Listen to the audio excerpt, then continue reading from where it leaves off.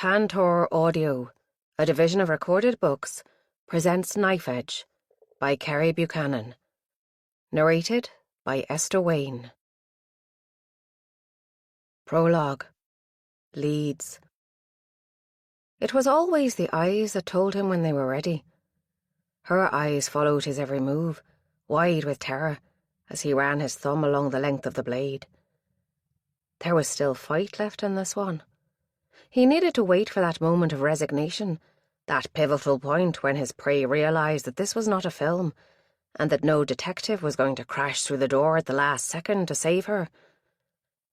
The transition point, when nightmare turned into reality. Acceptance. Inevitability. Death. It was harder with just one. They faded too fast and stopped fighting too easily. There had to be a way to make this last longer, because only in that moment, with the joy of the kill before him, could he find true peace. Afterwards, joy turned to ashes in his mouth, leaving him dry and unfulfilled. The longer he could keep his anticipation building, the greater his pleasure. There had to be more. Maybe if he let them escape. Cat and mouse. He would need to think on that. He kneeled in the blood pooled beneath the woman and drew the knife down one more time, with a surgeon's precision. A crimson ribbon followed the tip of the blade, widening and spilling sluggishly across her perfect skin. She was so weak from terror and blood loss that she barely pulled away. Good. Chapter 1. Northern Ireland, 1 year later. A chill creeped into Nick's bones, despite the heat of the spring day. Her will to fight had seeped away with the blood that dripped onto the carpet. She wanted to just close her eyes and sleep. She shook herself, breathing hard and blinking. If she slept now, she'd surely never wake again. Focus on the pain. Hard plastic zip ties dug into her wrists, pulling her arms back and down behind her to a ring set into the wall of the room, just above floor level. Its cold metal was hard and unyielding. At least it had been, when she'd been able to feel with her poor hands. She'd lost sensation in them again, despite her efforts to shift herself around, changing position as much as she was able, sitting on the floor. A twig snapped outside, loud as a gunshot in the still evening air. Nick's pulse, already quickened by blood loss, took off like a sprinter. She strained towards the broken window pane, leaning against her bonds, but there was nothing to see in the mottled sunlight except thick, dusty cobwebs and grimy lace curtains. Then a figure flitted past the window, his shadow momentarily darkening the small room. He couldn't be back already. It was too soon. A door grated open. She could hear him pacing the floor in the next room. He often spent time in there before he came into her and Colm. Building the suspense. Making them sweat. Nick would never again smell freshly brewed coffee without imagining the heavy, metallic taste of blood overlaying it. His feet scuffed against the lino. Her breath came in short gasps through the gag. He was right there. At the door. Then Colm moaned. Goosebumps ran across her skin. Colm had been still for so long she'd convinced herself he was dead. A little worm of shame curled up inside her. She'd been planning her escape, planning to leave him there. But if he was still alive? She hardened her jaw, trying to force herself not to care. If the opportunity arose, she'd still go. To hell with Colm. The door opened, wafting in the scent of rich, dark espresso. Nick's stomach roiled. She kept her eyes fixed on the pink-patterned Wilton carpet that looked just like the carpet in her granny's house. If she didn't see his face, couldn't identify him, maybe he let her go. His battered trainers came into her field of vision, the same green, slimy streak along one side. The bottoms of his jeans still bore yesterday's bloodstains, darkened to almost black. He stopped in front of her. She swallowed. Why had he stopped?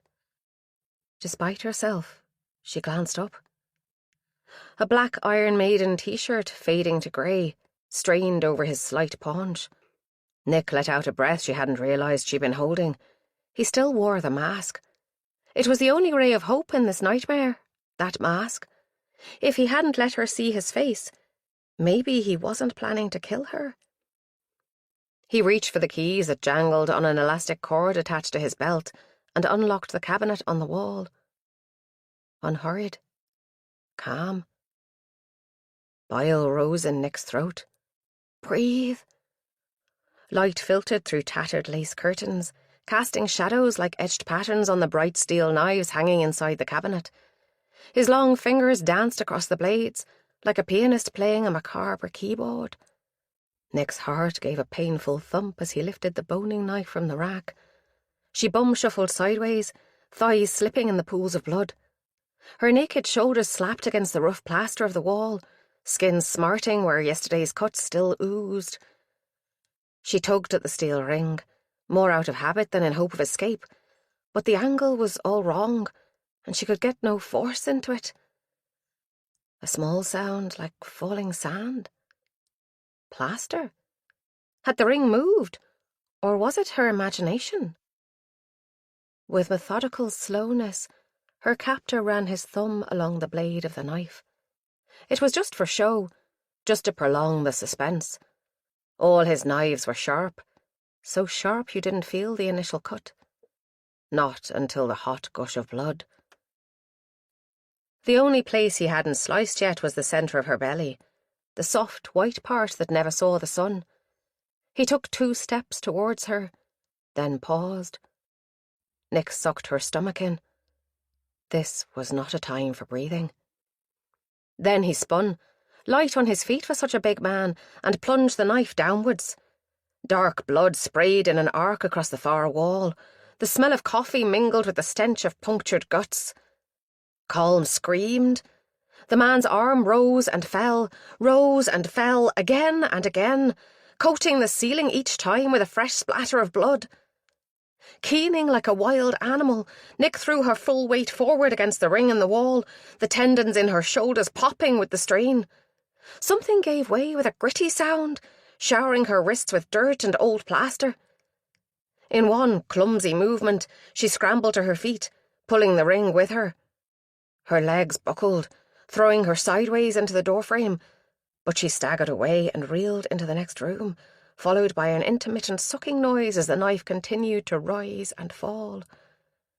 Colm's screams had subsided into groans by the time she'd run through the other room and out of the cottage, teeth clenched, plunging towards an uncertain freedom. All was green and moist in the evening light. A mossy track wound its way between low-branched trees, almost invisible in the dappled shadow. She urged herself onwards, whimpering behind the gag as life returned to her limbs. Spots danced in front of her eyes, and she shook her head to drive them away, but her steps faltered as she weakened. Blood loss had taken its toll on her body, and the initial rush of adrenaline was fading. She searched for cover as she ran. On one side of the track, trees grew thick against a dry stone wall draped with brambles. On the other side was a steep bank covered in wild garlic and marsh marigold. A roar came from behind her, back at the cottage. Nick froze. She tried to swallow, but her dry tongue was swollen in her mouth. No, he was coming for her. Faster! She tripped on something hidden in the long grass, her numb feet betraying her. Arms bound and useless, she tumbled down the bank, nostrils filled with the scent of crushed garlic. When she stopped rolling, nodding ferns closed over her like a blanket, warm and comforting. A buzzing sound filled her head, and green faded to black. Nick opened her eyes to cold darkness. A dull, throbbing ache behind her eyes swamped coherent thought until the memories returned with a rush, like a train through a tunnel. She tried to sit up, swallowing a cry as the zip ties bit into the tender skin of her wrists. With dogged persistence, she scrambled onto her knees, and from there to her feet, leaning for support against a tree as she forced back the darkness lingering at the edges of her vision. This was no time to faint. Calm. Dear, sweet Jesus. Calm. Silence surrounded her like a thick felt curtain, broken only by her own harsh breath and the soft rustling of leaves as she took her first unsteady step. Undergrowth caught at her legs, threatening to bring her down, and thorns sank into her feet and lower legs. Nick shivered as a breeze caressed her skin, pinpointing the wounds that covered her body. She made herself focus on facts. Hypothermia and blood loss. Those were her immediate problems. Don't think about the madman hunting you in the night. She needed to keep moving, or she might never live to see the dawn. She pushed blindly on, branches whipping her unprotected face. Don't think about Colm's last gurgling moan. Keep on moving. Keep on moving. Nick repeated it over and over in her head like a mantra. She fell heavily, bruising shoulder and hip, but somehow managed to get back up again. And then again, and again. The clouds thinned. Starlight revealed a metal footgate, held closed by a loop of string. She used her lips to nudge the string over the top of the post, working around the cloth gag that stretched the corners of her mouth wide and made her want to retch. At last the gate swung open on rusty hinges, squealing into the night. She caught her breath and froze, listening. But there was no shout of discovery, no crashing pursuit. Not yet. Another bank lay beyond the gate. Once again she tumbled down it, snapping last year's dead dock stems as she fell. This time she could barely stand, but ahead of her was open space with sky above, coaxing her forward. A sliver of moon turned the world to shades of grey, enough light to make her way through dew-soaked grass towards a gap that stood pale in a dark hedge. She stumbled as she stubbed her toes on boulders that jutted up from the ground in the gateway, but pushed onwards, repeating the chant. One of the shadows moved and a twig snapped. Hot urine burned the abused flesh of her inner thighs. The final shame. Then warm breath bathed her face, smelling of sweet, crushed grass. Oh, a horse. She closed her eyes for a moment, overwhelmed by relief. A second horse moved out of the shadows, short and fat. It gave a gusty sigh and walked off through the gap in the hedge. With nothing else to guide her, Nick followed it. At the top of a long slope it stopped, and she walked into the soft coat of its bottom. Lucky you don't kick, she thought. Then the pony dropped its head down and splashed noisily. Nick groped her way past the animal and dropped to her knees as it moved away. A large plastic bucket was tucked away near the hedge. She'd never have found it if not for the pony. Nick shoved her face into the bucket, letting water soak into the rotten cloth that gagged her, then sucking until she had enough to swallow. The water was slimy with bits of vegetation floating in it, but still the most delicious drink she'd ever tasted. Revived in body and spirit, she got back to her feet and trudged on, leaving the horses behind. Where there was a water bucket, there had to be people, surely. Lights flashed, but she couldn't decide if they were real or imaginary. Her mother's voice called her name, close enough to touch. But when Nick turned, there was no one there. Not even the lights. She was alone. Even the horses had disappeared. Nick stumbled onwards until she splashed through thick, gloopy mud and half fell into another gate, its metal cold against her naked skin. The iron bolt that held the gate closed was almost her undoing. The weight of the gate made it impossible to shift with teeth or chin or even elbow. She needed 2 hands, one to lift the gate and one to draw the bolt, but her hands were still bound behind her back. In the end, she turned her back to it and managed to work the bolt free with her numb fingers, grunting with the effort. "Nick!" her father's voice called. "I'm coming, Daddy! Wait for me!" she sobbed as she dragged herself through the gap, following the phantom voices. Keep on moving. She was on a farm track with a raised middle strip where grass grew. Another light hovered high in the trees, but this one didn't fade when she looked at it. A security light on a wall above a white farm gate. Beyond the gate was a yard and a house with cars parked outside. There'd be people in there, sleeping at this hour. She pushed at the gate, wasting too much time and energy before she noticed the padlock. Shit. The sky was getting lighter, paling towards dawn, and here she was, out in the open, no better off than when she'd run. She dared not shout out to try to raise the people in the house. Who knew how far away her captor, Colm's murderer, was? Don't think about Colm. A car approached. Headlights lit up a tarmacked road not 20 yards away as the vehicle flashed past. She ran the distance, hobbling over the gravel at the side of the road, and stood in the middle of the lane, watching red taillights disappear into the distance. Which way should she go? Left or right? She spun, seeking a clue. Was the sky brighter to the left? It had an orange glow, not just the sunrise. There must be streetlights that way, and civilization. She set off in a stumbling run, squandering the last of her strength. Her feet were numb to the loose gravel. They barely felt anything at all now. Another engine roared in the distance, passing by at speed. A main road? She panted, each breath louder in her ears than the one before. So close to help.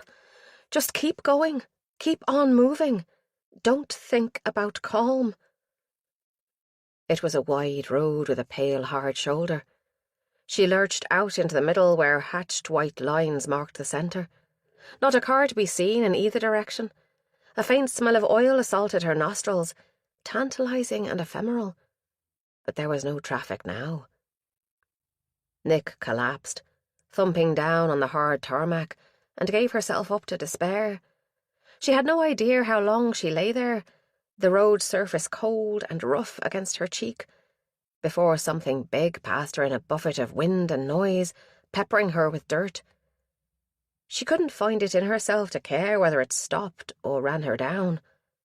Air brakes hissed, and a door slammed. Boots slapped on the wet surface as someone ran towards her. "Are you all right, love?" A man with a Geordie accent asked. "Here now. Let's see you, pet. Oh, fucking hell."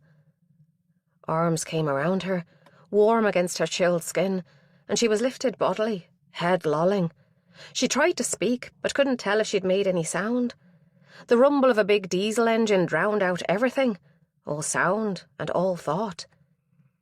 A blur of flashing lights and voices followed, pestering, coaxing, soothing.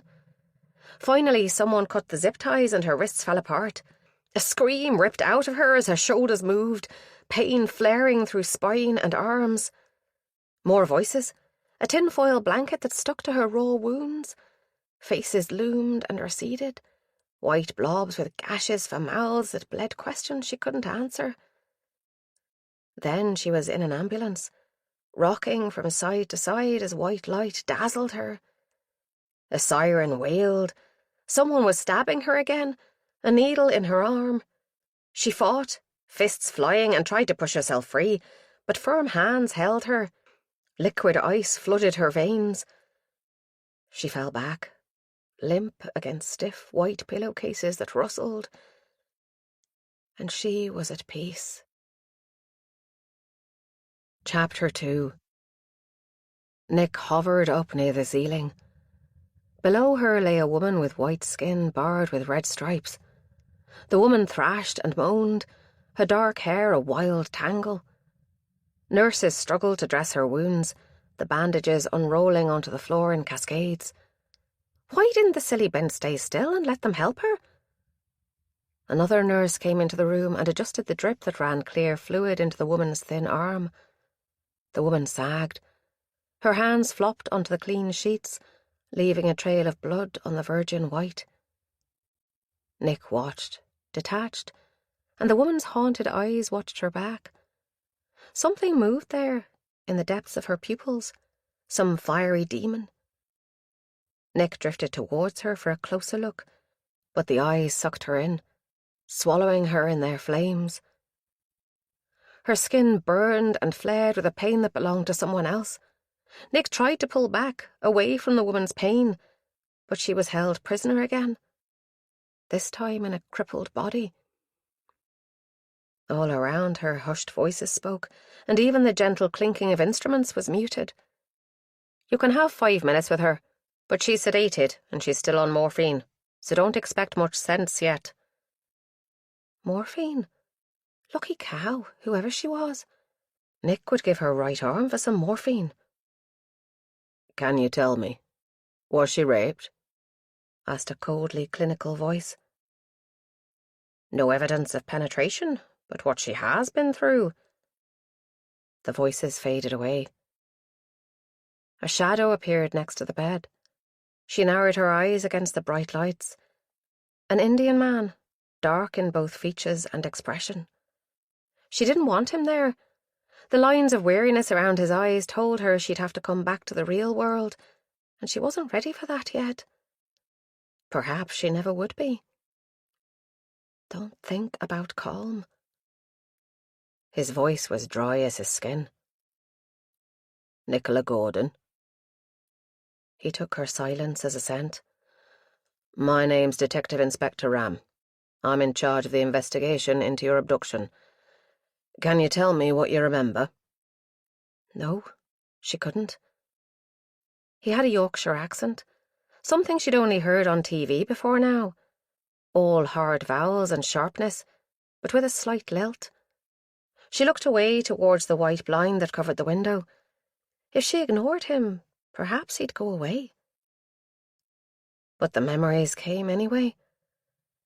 They'd been making a night of it in Belfast, a whole group of them in Katie's bar, deep inside the Limelight nightclub. Exams were on the horizon, but it had been Hannah's birthday, and they'd all gone out. Nick hated nightclubs, but Colm had said he'd go if she did, and he was just as bad as her about parties. She regretted it the moment they made it past the bounces. A wall of sound drowned out all thought and killed any chance of conversation. Hannah and Lucy went off to the bar without a glance behind, but Nick froze. The familiar panic rose up like a tidal wave, threatening to swamp her, until Colm took her hand in a warm grip. Come on, he bawled in her ear. There's some seats at the far side, further from the music. Hannah bought around. Some sweet, sticky cider in a bottle for Nick and a pint of Guinness for Colm. Nick sipped from the bottle, not wanting to offend Hannah, but it tasted like vomit. Or maybe that was just the bile that burned her throat. That was all she remembered, until she'd woken up in the cottage, naked and shivering, bound and gagged. Nick dragged herself back to the present. The detective had disappeared. In his place sat her mother, trying to smile through eyes that swam with tears. A fat lump formed in Nick's throat, making it hard to breathe. Her chest heaved once, twice. All the fear and shame and despair poured out of her in a long, choking wail. A long time later, her mother let her go. She'd hardly been holding her anyway, afraid, Nick supposed, of hurting her. The arms that lay on the covers were swathed in bandages, and the skin across her back pulled when she moved. She wondered how many stitches she had, and then the shame rolled her up like one of Colm's joints. Are you able to answer any questions yet? Her mother asked gently. The cop must have put her up to it. Colm is still missing. Nick gasped again and shook her head. She couldn't say it, couldn't put it into words. But Colm had parents too. They deserved to know. She calmed her breathing by force of will and nodded, avoiding her mother's eye. I'll try. This time the detective seemed a little more alert. He sat up straighter by the bed, and he had a woman with him, also of South Asian heritage. She stood by the door, notebook and pen held loosely by her side. I'm told you're a little better, he began. Would you mind answering a few questions? Colm's dead. She blurted it out, far too loud in the quiet white room. He's dead and I'm not, and I don't know why. Yes, we thought he might be, Ram said. His matter-of-factness took her breath away and eroded some more of her walls. You should know that we found the place where you were held, but there was no sign of your friend. We found blood, which we have sent for DNA profiling. When reduced to science, the facts were easier to assimilate, less personal. Not really calm, just his blood, his DNA. Blood and DNA couldn't whisper in the dark. He always wore a mask, she said, then swallowed. The man who... The uniformed officer raised her notepad and scribbled. He wore old trainers and jeans that was soaked in blood and an Iron Maiden t-shirt and a mask. Lists were all right. She could manage a list. Could you see his eyes? Nick shook her head, blocking the memory, but her tongue answered anyway. Vivid green, hard, no expression. Skin? Any tattoos or marks that you saw? Nothing. Pale skin, white, lined and dry like a smoker. When did you notice that? Tall, I think. Not sure. Baggy around the middle, like middle-aged spread. Unhealthy. If I sent an artist in, do you think you could help us get a picture of him? She thought of Colm's parents. Maybe. I couldn't see much of him. Ram looked uncomfortable. Can you tell me what happened after you left Limelight? Nick twisted the bedsheet in her hands, squeezing the pain away. Hannah bought me a drink. Blood seeped through the dressing on her arm. She watched, fascinated, as the bright red liquid spread along the fibres first, a mesh of colour that filled in as the material soaked. What happened next? Ram asked. Something about his tone made her think he'd had to repeat the question, maybe more than once. Focus, Nick. I woke up at night, in the cottage. I didn't know it was a cottage then. It was too dark to see. My hands were tied behind me, and it was hard to breathe. It had been the smell of damp and mould that brought her back to reality. That's when she'd realised she was naked. Was Colm tied up too? Yes. How well could you see him? Not well. He was turned away most of the time. He probably hadn't wanted her to see. Their attacker had already made a start on him before she woke up that first time, and the little she'd been able to see of his face had been covered in blood. I could hear him, though. Moaning. Anything else in the room? My clothes were folded in a pile near my feet, and Colm's the same. There was a wardrobe, with the door missing. A fireplace with Christmas cards on the mantelpiece. And a framed Bible verse on the wall above, faded and marked with damp spots, but still readable. Blessed are the pure in heart, for they shall see God. It had been no comfort to Nick, and Colm wouldn't have been able to see it from where he was tied. Maybe if she'd believed in God, Colm would still be alive. What happened then? Ram prompted her. Her breathing quickened, pulse roaring in her ears. That's when he started cutting me. Gilly, the artist, was far too cheerful for her job, and not much older than Nick. She had an infectious smile, and a habit of sticking a spare pencil behind her ear. Her short, spiky hair stood up in unruly pink strands where she ran her fingers through it as she concentrated. What was the mask like? Any pattern? No, plain grey. A scarf. Triangular.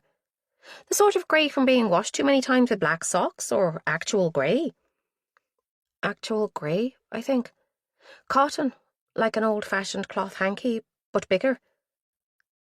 The pencil moved across the page, shading in the cloth. With the angle Gilly held the page, Nick could see very little of the drawing. And the hair was greying? Grey all over, or just at the temples, like this? She turned the page towards Nick. Would you like to have a stab at an age for him? She was oblivious to the effect of her word choice, sketching away while Nick tried to bring her breathing back under control.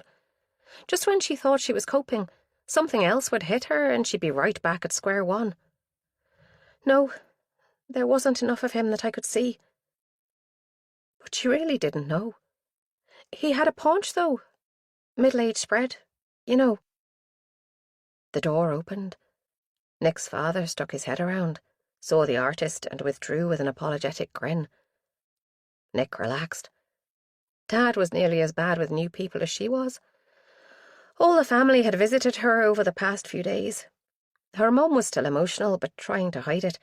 Ma was the sort who might have gone after the kidnapper herself, and to hell with the law.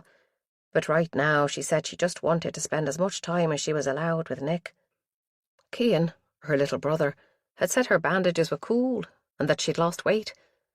But Hazel, her younger sister, had been silent and withdrawn. Hazel's grief ran deeper, a silent seam of poison welling up from her own past when she'd been a witness to the death of an elderly man in a robbery that had gone wrong. Hazel would have found it harder to deal with Nick's abduction than anyone else.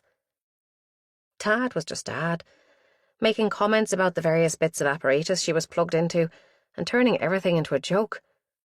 Once Jilly had gone, he creeped back in with mock gravity, lifted the chart from the end of her bed and pretended to read it, his eyebrows climbing higher by the second. "Do you have any idea how much morphine they've given you? If we could only find a way to get it back out, I could go into business on the streets, selling the stuff." Dad's jokes were never funny, but she laughed anyway, out of habit. "Ma had to take Granny to a hospital appointment to the Lagan Valley, or she'd have been here. You know what Granny's like.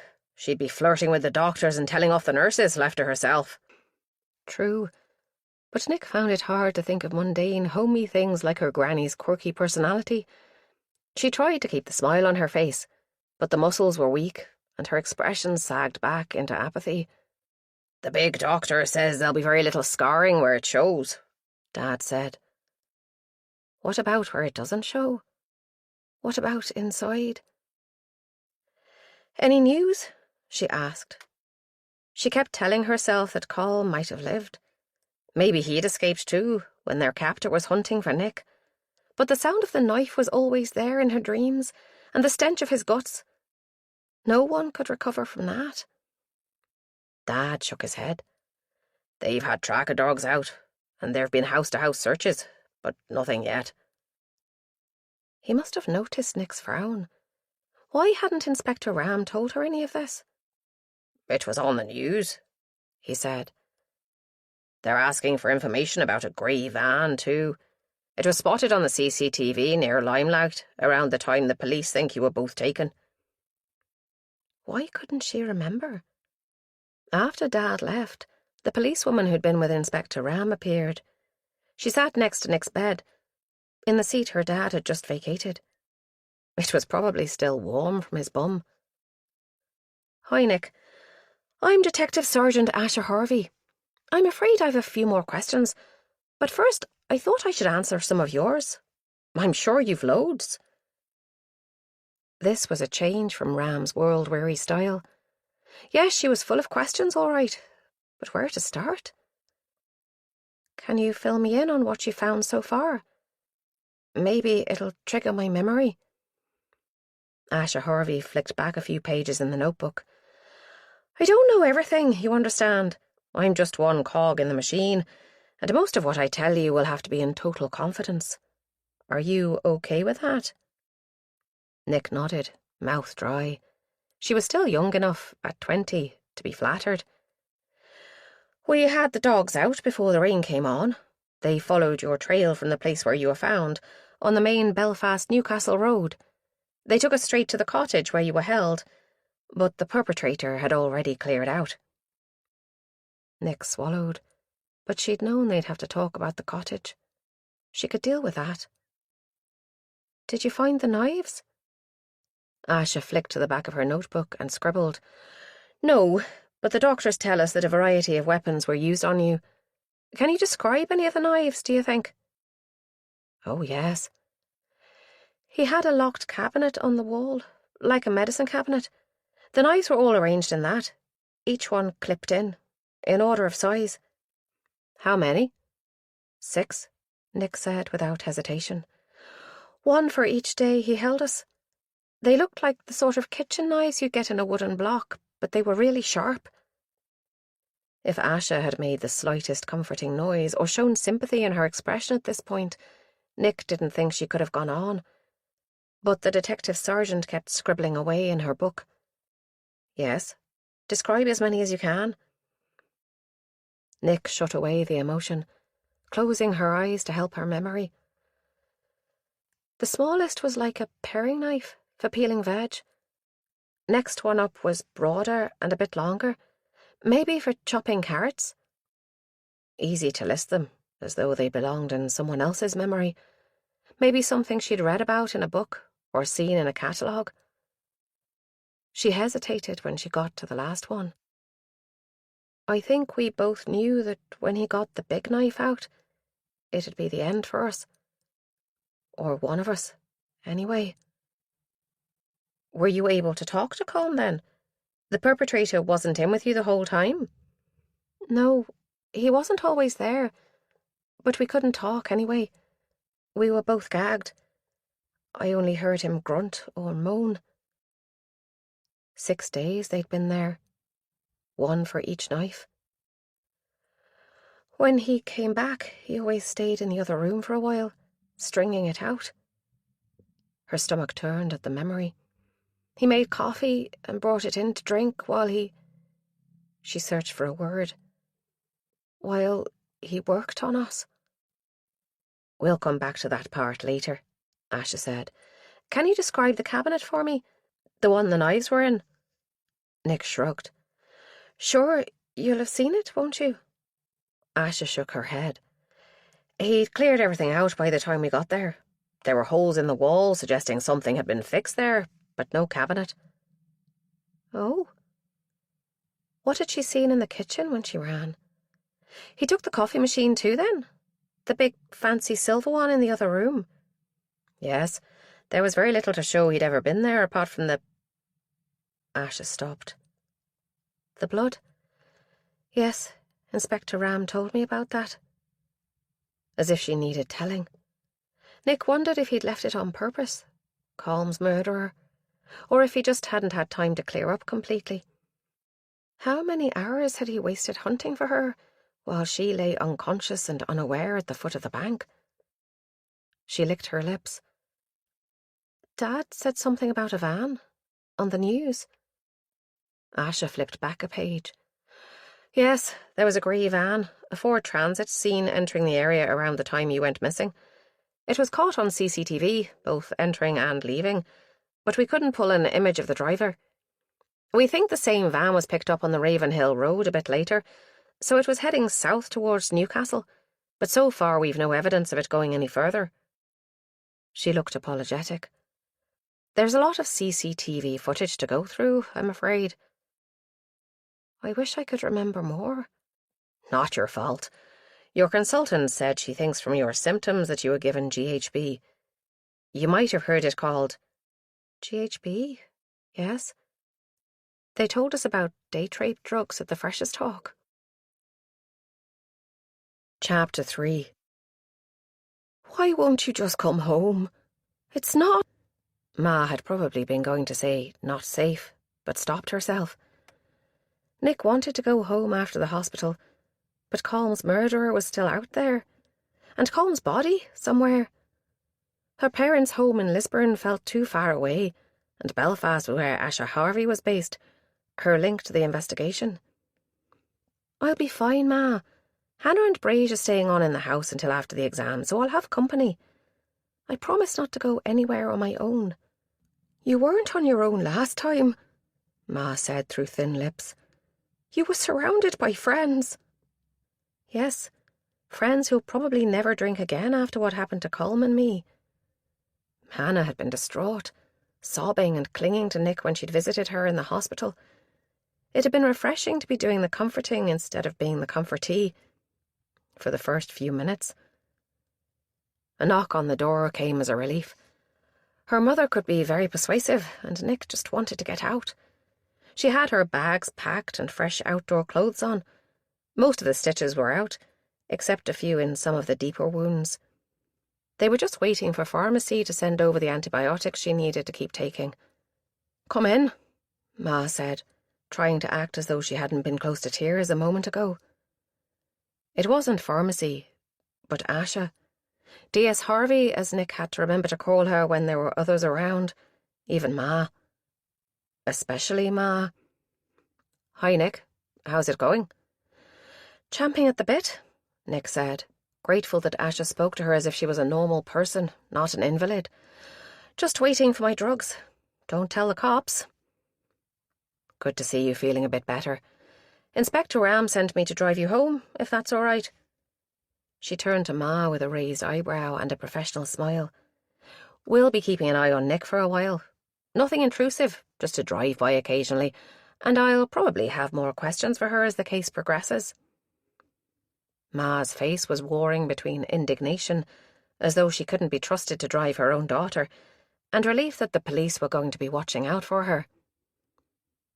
"I wish you'd help me talk her into coming home instead of back into her student digs.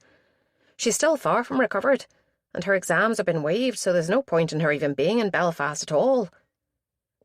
Asha nodded sympathetically. "You might be right, but maybe Nick knows what will help most with her recovery." The words were firm, belying her non-confrontational body language, and Ma clearly didn't know how to handle someone like this. She tightened her lips, and Nick thought for a moment she might keep fighting. But then she caved. "All right, I'd better head on then." She bent down to give Nick a tight hug. "Take care, love." Then she left without a backward glance. Hiding tears, Nick thought. Typical Ma. "Are you trained in hostage negotiation?" she asked. Asha grinned. "As a matter of fact, I am. How could you tell?" "I've never seen Ma rolled up so neatly before. It was masterful." The door opened again to admit the nurse, her face tired after a night on duty. "Here are your tablets, Nick, and a letter for your GP.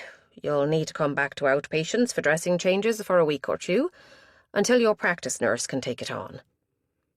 She thrust the blue plastic bag at Nick, already moving back towards the door. With the frequent shift changes, this nurse was a little more than a stranger to Nick, but she made herself speak up anyway. "Thanks. And please say thank you to all the other nurses and doctors for looking after me so well." The nurse gave a brittle smile and left. "Well," Asha got up. "Shall we go?" Nick had been practicing walking up and down the corridors, trying to walk straight to hide the discomfort of thick dressings. Still, she was exhausted by the time they reached the exit. Nothing had prepared her for the effect of being outside. As the automatic doors hissed apart, traffic fumes and stale fag smoke filled her lungs. She stopped on the threshold, suddenly overwhelmed by the open space in front of her. Instead of crowding her, Asha stayed back out of the way and let her take her time. So many people. Movement everywhere, and noise. Her eyes darted from side to side, seeking anything out of the ordinary, anything dangerous. But no one was interested in her. People walked past, heads down, hoods and umbrellas raised against the steady drizzle. Not one person glancing her way. As her pulse came back down to normal and her fists unclenched, a wave of weakness washed over her. Would it always be like this? She took a deep breath and stepped out into the hurrying crowd. "Car's just here," Asha said quietly. It was waiting near the entrance. Nick folded herself into the front seat, relaxing only when the passenger door closed with a dull thud. The windows had a slight tint that gave her the illusion of anonymity. Asha dropped into the driver's seat. Nick was glad of Asha's quiet presence instead of her mother fussing, making sure his seatbelt was fastened and asking her if she was okay. She zoned out during the short drive, hardly registering the traffic and pedestrians as they threaded their way past the bowls of the falls, up Tates and through Stranmillis. Asha pulled up right outside Nick's house, where there was never usually a parking space at this time of day. The car had barely stopped when the front door opened, and Hannah erupted onto the pavement. She flung the car door wide and hugged Nick, crying into her hair, Welcome home. Let me out, Nick said, but she didn't mind this from Hannah. It was just her way. The drama classes leaking into her real life. Hannah, meet Detective Sergeant Harvey. We've met, Hannah said, colour rising to her cheeks. Hi again, Detective. Oh, great. Hannah fancied Asha. Just what Nick needed. Asha smiled, a professional courtesy that didn't extend as far as her eyes. Hello again, Hannah. Thought of anything else that might help us? A flash of hope passed across Hannah's face. Then she shook her head regretfully. Sorry, nothing more. I still don't know how on earth he got both Colm and Nick past us and out of the club. It's all right. Maybe the two of you will trigger a memory in each other now Nick's back. Don't sweat it, girls. The car drove off to the twitching of curtains from the house over the road, one of the few in this little one-way street that didn't have students living in it. She is so hot! And the uniform! And that hair! Hannah pulled at her own ginger curls as they went into the living room. It's so unfair that Asian women have such glorious hair. Bet she never has to use straighteners. Hannah, calm down. You cannot start stalking a police officer, especially not one working on Colm's murder. Hannah's face fell. Oh, God, I'm so sorry. Is there anything new? Nick ran her fingers over the worn back of the velvet-covered sofa. Nothing they're telling me about, anyway. The room smelled of Hannah's light floral perfume. Last night's curry hung in the air, rising from the fabric as she sat down and seeping from Hannah's skin where their arms touched. Nick's own skin was clammy with the warmth of the room. Did you lot really not see anything suspicious? That night in Limelight? No, but I was tanked before we went. We all were, except you and Colm. I don't think I'd have noticed if someone had come in wielding a sword and shouting. Do you remember buying me a drink? Yeah, a fruit cider, wasn't it? Maybe. I know it tasted rotten and made me feel sick. The police think someone spiked it. They must have done Colm's too. Hannah was unusually serious, her dark eyes steady. Yes, but how did he get the two of you out of the club? I don't know. She'd been turning it over and over in her mind, chasing down that elusive memory that had to be buried somewhere, deep in her subconscious. We need to find out. Want to go to Limelight tonight? Are you serious? I never want to see that place again.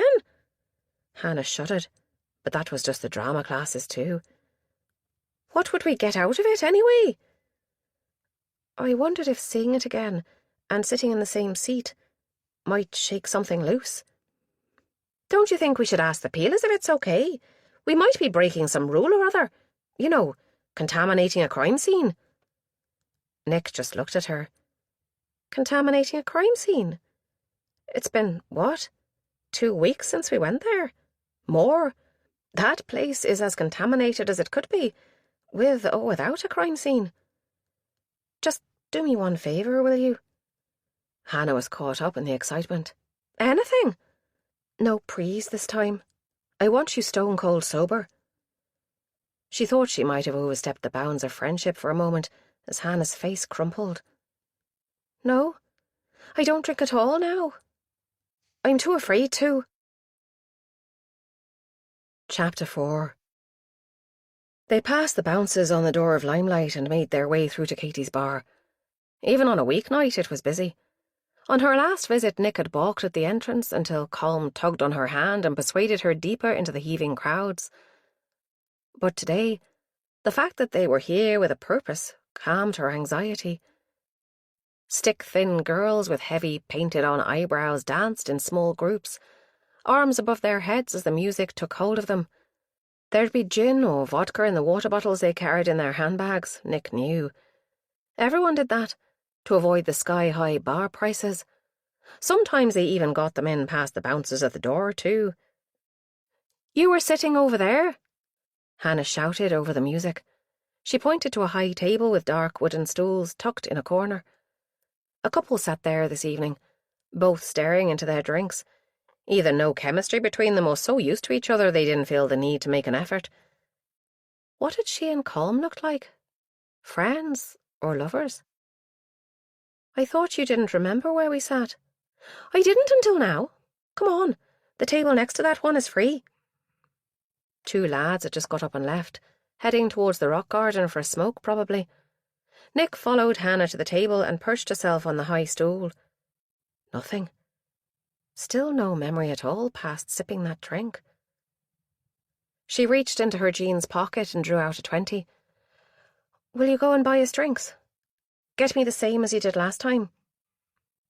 Hannah's face creased with indecision. Nick had made her promise not to leave her alone for a moment, but now she was asking her friend to do just that. It's all right. I'll be able to see you at the bar, and you can see me too. Hannah nodded. As her friend shoved her way through the crowds, Nick made sure her hair hung loose around her face, hiding the sutures. For some reason he'd mostly left her face alone, only cutting close to the hairline, as though he wanted no evidence to show. She didn't know how she felt about that. It meant that if she wore long sleeves, she could go out in public like this without drawing horrified stares. But it also made her wonder if those who recognised her picture from the news saw her as a fraud. By force of habit, she reached for the necklace she'd always worn. Fiddling with it, rotating the shells and beads, used to help her deal with her anxiety. She missed it now, and wondered for the first time why her tormentor had taken it. She'd been wearing it that night, of that she was certain. She always wore it, especially when she was doing something that would stress her out. If she had it now, it would help to hide some of the scars on her neck and around her collarbone. Nick closed her eyes, letting the thump of music invade her bones. A cold draught stirred the hair on the back of her neck, and the stench of stale urine drifted in with it. The smell brought with it a flashback of reeling through a door arm in arm with Colm. They were both giggling, staggering so much that they bounced off walls. The music had been muffled when the door closed behind them, but another sound had taken its place. Traffic. Tires on wet tarmac. 1 fruit cider, as ordered. Here's your change. Nick opened her eyes and the memory slid away. Hannah took a long gulp of her own drink, but it looked like an orange juice. Nick turned to see where the draught had come from. A door opened into the toilets, hence the stale urine, but there had to be something else. Another door. She got up, pushing her way between drinkers and dancers. The door slammed open as she approached it to let a group of lads through. One of them made eye contact. Her heart rate picked up, sweat breaking out under her armpits as she flinched away from his gaze.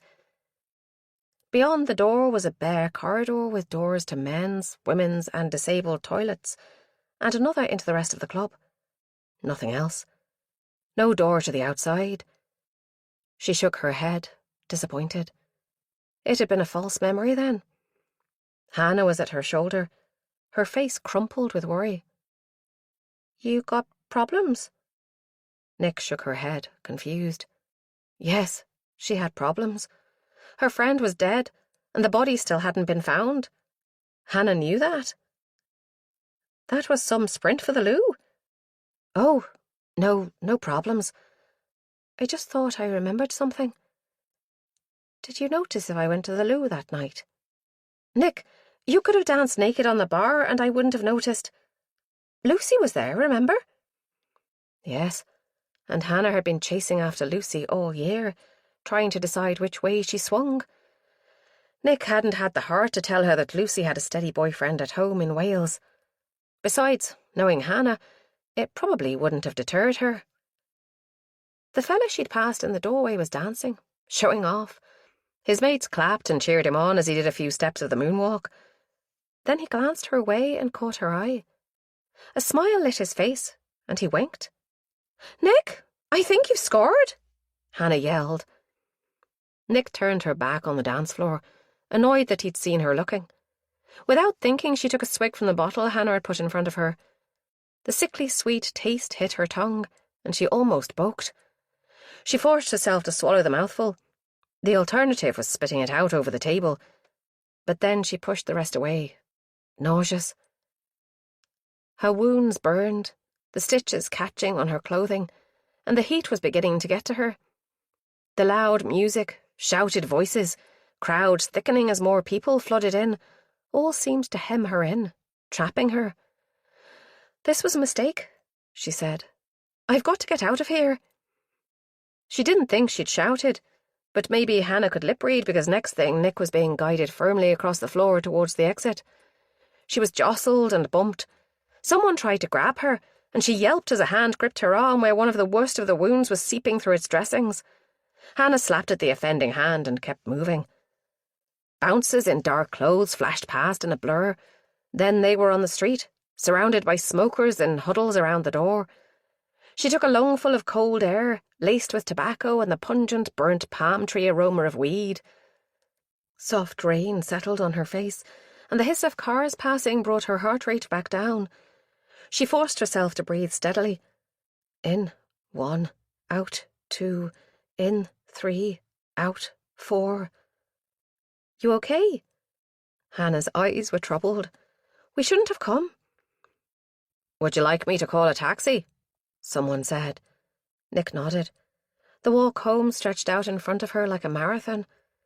Voices hummed in the background, a fractured audio kaleidoscope. "Pretty sure that's her. Must be wearing heavy makeup. The paper's exaggerated. She looks fine to me." "Yes. From Limelight, please. 3 passengers." "Thank you," Hannah said. "But it'll only be 2 passengers." Nick tried to concentrate, but her mind was whirling. Maybe it was the second-hand weed on top of her painkillers. Who was ordering the taxi? Calm. That was always his role. The get-us-all-home-safe man. A stranger came up close, bending to speak in Hannah's ear. It was the guy from Katie's bar, the one who'd been watching her. All her alarm bells sounded. She backed away. "It's okay. We'll walk home. The fresh air'll sort me out. Thanks for taking the trouble." He shook his head. "It's no trouble. I'd rather see you both safe home." He didn't crowd her, staying back out of her personal space. His face was neutral, kind but not intense. The sort of face you might trust if you had any trust left in you. "It's all right," Hannah said. "He's a friend." But he wasn't. Nick knew all Hannah's friends. The smokers' conversation had dried up as they leaned closer to listen in. Everyone was looking at them. Nick breathed through her mouth, panting. No way was she getting in a taxi with a stranger. He backed down first. "It's okay. I'll let you 2 go on." But his eyes were tight with concern. Concern for her, a stranger, or worry that she might remember him. A car pulled up across the road and sounded its horn. It was unmarked, no taxi sign on the roof, but Hannah set off anyway and Nick followed, not wanting to be left with the too helpful man. They dodged between cars and onto the opposite pavement. "Taxi to Stranmillis for 3 people. Name of Burns," the driver said through his open passenger window. "That's me," Hannah said, and opened the back door to get in. Nick grasped her wrist. "Just a minute. Which company are you from?" The guy looked taken aback, but he answered promptly enough. "Green Line Cars. Private hire, love. Here's my ID." He held up a credit card-sized piece of plastic with his photo on it and a Belfast City Council logo. "Okay," Nick said, but she took her phone out of her back pocket and snapped a photo of him, clicked share and messaged it to herself. She smiled at the startled driver. "Now I'll get in." "What was all that about?" Hannah whispered as the Skoda pulled away from the curb. "It's a bloody taxi." Nick closed her lips, watching the driver in his rearview mirror. He kept glancing back at her. She kept her phone in her hand, warm against her clammy skin, but the journey was as uneventful as any taxi ride through Belfast at night. It wasn't until the car stopped right outside their house that it occurred to her to wonder how the bloke at Limelight had known what address to give to the taxi firm. After a restless night, wrapping herself up in the quilt, then throwing it off as her skin burned, Nick woke with the mother of all hangovers. So unfair after only 1 sip of cider. A shower and pot of tea cleared her mind a little, and a plate of hot, buttery toast chased away the remnants of nausea. She sat on the battered couch in the front room and worked her way through the coincidences until she came to her own conclusions. She pulled the dog-eared calling card from her jeans back pocket and tapped the number in. Asha answered on the second ring and didn't sound at all surprised to get such an early call. Yes, he's one of ours. Nick stirred the maple syrup and cream that she'd been craving while she was on hospital rations into her porridge. There were black patches on her arm bandages where the cuts had bled last night, and she'd probably need to get the dressings changed a day earlier than planned. That prospect brought an internal groan. It wasn't just the waiting around in casualty that she dreaded, but the pain as the supposedly non-stick dressings were pulled away from her wounds. When were you going to tell me you were having me watched? I did say we'd be keeping an eye on you, remember? I promised your mum, apart from anything else. Oh, and that wasn't really a taxi either. Your instincts were correct there, too. When had she become so important that the PSNI were prepared to waste manpower on her like this? Was there a real threat that Colm's murderer might return and finish her off? She pushed her porridge away, no longer hungry. The taxi was my ex-partner, Dave. He owed me a favour, and I knew he'd be in the area. So, who was the man in the club? Oh, he was official. That was Detective Constable Birch. It was me he phoned, not Dave. Apparently, you took a dislike to him. Nick couldn't think of a reply.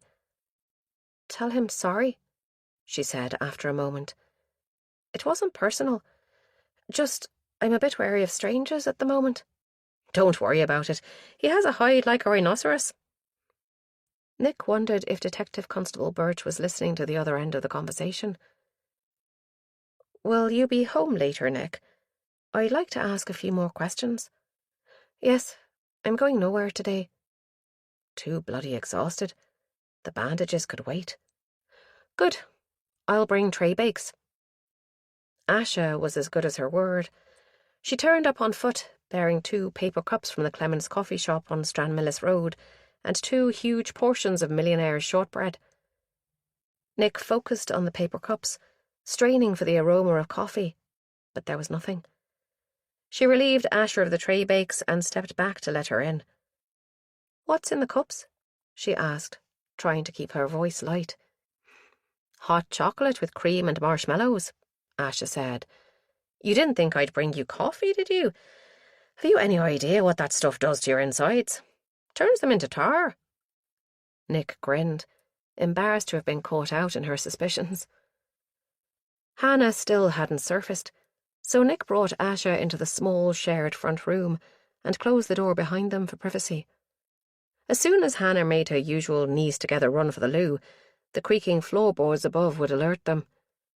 Meanwhile, this was the warmest place in the house. Any news? She asked, while Asha took the plastic lid off her cup and licked the cream off it. Nothing new. We have some leads, but I can't share them with you, I'm afraid. The press is giving us a hard time, and the local politicians are making noises about police incompetence. But there's nothing to be gained by telling any of them what we know. She looked at Nick over the top of her cup, steady brown eyes assessing her. I think you've been wise to refuse to give a statement. They're like vultures. You know I will, if it'll help. Yes, I know. She wrapped her hands around the cup, letting the heat seep into her cold fingers. I was wondering... Yes? Do you think I could go back to the cottage? She blurted out. Asha spilled some hot chocolate on her hand and swore before licking it off. I know, stupid idea, right? Last place I should want to go. But I need to see it again, I think. Just like Limelight. I need to see if it kick-starts my memory. Asha put her cup down on the coffee table and sat back. Do you know why I'm really here? Nick shook her head with a sinking feeling. Inspector Ram wanted me to persuade you to go back to the cottage. I told him it was needlessly cruel, but he said it might be the best thing for you. She gave Nick a crooked grin. I'd written him off as a bit of a robot, only interested in his crime statistics. But maybe he's more of a people person than I gave him credit for. So I can go. Would it still smell the same? The sharp metallic tang of blood and fresh coffee? She took a sip of the drink, scalding her tongue. Why did she really want to go back? Did she think she'd find something the police had missed? Seriously? Yes, whenever you're ready. Asha took a deep breath. Are you sure about this? Would you like your mum or Hannah with you? No, definitely not. I don't think I could face that. You'll be there with me, right? That I will. I'll give Aaron a call. He's parked up the road. Do you mind if he drives us? That's DC Birch, by the way, the interfering busybody from last night. Oh, flip. Yes, it'll give me the chance to apologise. No need. He was actually singing your praises. Taking Dave's photo was clever, and he said you sent it to someone as well. Nick shrugged. Yeah, to myself, but he didn't need to know that. While Asha was phoning, Nick climbed the stairs to wake Hannah and tell her where she was going. Asha's taking you. Can I come? Hannah slurred, emerging from deep under her quilt with her hair looking like a hedgehog. No, sorry. We're going right now, and you're not even showered, never mind dressed. I'm sure there'll be plenty of opportunities to get to know her better. No fair. I think you're keeping her for yourself. Maybe. She dodged out of the door, slamming it behind her. Something hit the back of it with a soft thump. And now you've lost your slipper, she called as she began the painful journey back down the stairs. DC Birch was in plain clothes too. He drove an unremarkable grey VW Golf, far from new, and had somehow squeezed it into an almost non-existent space only a couple of doors up from Nick's house. She slipped into the back, behind the driver. A pair of laughing eyes met her gaze in the rearview mirror. Hello again. Sorry if I freaked you out last night. It's okay. Sorry I was so rude. Never apologise for being on your guard. His eyes were serious now. Good move with the phone, by the way. Nick ducked her head and shuffled across the back seat to sit behind Asha, away from those observant eyes. DC Birch drove efficiently, moving effortlessly through the remains of the rush-hour traffic. Across the river, along the embankment, there were rowers out on the lagoon, and a solitary sculler, slipping through the water like a knife through. Nick looked the other way, at the red and white apartments that towered on the left, their tiered balconies facing a patch of green, the closest some of their occupants would come to the countryside. Then they were round the bend and away from the river. Asha and DC Birch chatted in low voices, like old friends more than work colleagues. Nick zoned them out. Buildings flashed past, old 1950s bungalows on one side and a row of shops and restaurants on the other as they climbed away from the city. Was this the same route her kidnapper had taken? Suddenly the car felt claustrophobic. She loosened her seatbelt, holding it away from her healing chest. The atmosphere in the car was stifling, and now the vehicle was accelerating, speeding past a slow lorry. She couldn't get enough air. She punched the button for the electric windows, but nothing happened. The back ones must be locked. She rested her forehead against the cool glass, but her breath misted it. The engine note changed, down through the gears as it slowed, then lurched off the road. Nick wiped the glass. They were stopping at a garage forecourt. Relief swamped her. She could get out and breathe. I need a Coke, Birch said in explanation. Want anything from the shop? Nick tried to open the door, but it was locked. Her chest was tight. She hadn't enough air to speak. Birch looked over his shoulder. His eyes widened. Asha, let Nick out. Now. Asha was out of the front seat and had the back door open in a heartbeat. Nick fumbled to release her seatbelt, half scrambling, half falling out of the car. Asha took her hands for support, but let go as soon as Nick was on her feet. She filled her lungs with cold air, gulping it down. Gradually, the nausea subsided and her chest stopped heaving, but she was left with a pain behind her eyes and an ache in her jaw. Her cheeks chilled as tears dried in the brisk wind that blew across the car park. "Sorry." Asha had one arm draped across the car roof, shielding Nick from the curious children in the next car. "What for? You're doing amazing, you know. Don't be so hard on yourself." Aaron had disappeared. Nick appreciated his tact. Or maybe he just really needed that coke. Either way, she was glad he hadn't hung around to drown her in concern. Asha seemed to know to stay back and give her space. With the worst of it over, Nick realised her mouth was dry, the taste of blood in her throat where she must have bitten her tongue.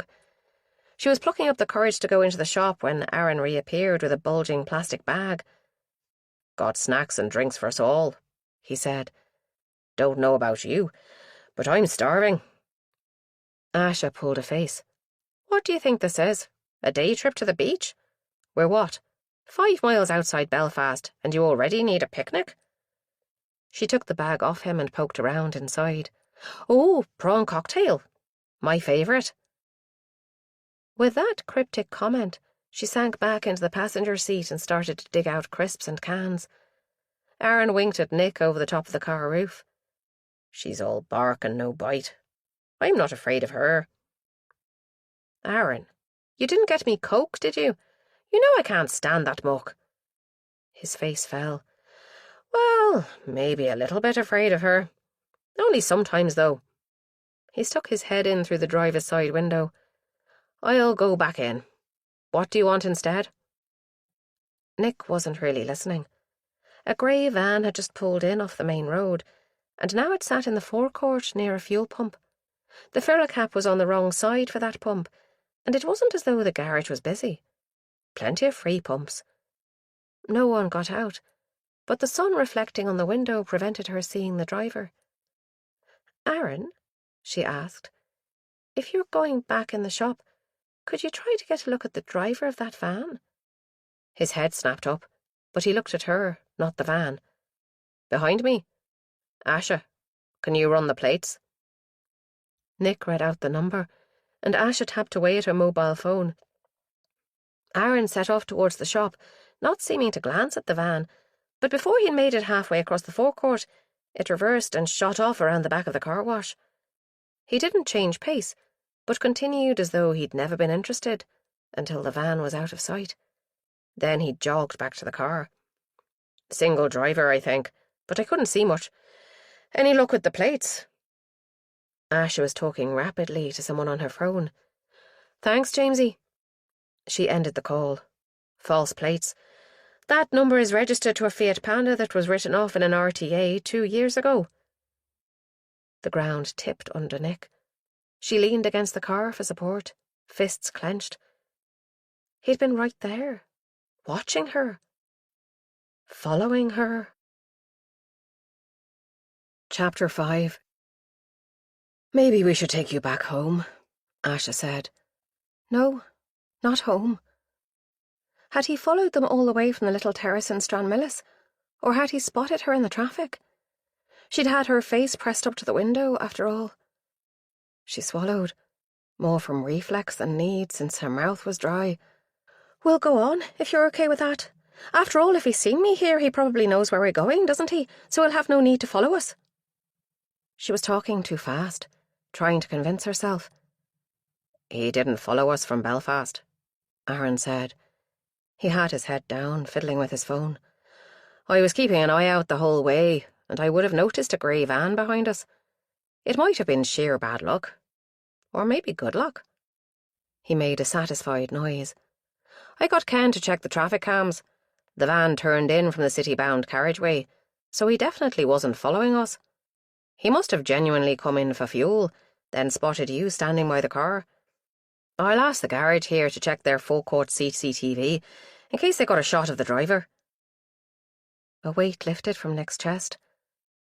But what was he doing out here, on this road? The one that led eventually to the cottage? "Different plates to the one we were looking for," Asha said. "Either he changed the plates, or we have the wrong criminal. This one might just be a petty car thief. But there was no conviction in her voice. Are you sure you're up for the cottage? Aaron asked. He passed Nick a can of generic lemonade across the car roof. She popped the top and took a long swig, hiccuping at the bubbles. Yes, I think I'd rather get it over with, if you don't mind. Your wish is my command. Please enter the flying carpet, keeping hands clear of the sides. Nick surprised herself by choking out a laugh at the corny joke. He grinned back at her like a schoolboy, far too young to be a detective. Asha snorted. Don't encourage him. You get to walk away, but I have to work with this apology for a clown. Every single day. Nick got back into the car with a lighter heart. Do you mind unlocking the windows? I'd like a bit of fresh air. See, Asha said. I told you that deodorant was too overpowering. You've got to be kidding, Aaron retorted as the car slid out into the traffic on the main road.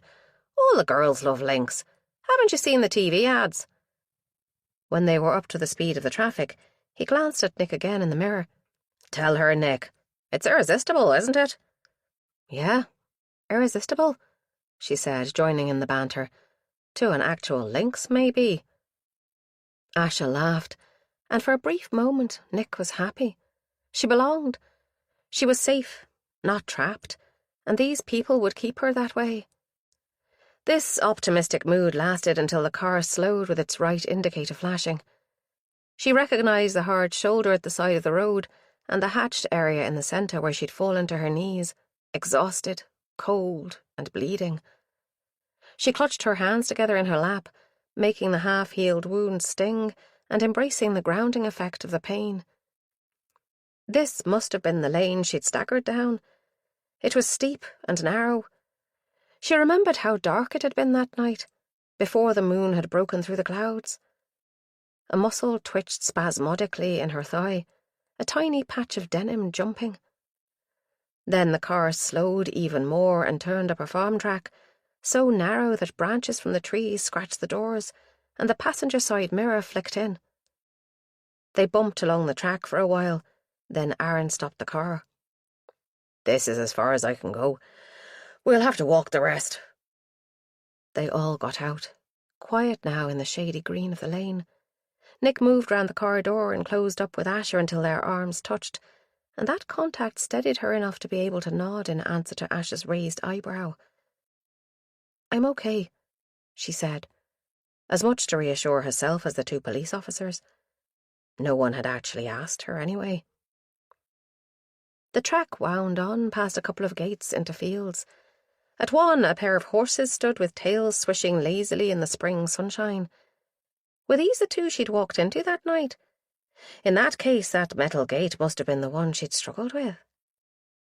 Asha led the way to the left, away from the horses, ducking under a line of blue and white police tape tied to the trees. The track had pretty much disappeared now. Low boughs arched over their heads, and a mossy trail underfoot silenced their steps. The cottage loomed at them from the shadows, its walls the same green as the woodland it nestled in.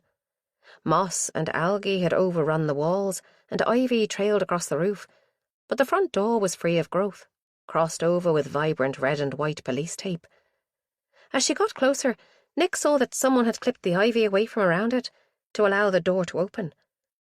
Was that his work, or the crime scene investigators? If his, then he must have had this place prepared in advance. Did that make it better? Or worse? Asha reached out and pushed the door open. Nick tensed at the sound it made as it grated across the lino. If she closed her eyes, she could be back there, her arms dragged behind her, lacerated skin burning. But she didn't close her eyes. She went to step forward, but Asha stopped her. Aaron, Asha said, her voice hollow in the silence. Take a look at this. Aaron touched her shoulder and she stepped back. Whatever was in there, Asha didn't want her to see it, and that meant Nick didn't really want to see it either. She turned her back on the cottage, letting her eyes rest on the shades of green that bathed the clearing. Somewhere high above, a lark sang her chirping song, and closer in a robin hopped from twig to twig, his head cocked to one side as though listening to the quiet voices in the cottage. A foot scraped on the worn lino, sending a shiver along the skin of her back.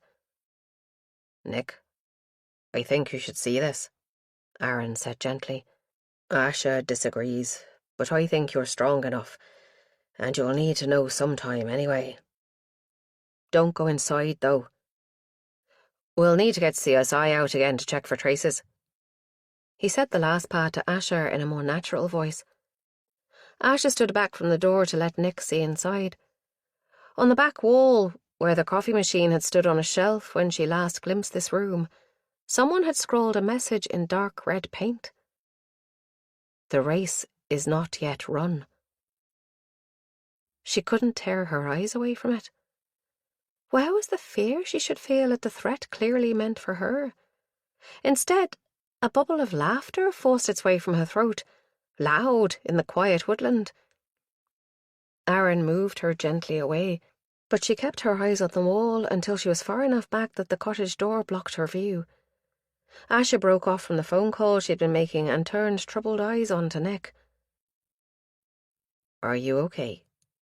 It's probably just local lads up to no good, daring each other." Nick shook her head. The laughter ebbed away, leaving her drained and shaky. "No, I'm fine. Much better, actually. He's just lowered himself to the level of a bad TV crime series. It makes him more human, somehow. Less scary." Asha continued to search Nick's face. Then she gave a tight smile. "Good. That's good." The mobile in her hand gave an indignant squawk and she put it back to her ear. "Sorry, sir. I was checking Nick was okay." "Yes, sir. We'll stay put."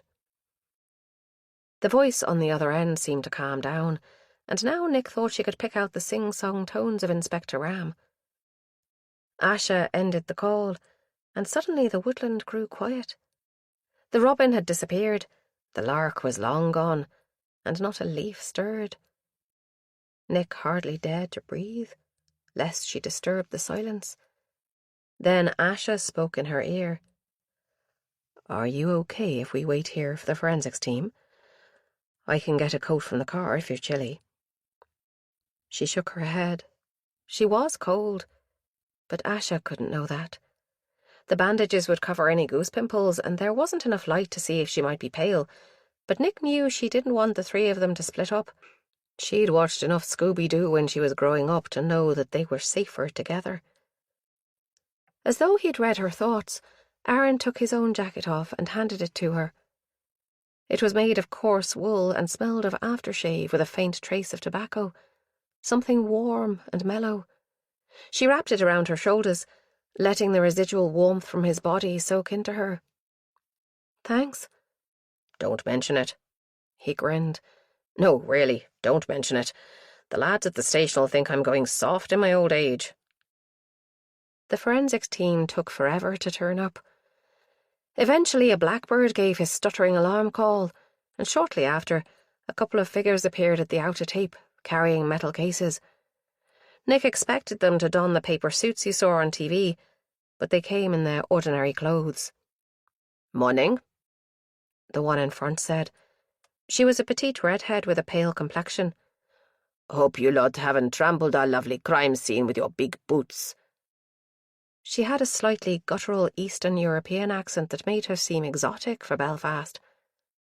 "Better than the fag ash you leave behind everywhere you go." "She never smokes on duty, and you know it," said the second newcomer in a voice that could pickle gherkins. "Where is this supposed message, then?" Nick instinctively disliked the older man. His hair could do with a wash, and one greasy lock was carefully trained like an ornamental pear tree, espaliered across a white concrete wall. He was running to thickness around his middle, but his wardrobe hadn't caught up with his spread, so a hint of hairy belly peeked coyly out between the buttons where his shirt front gaped. She realised she was staring, and turned away, hoping her revulsion hadn't shown on her face. "In here?" Asha said, gesturing to the cottage. "We haven't been in, just looked through the door."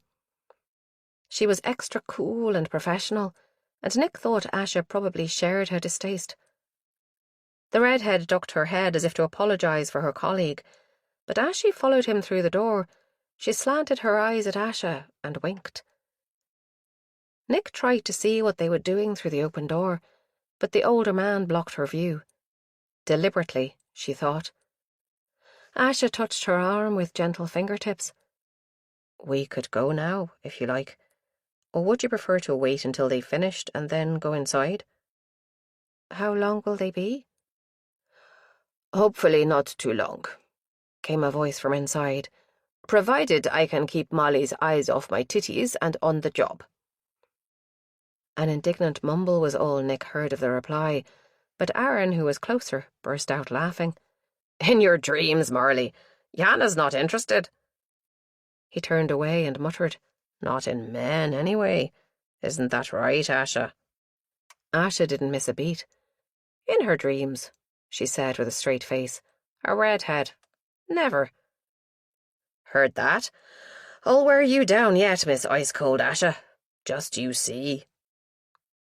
Nick found herself grinning along with them, enjoying the banter until she remembered where they were. The smile froze on her face. As if it sensed her mood, a cloud crossed the sun, turning the clearing into a place of darkness and shadows. "You'll be glad to hear it's just paint," Yana called in her clear, high voice. "Negative for both Sanger and Castlemaia tests." "Whatever that means," Aaron said. "You okay?" This to Nick. She realised she'd been clutching her forearms so tightly she'd set the wounds bleeding again. The sleeve of her cream sweater was blooming with a red stain where her fingernails dug in. She unclenched her fingers, unable to meet Aaron's eye. "I'm fine. Just a bit chilly." The truth was the darkened clearing seemed to be filling with watching eyes. Adrenaline was flooding her veins, telling her to run, to get away from this scene of death. It was too like the place she remembered from the night she escaped, except there was something missing now. What was it? She turned slowly, trying to remember which way she'd run. To the right, surely. Yes, the dry stone wall had been on the right, and the slope to her left, where she'd fallen. Which had quite probably saved her life, in retrospect. She retraced her steps, zoning out the drone of voices from behind her where the forensics folks were discussing their findings with the detectives. There. She'd hardly registered it last time, but there'd been something beyond that wall, hadn't there? A large, shadowy shape about the size of a transit van. What was there now? The grass was short-cropped, littered with rabbit droppings and shaded by the trees. She leaned against the rough, lichened stones and looked over. The other side was a sheep-grazed field with clumps of gorse growing around the edges and outcrops of rock in slabs of grey, showing how thin the topsoil was. Remembered something. Asha moved like a cat. Nick hadn't heard her approach until she spoke, but she didn't jump. There was something safe about Asha. "I think there might have been something parked here that night, just over the wall, but I can't see any tracks." "You think, or you definitely remember?"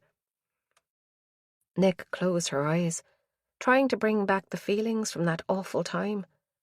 She'd been frantic with fear, expecting at any moment to be grabbed and hauled back into the cottage, but she'd been hunting for an escape route.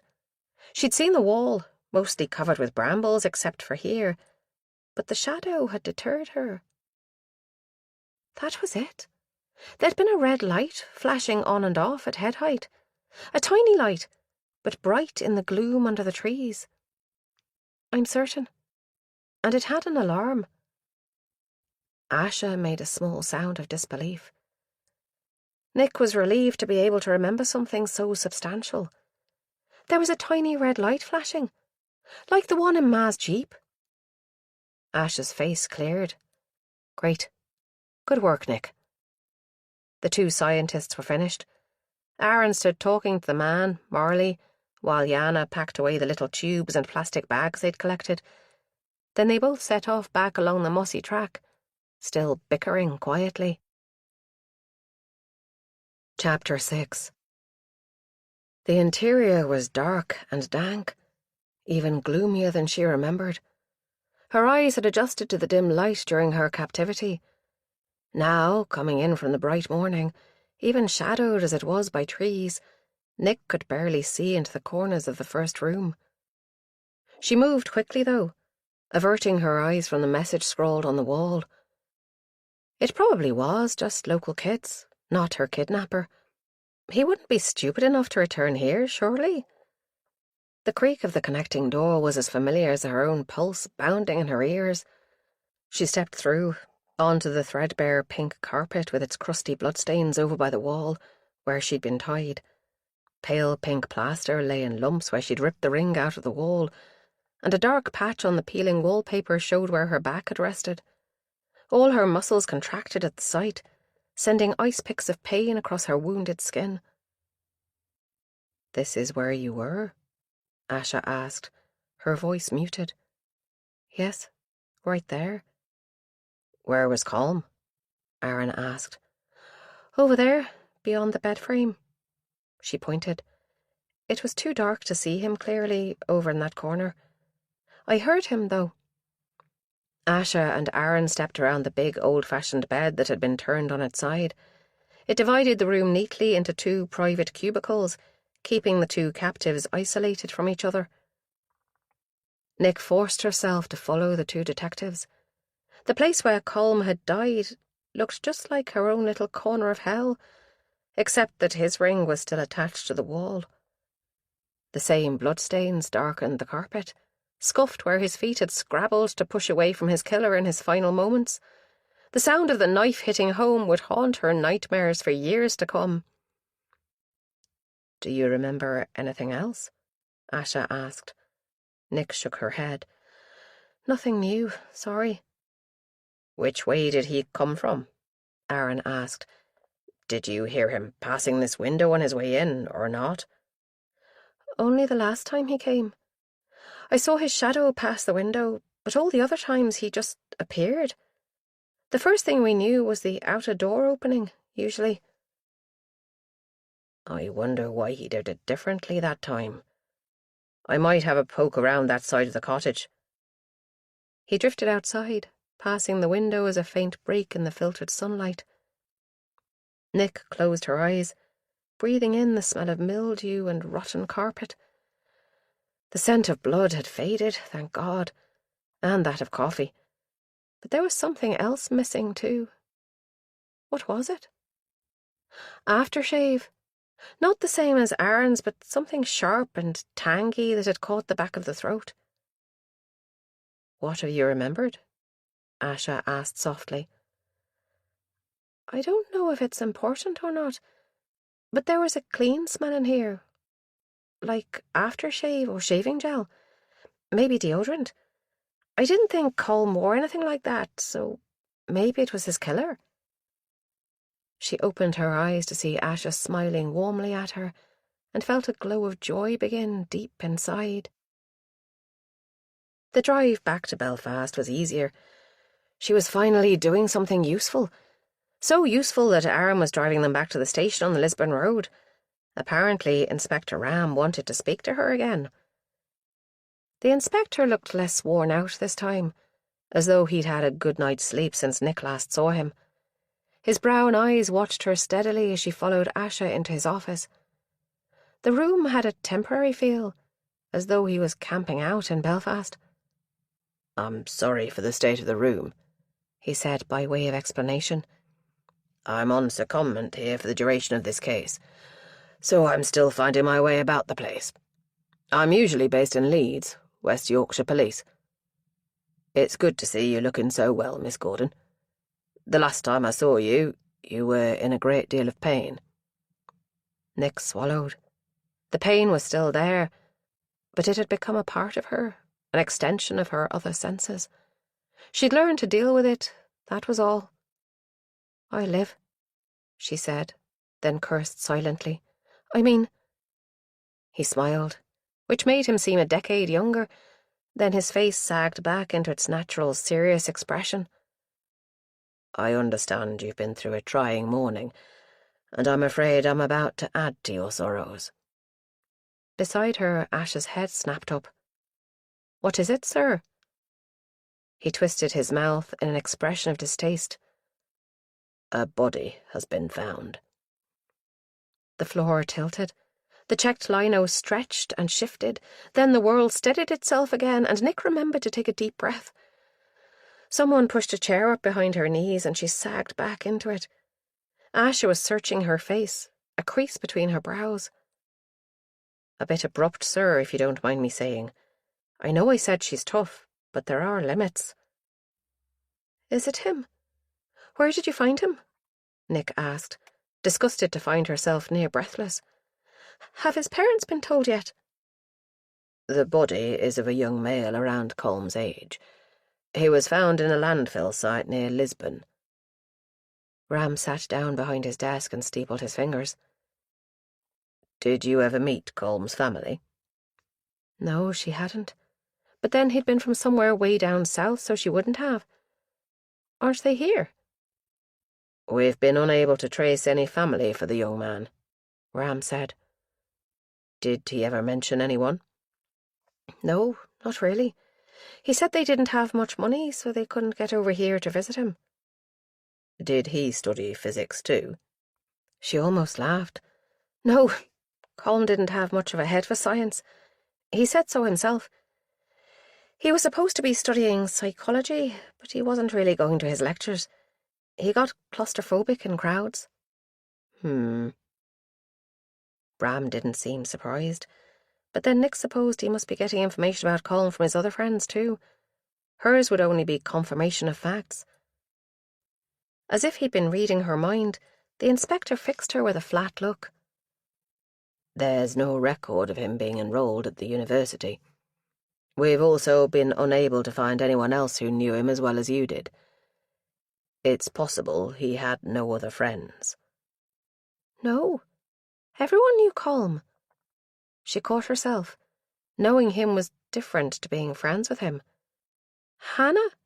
She began. Asha shook her head. Hannah said she only ever saw him in your company, Nick. She'd no idea where he lived or what he studied, if anything. All your other friends said much the same. They tolerated him because of you, but none of them really knew him at all. The air in the cramped office was filled with dust and the faint traces of stale tobacco smoke that must have soaked into the chair fabric in the days before the smoking ban. She fought down the claustrophobia and made herself breathe regularly. 2 in through the nose, hold for 4. 6 slowly out through the mouth. Gradually the panic receded and she could think clearly again. Tell me the rest. The bit you're keeping back. Asha flinched. There's nothing. Ram shook his head, a half smile quirking the corners of his mouth. You're a perceptive young woman, Miss Gordon. Sir? It's all right, Sergeant.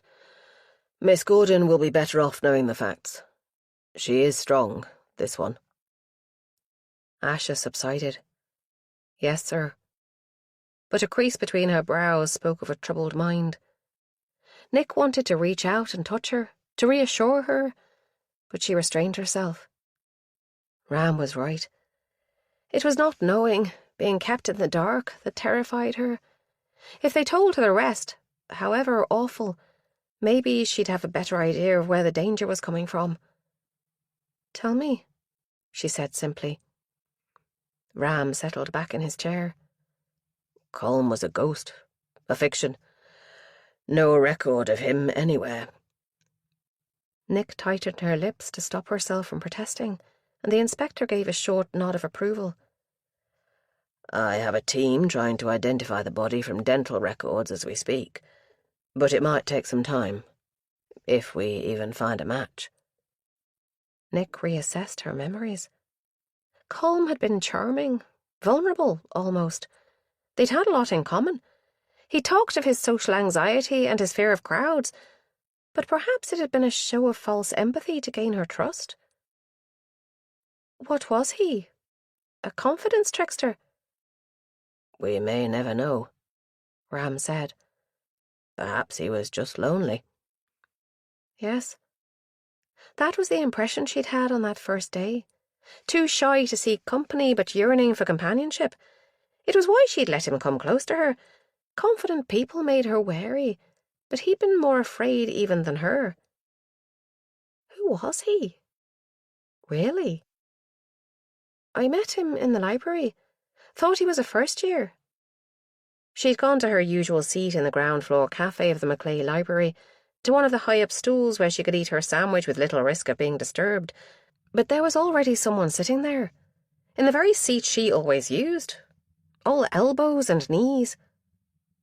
He was quiet, harmless, and a bit afraid. She must have made an exasperated sound as she sat in the next seat along and fished out her lunch, because he'd looked at her like a rabbit caught in headlights. She'd dragged the morning's lecture notes out of her bag to read through while she ate.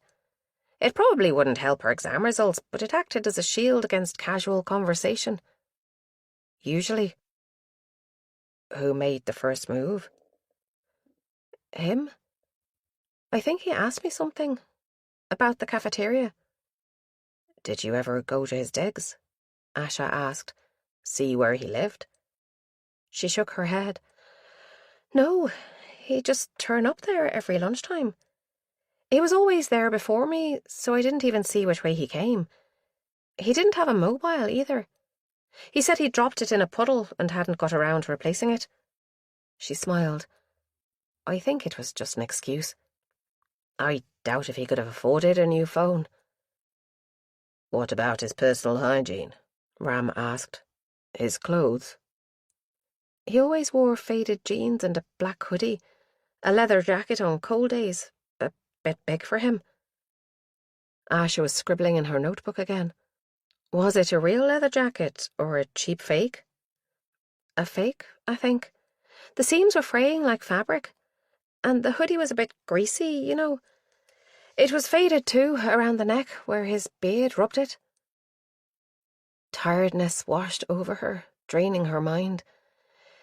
He really didn't deserve to die, did he? No, he didn't. The resolve in Ram's voice surprised her. He raised his eyes to her face. I don't want you to think that we will scale down this operation just because he doesn't have friends or family to miss him. You're wrong, Nick said. He did have one friend, and I do miss him. But you're really no further on, are you? We're trying to trace the van, Asha said. They're still going over CCTV footage, especially from this morning. Only this morning? It felt like days since she'd seen the grey van in the petrol station. He's clever, this man. He always covers his tracks well, Ram said slowly. Nick let out a breath. He's done this before. Is that why you're in Belfast? Ram nodded. He has. More than once, I'm afraid. He has a distinctive M.O. M.O.? Modus operandi, Asha offered. The particular way he does things. The abyss opened again. What is his M.O.? Ram answered her. His first attempt, that we know of, was on a 19-year-old medical student in Leeds. She was estranged from her family at the time, and he befriended her, pretending to be in a similar situation. She trusted him. Then he drugged her and abducted her, tortured her. Luckily, she was stronger than he expected. She fought him, and she got away. He didn't give up, though. He followed her, just letting her glimpse him in the distance, frightening her. Thankfully, she had the sense to return to her family and seek help. They reported the events to the police. Once he saw she was safe, he gave up the chase. But he tried again, with a homeless man this time, Asha continued, when it seemed Ram had lost track of his thoughts. And he was successful. The body was found in a commercial wheelie bin, thankfully before it got as far as the landfill site. The knife wounds were quite distinctive, and matched those on the young woman who escaped. Nick wondered about the woman who'd got away. Was she coping? Did nightmares stalk his sleep? How is the first woman? The one who escaped? But Ram was in full flow. His next victim was another homeless man, he said.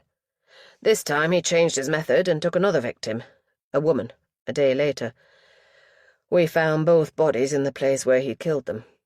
He'd made himself a den in a derelict mill near the River Aire. We got lucky, in a way. The mill was zoned for redevelopment, and one of the planners stumbled across the bodies. Otherwise, it could have been months before we found them. That was when the national newspapers took an interest, and the tabloids gave him a nickname. The Slasher. I suppose they hadn't much to choose from, since the name Ripper was already taken. His mouth twisted with distaste. That was a year ago, Asha said. Then nothing, until last month. The door opened and Aaron reversed in, carrying a tray with steaming, mismatched mugs of tea on it and a plate of plain digestives. Lisburn Road's best cuisine, he said, putting it down on the corner of Ram's desk and pushing a pile of paperwork perilously close to the opposite edge. Thought you'd need it by now. Nick made herself relax her clenched fists. The first sip of tea burned her mouth, but the pain was a welcome distraction. Aaron took a manila envelope out of his pocket and put it in front of Ram. Preliminary lab report, sir. Ram slid a single folded sheet of paper out and flicked it open, scanning the lines of printed text. No surprises there, then. Any news of missing persons? Rutledge thinks he has a lead, sir. One of the Shaftesbury Square girls said there's her lad used to hang out with them, but no one's seen him in a couple of weeks. Matches our fella's description. Get Jilly to do a sketch, would you? Already doing it, sir.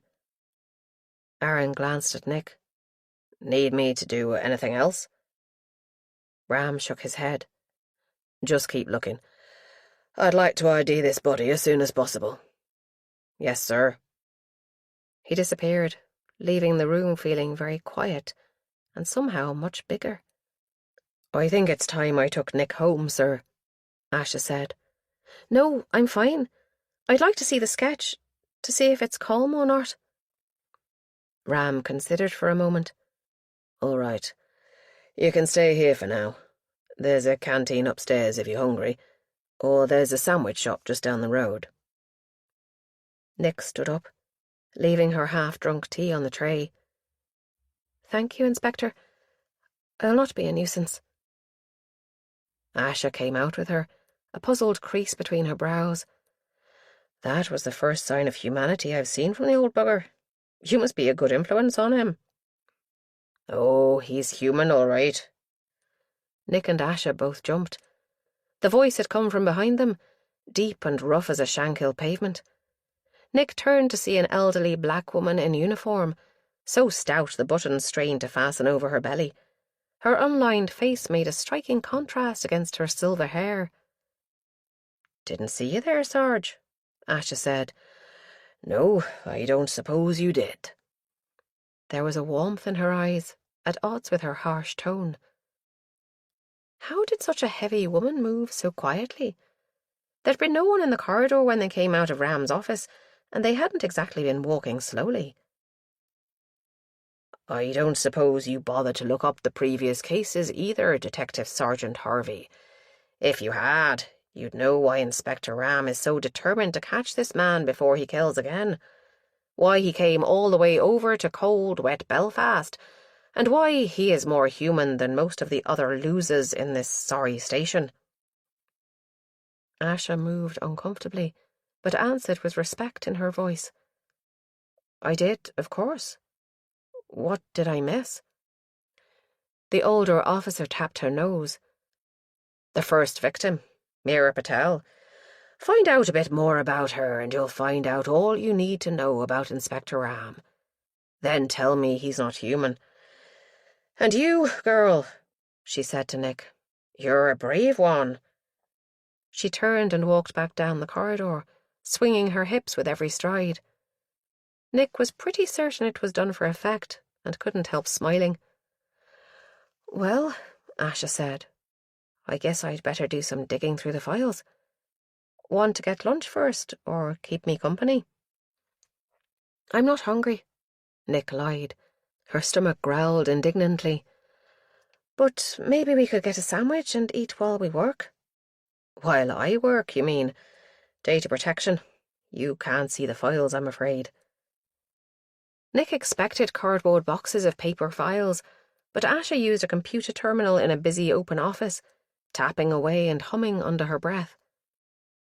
A short while later, Nick was bored. She'd counted the tiles on the ceiling and worked out a rough estimate of the surface area, and then the volume of the room.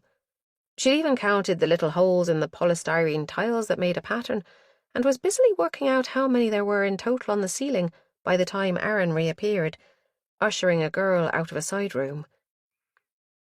She looked about 15 under her heavy makeup, the sort that wasn't intended to be viewed under unforgiving fluorescent lighting, and she clutched her handbag to her belly as though it was her lifeline.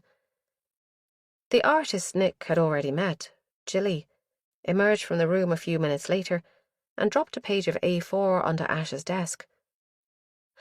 Aaron thought you'd want to see this before I give it to Inspector Ram.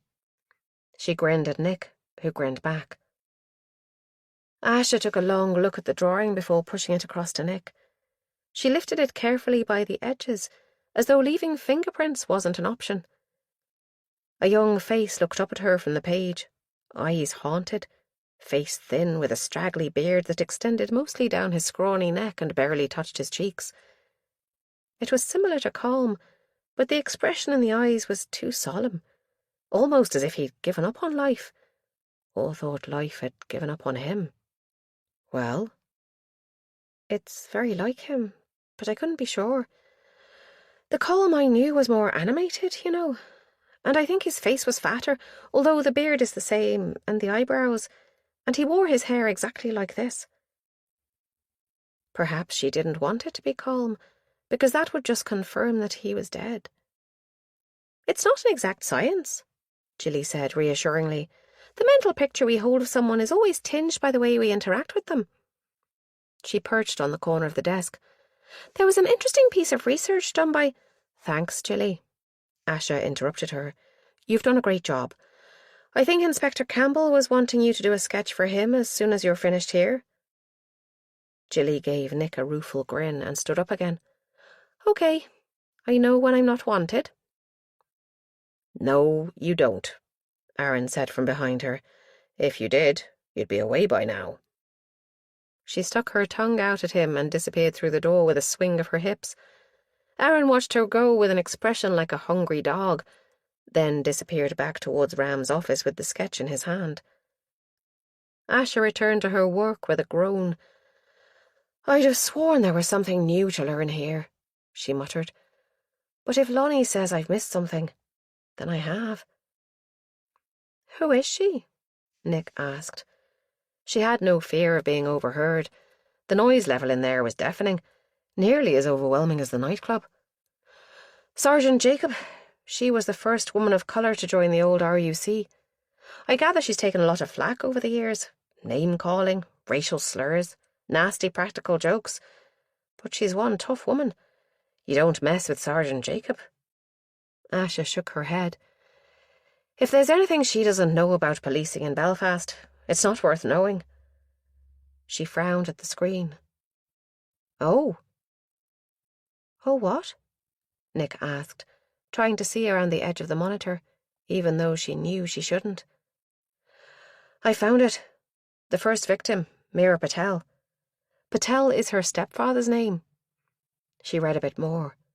She changed her name at 14, but before that, she was Meera Ram. She's his daughter. Chapter 7. He took time over the act of sharpening his knives, making certain there were no nicks in his beautiful blades. This simple act settled him, the sound of rasp on metal, and took his imagination flying into the future, when he'd have all his players where he wanted them. His little mice were running free, and his plans were coming together beautifully. Coming to Belfast had been a smart move. No one was looking for him here, and the students around the university were just delicious. When he'd picked Nick out of the crowd, it had taken him a while to decide that she was the one. He needed someone like the Indian woman, someone with a bit of fight in her, but with a lot to lose too. Nick wasn't a loner, not exactly, but she was quiet, introspective, studious. There was something about her.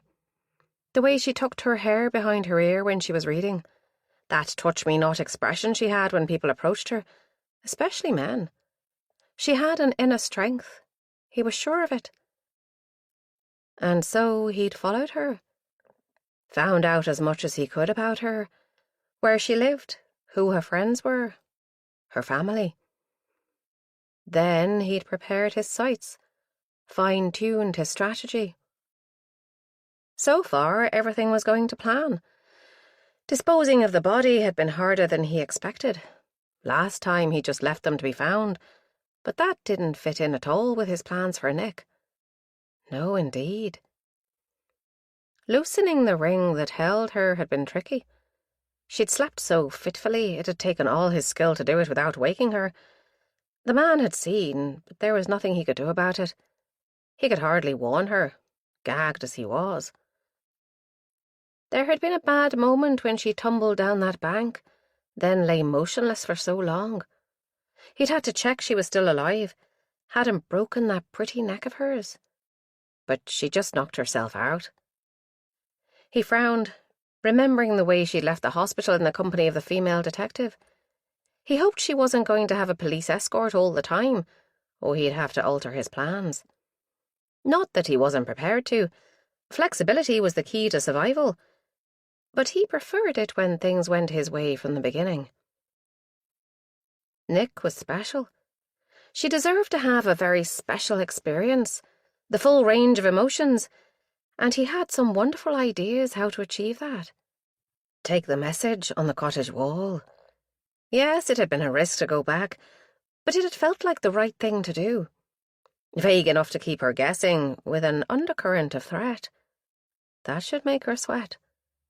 And then he'd seen her on the petrol station forecourt. The shock of seeing her so close, the frisson of risk if she saw him, had almost counterbalanced his fury. Going to the cottage so soon after she'd been released from hospital had been a ballsy move by the bitch. He just wished he'd been able to see her face when she saw his little message. He moved to the next knife. Chapter 8. The student house was quiet after Nick said goodbye to Asher and Aaron, who'd driven her home. Hannah and Brage were both out, but there was a note on the kitchen table in Hannah's scrawl. Gone to get takeaways for tonight and something to eat. Back by 5. Nick looked at the clock. It was nearly 6 p.m. already. She opened the fridge door, scanning the empty shelves. Seriously? If she didn't shop every week, the other two would surely starve. They must have been living off takeaways for the couple of weeks since she'd been taken. She sighed and closed the door again. She wasn't really hungry, not after the cheesy chips at the police station, but her body clock told her it was time to eat again. There was a box of chocolates up in her room, one of the leftovers from well wishes when she was in hospital. Lint, her favourite. She dragged herself up the narrow stairs to her room at the back of the house, fishing for the bunch of keys. They all locked their rooms whenever they left the house out of habit. Brazia's parents, their landlords, insisted for security reasons. That way, if someone broke into the house, it would make it difficult to access all the rooms, and they'd make a queer noise, breaking down these thick Victorian doors. So when her eyes settled on the chest of drawers at the foot of her bed, her heart fluttered like a trapped bird, then settled into a loud, fast beat. The photos of her family always sat at a 45-degree angle to the edges, victims of her exacting neatness. Not only had they moved, but the one of her and Hazel, taken in Donegal last summer, was missing. Her eyes swept the room, looking for other clues, for evidence that an intruder might still be there. But the room was as immaculate as always. Except for the bed. There was a dent in the centre of the quilt, just where someone might have stood if they'd climbed in through the window. Nick backed out onto the landing, locking the door behind her with a shaking hand. She tapped in the number Asher had given her and waited for it to connect. Asher answered on the second ring. "What's up? Missing me already?" The words wouldn't come. Nick's tongue was thick in her mouth, refusing to obey. She could only moan. "Stay right there. We're on our way." She was sitting at the bottom of the stairs when the Golf screeched up outside, a blue flashing light turning the half-glass door into a kaleidoscope of colour. She stumbled to the door and turned the lock. Asha crashed through with a face like granite, Aaron barely a step behind her. "What happened?" Nick worked moisture into her mouth. "Someone's been in my room." "Stay here," Aaron said. "I'll check." "You'll need this." Nick handed him a bunch of keys. "It's locked." Asha and Aaron exchanged a look. Then Asha put an arm gently across Nick's shoulders and steered her into the sitting room. She switched on the living flame electric heater, and the room immediately began to warm up. Nick shivered, despite the clinging dressings on her arms and legs. "Tell me," Asha said, sitting down beside her on the sofa. "I always keep my photos lined up to the millimetre." She shrugged away her embarrassment. "But they'd been moved." "Could one of your housemates have been in there? Or your landlord?" "No, we don't have keys to each other's rooms, and the landlady is Braish's mum. She always texts the day before if she needs to visit us for any reason. Besides, there's one missing." Aaron stuck his head around the door. "I've called forensics. They're on their way." He grinned down at Nick. "How are you doing? Want another of my delicious cups of tea?" She managed a weak smile but shook her head. "No thanks. I prefer my tea to taste like tea. Yours tastes like tar." They froze as footsteps sounded on the path, approaching the front door. The lock turned. Then Hannah's voice. "Detective Birch? What's going on? Is Nick okay?" Aaron closed the door as he replied, so Nick didn't catch what he said. But both Hannah and Braish sounded anxious, their voices high and tight. A few minutes later, the tap ran and cups clattered from the kitchen.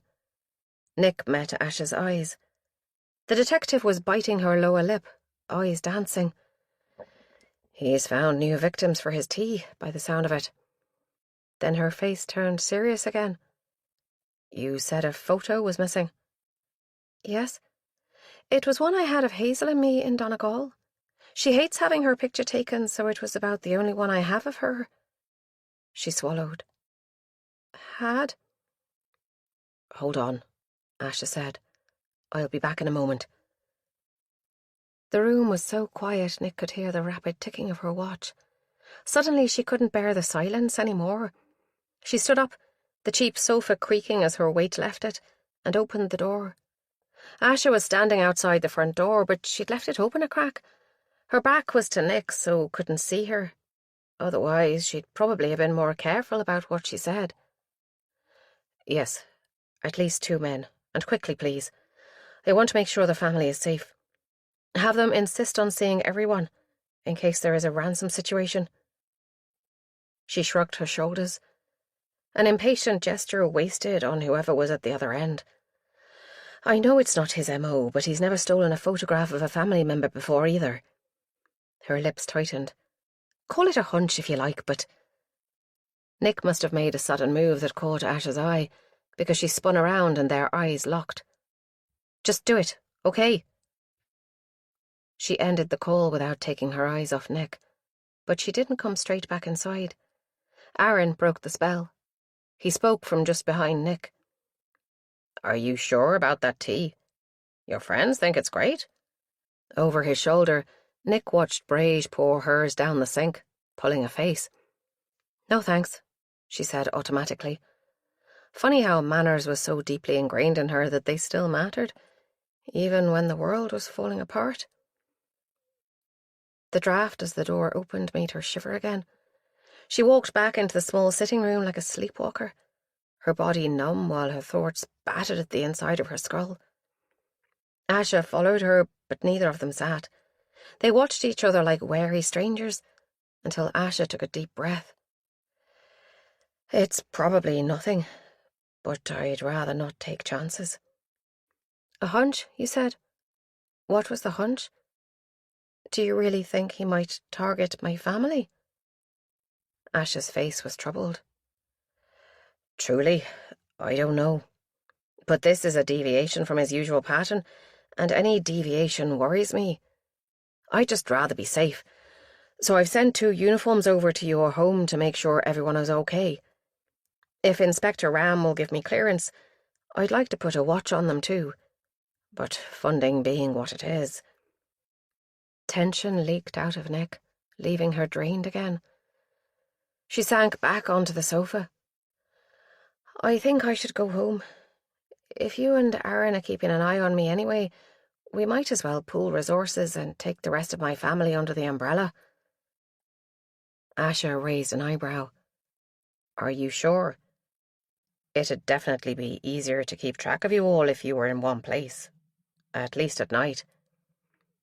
"I'll get packed," she said heavily. It was exactly what she didn't want. Her mother would be tearful, Dad would hide his worry under jokes, Cian would barely notice.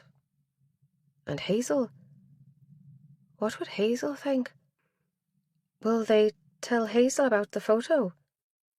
No, she's not quite 18 yet, is she? I was going to speak to your parents this evening, put them on their guard. Would you let me speak to her? Hazel has problems. PTSD from something that happened when she was at school. She was caught up in an armed robbery where a man was killed, and she sometimes has trouble dealing with the memories. But she trusts me. All right. But you won't be able to pack your stuff until Socko have checked the room. The door bumped open as someone shouldered their way through, and Yana's loud voice sounded, clear and penetrating. "I knew Asha wouldn't be able to wait to see me again." "Yana," Aaron said from the kitchen, "my favourite boffin." There was a crunch as Yana put her kit down on the tiles in the front hall, and a buzz of to and fro banter. Then the creak of floorboards as she climbed the narrow stairs to the first floor. Nick leaned her head back and closed her eyes, trying to block out the sounds of movement from her bedroom. Her arms throbbed and her legs itched under her jeans. Every little hurt shuffled itself forward, vying for her attention. If she let it, her mind took her straight back to that dank room, to the strain in her shoulders from having her wrist secured behind her, to the zip ties digging into her flesh, to each individual careful cut he inflicted on her. He'd watched her face while he cut her, green eyes hard as marble over the top of the mask. She'd wondered if he was waiting for a certain reaction, and if he'd stop hurting her if she gave him it. But no matter what she did, he still came back again and again with one of those knives. She tried to be brave at the beginning, fighting down the screams and telling herself they'd find her soon. Any moment now the cops would come crashing in and arrest him, or her mother would appear from nowhere and knock him unconscious. But it never happened.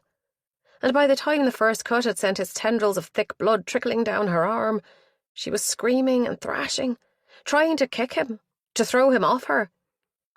"All done?" Yana said, peering around the door. "Not a trace of a print except Nick's. This guy is good." "Thank you, Yana," Asha said. "Can Nick go up there to pack her stuff now?" "Yes, all clear." The little redhead gave Nick a grin that dimpled her cheeks. "Hi there, Nick." "You're leaving?" Hannah asked as Nick emerged into the hallway. Bray stood behind her, back to the sink at the end of the little galley kitchen. Her face held hope, and for the first time Nick realised her two friends must have been just as frightened as her by the intruder. "For a wee while, anyway. I think I'll go home for a few days, maybe. Leave you two in peace." Hannah's expression wavered between relief and guilt.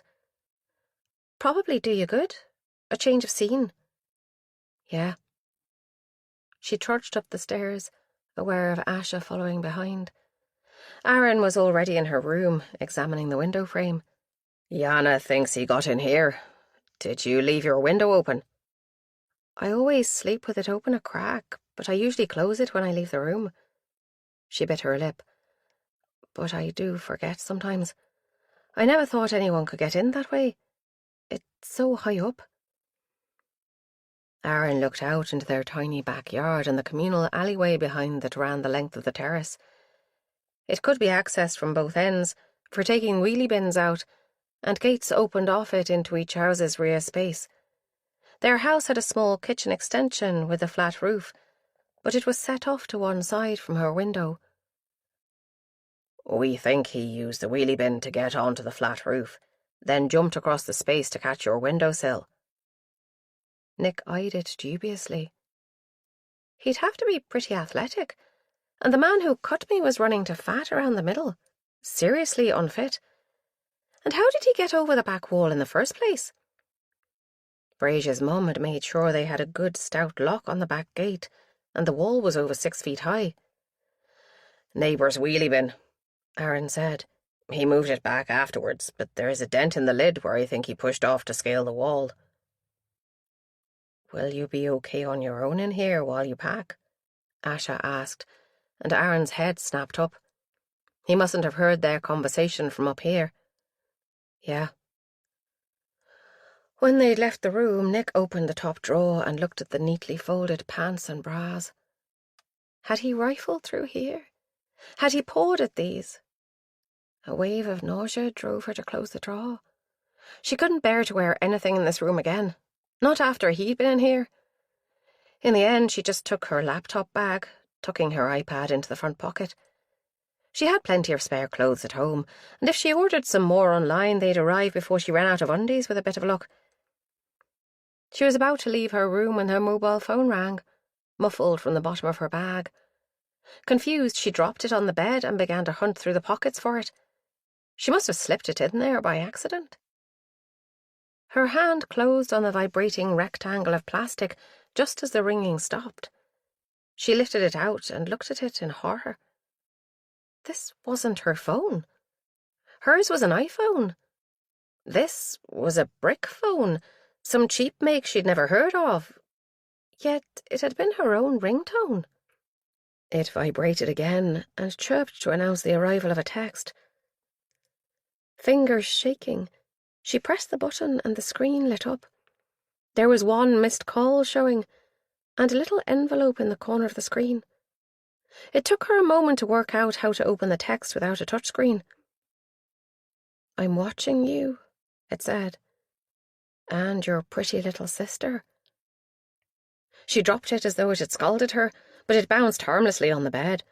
She looked out of the window, searching for anything out of place, any shadow that could hide a voyeur. But there was nothing. Asha! She shouted. Another text came through. Tell no one or your sister is mine. Was he inside her head? Feet thudded up the stairs, and Asha and Aaron appeared at her door. What's up? Nick dropped the phone into the bag, back where she'd found it, and pasted a smile on her face. Sorry if I startled you. It was just to let you know I'm ready. She shrugged the bag onto one shoulder. Just knowing that phone was in there made it feel double its usual weight. She slipped past the two detectives and headed down the stairs. Bye, Hannah. Bye, Braige, she called. See you soon. Good luck with the exams. Chapter 9. The rush-hour traffic had built up, with impatient drivers trying to cut each other up at the roundabout by Stranmillis College. Aaron drove in concentrated silence, and Asha didn't seem chatty either. The sense of urgency from commuters racing home infected Nick. The little car couldn't go fast enough for her, and her pulse sounded off in her ears like a timer counting down, but to what she couldn't say. The sense of urgency built as they crawled past the House of Sport and onto the Upper Malone Road. They were past the golf club and into open countryside before the car got out of second gear, and by then Nick felt as though she would explode at any moment. When Ash's phone rang, Nick jumped. "Detective Harvey?" The voice at the other end sounded urgent, matching the atmosphere in the car. There was another sound in the background, but it took Nick a moment to identify it. It was a woman crying hysterically. "Lights!" Ash snapped at Aaron. He flicked a switch on the dash and the car shot forward. In front of them, the Nissan Micra that had been travelling at a sedate 40 miles an hour swerved and pulled over onto the edge of the road. Aaron twitched the wheel and flashed past with a roar that belied the look of the car from the outside. Hedges and bushes flashed past, but the noise from the engine drowned out any chance Nick had of hearing the conversation Asha was having.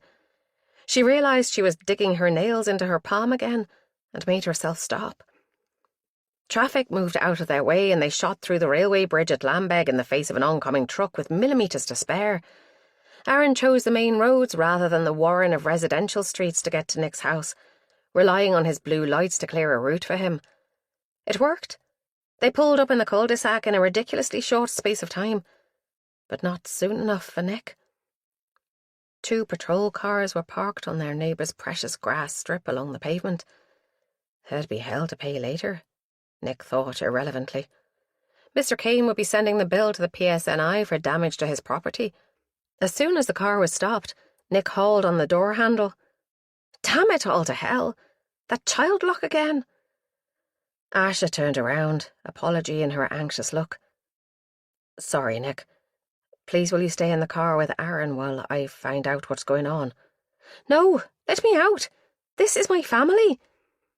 Too late. Asha slammed the door behind her, hopped over the low garden wall and disappeared into the house. Nick's house. "Aaron, let me out, please." His eyes regarded her through the rearview mirror, and there was sympathy there, but he shook his head. "Sorry, Nick. More than my life's worth. If Asha says to stay here, then she has a good reason for it." Nick pressed her face to the cool glass, trying to see what was going on inside her house. The front door was closed now. Next door, the elderly couple who had moved in only last year hovered on their driveway, watching Nick with confused faces. The man, she still didn't know what they were called, but Ma would, took his wife's hand and squeezed it. After an eternity, Asha came out. As she opened the car door, a wailing like a distant siren sounded, cut off when Asha slammed the door closed behind her with a dull thunk. She turned around to look at Nick between the headrests. "There's no easy way to tell you this, Nick." But Nick knew without needing to be told.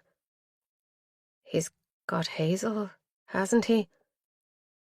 Asha nodded, her face still and professional. "She'd walked out to Tesco for your mum. When the patrol got here, she'd only just left, but they hadn't passed her on their way in. One of them stayed here and the other one retraced her steps. They put an announcement over the tannoy in Tesco, but she didn't come forward." Hope flared painfully in Nick's chest. "But she wouldn't. She can never understand the announcements in those places. They're just noise to her."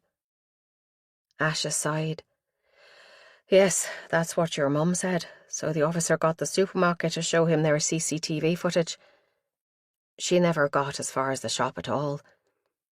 We're trying to work out where she disappeared, but the likeliest is that he was waiting for her." "That empty house?" Nick breathed. There was a rental house near the end of the street, but it hadn't had a tenant in months. The front garden was lined with thick evergreens, the perfect place to hide, and Hazel would have walked right past it on her way to the shop. "Yes, we think so. We have CSI looking for tyre tracks now, but you know he leaves very little evidence usually." Now was the time to tell them about the mobile phone. But she couldn't. Not now he had Hazel.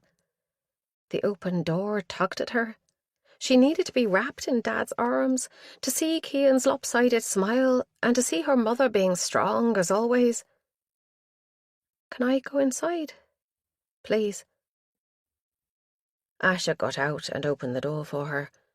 Nick snagged her backpack and flew across the front garden, up the steps to the bungalow. Then she stopped dead. The wailing she'd heard was much louder now. The ululating cries turned her abused skin to ice under the bandages. That was her mother's voice, twisted almost beyond recognition by grief. Nick swallowed. She'd never seen her mother lose control. Never. With a shaking hand, she pushed the glass front door open, glad of the cool against her palm. It grounded her, made it possible to take another step onto the doormat. It felt like years since she'd seen the worn carpet and the telephone table. "You're procrastinating," she told herself. "Get in there. Help them." She pushed herself down the hallway, fingers trailing along the radiator. A female uniformed officer pushed herself away from the wall, where she'd been leaning. "You must be Nick. They'll be glad to see you." She gestured into the kitchen. "Everyone's through there." Nick moved like a sleepwalker through the kitchen and down the step onto the grey tiled floor of the sunroom. Light flooded this room, and a patio nestled just outside, hemmed in by a low wall and rockery. Her father sat in a wicker armchair, his face drained. Cian was curled up on a beanbag, holding Pumpkin, the fat ginger cat, tight to his chest. Unusually, the cat wasn't objecting, though her expression was mildly traumatized. Ma stood, quiet now, staring out into the garden. She had her back half turned to Nick, but the unforgiving sunshine turned the tears on her cheek silver, and a convulsive sob shook her shoulders. "Ma?" She still didn't turn. Dad tried to get up, but seemed to lack the strength. He sagged back into the seat again. "It's hit Ma hard," he said. "She was the same when—" He stopped. "When I was taken?" He nodded. "How do we know it's the same man?" Cian asked. "Maybe she just got talking to her friend. She'll be home in a while, wondering what all the fuss is about." Deep in her backpack, the treacherous phone vibrated. Her hand twitched, but she caught herself. She couldn't check it here, not with everyone watching. Instead, she went over to her ma and put her free arm around her waist, giving her a squeeze. But Ma was as rigid as a mannequin. "I'll dump this in my room and come back," she said, hefting the backpack. It was all she could think of to get away. Even then, Cian stared at her, frowning. She turned and virtually ran along the corridor to her room, then lifted the backpack onto her bed. A glance out of the window showed no one in the back garden, but her window was right by the back door to the garage, so someone could appear at any moment. She unzipped the neck of the bag and felt inside for the phone, but didn't pull it into view. Sitting next to the bag, with her back to the window, she peered into the darkness, trying to read the tiny monochrome screen. The latest text was just one word long. "Swapsies." It was what she used to say to Hazel when they were children, and Nick still used it sometimes for a laugh, but just among the family. It had started when they were tiny, with Hazel 2 years the younger. Sitting at the kitchen table with an iced bun each from the shops, Nick had licked all the icing off hers, while Hazel just stared at the one she held in her tiny hands. "Swapsies," Nick had said, and held out the sticky, slobbered remains. "Swapsies," Hazel agreed, and passed across her own pristine cake. Their dad had told the story so many times over the years that Nick felt as though she actually remembered it. A spark of anger flared inside her, burning her throat. How dare he? How dare he use that word? If he harmed one hair on Hazel's head— "Nick?" Ma called from just outside the door. "I'm sorry. Will you come and join us?" "Just a minute, Ma. I'm changing my top. The bandages have leaked again." It was true, too, and it gave her the excuse of drawing the curtains for total privacy. She hit reply to the text and typed, "If you hurt her, I will hunt you down." Then she deleted it and tried again. "When and where? If you hurt her, deal's off." Then she deleted the last sentence and hit send before she lost her nerve. She stuffed the phone into the back pocket of her jeans, quickly slipped a clean t-shirt over her head, and opened the curtains again. Asha and Aaron had joined the family in the sunroom, and Ma was busy making tea and coffee in the kitchen. Nick hadn't offered to help. Being busy was Ma's coping mechanism. "Any news?" she asked Asha. "We're waiting for the boffins to come and set up recording equipment on the phones." "Again?" Cian said under his breath, but loud enough to hear. It was no wonder he was struggling to cope.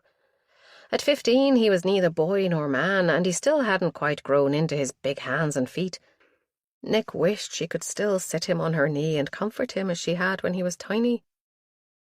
Commotion at the front door heralded Ram's arrival. Asha got up and left the room, closing the door behind her. Everyone strained to hear what was said, but they spoke too quietly.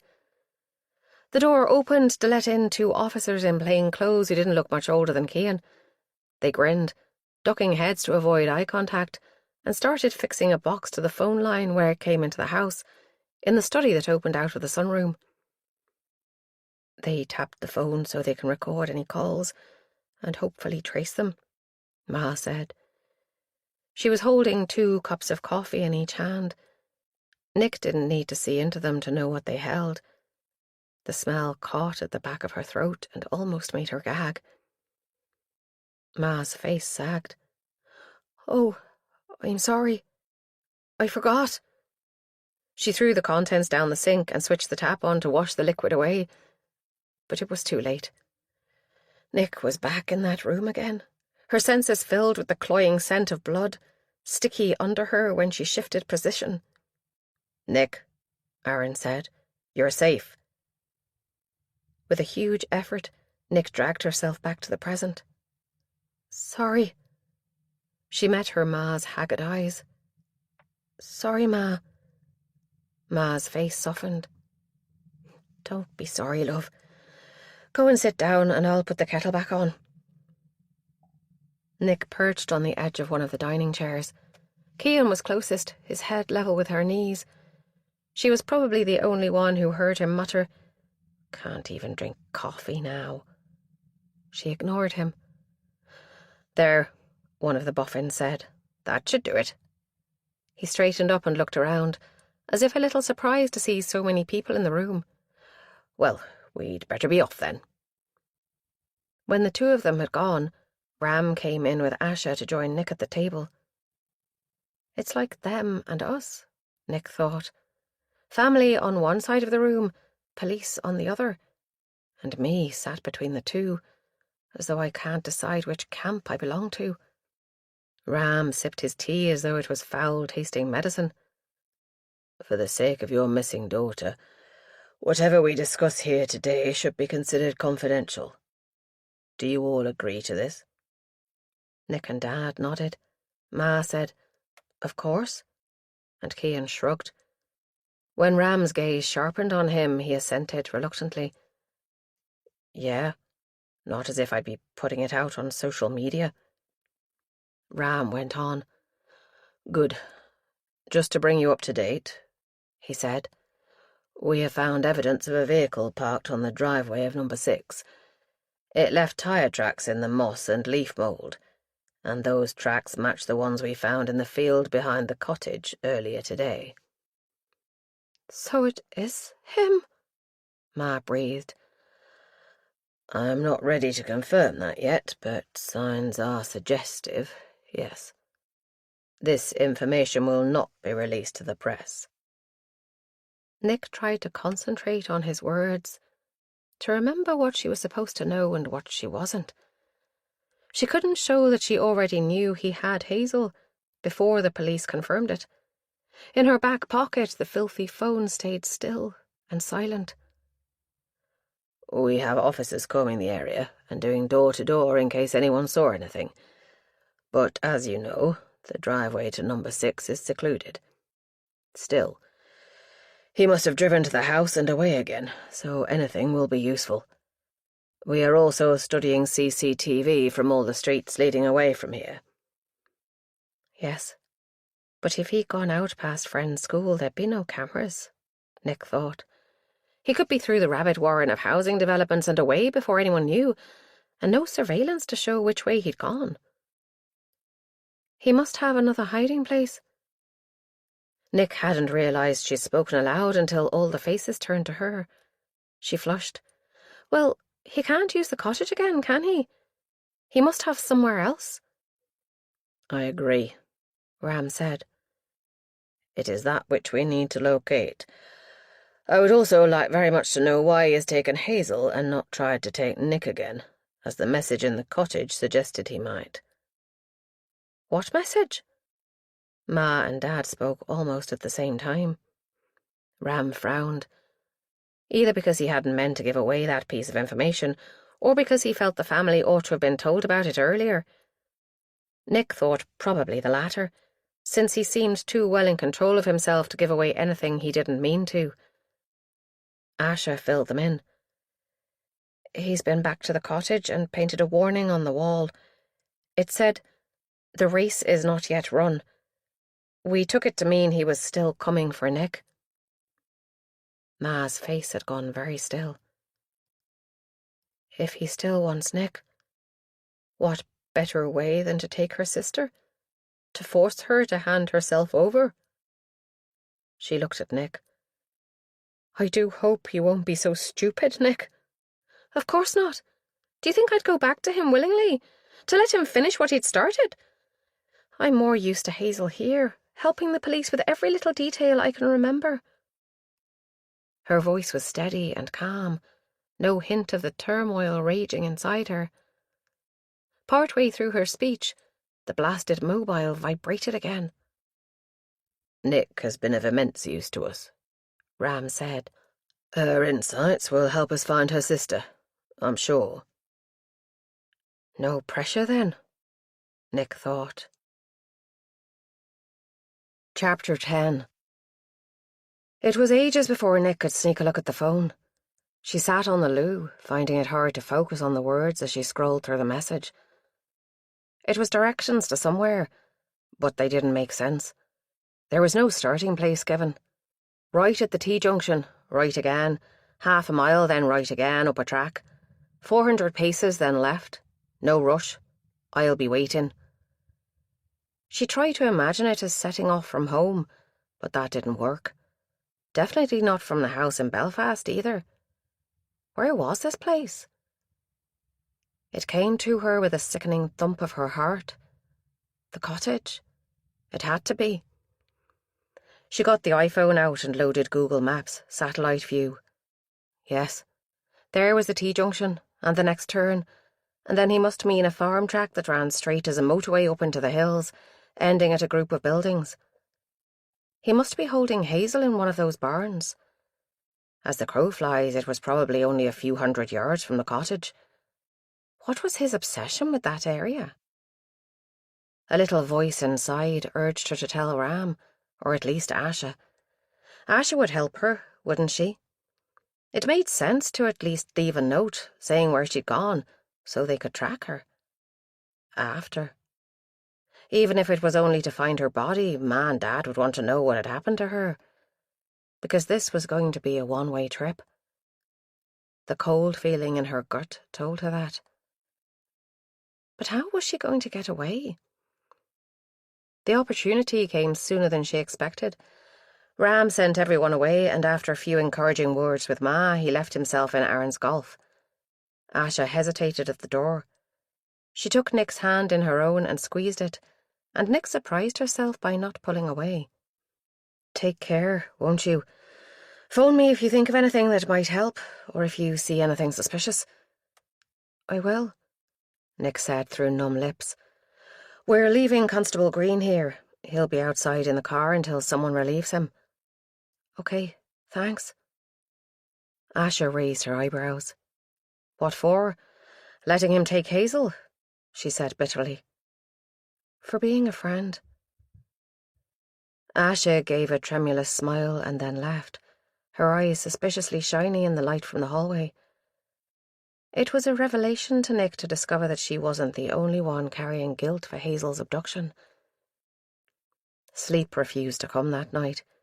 Nick lay awake, staring at the ceiling, making shapes from the patterns of light creeping in around her curtains.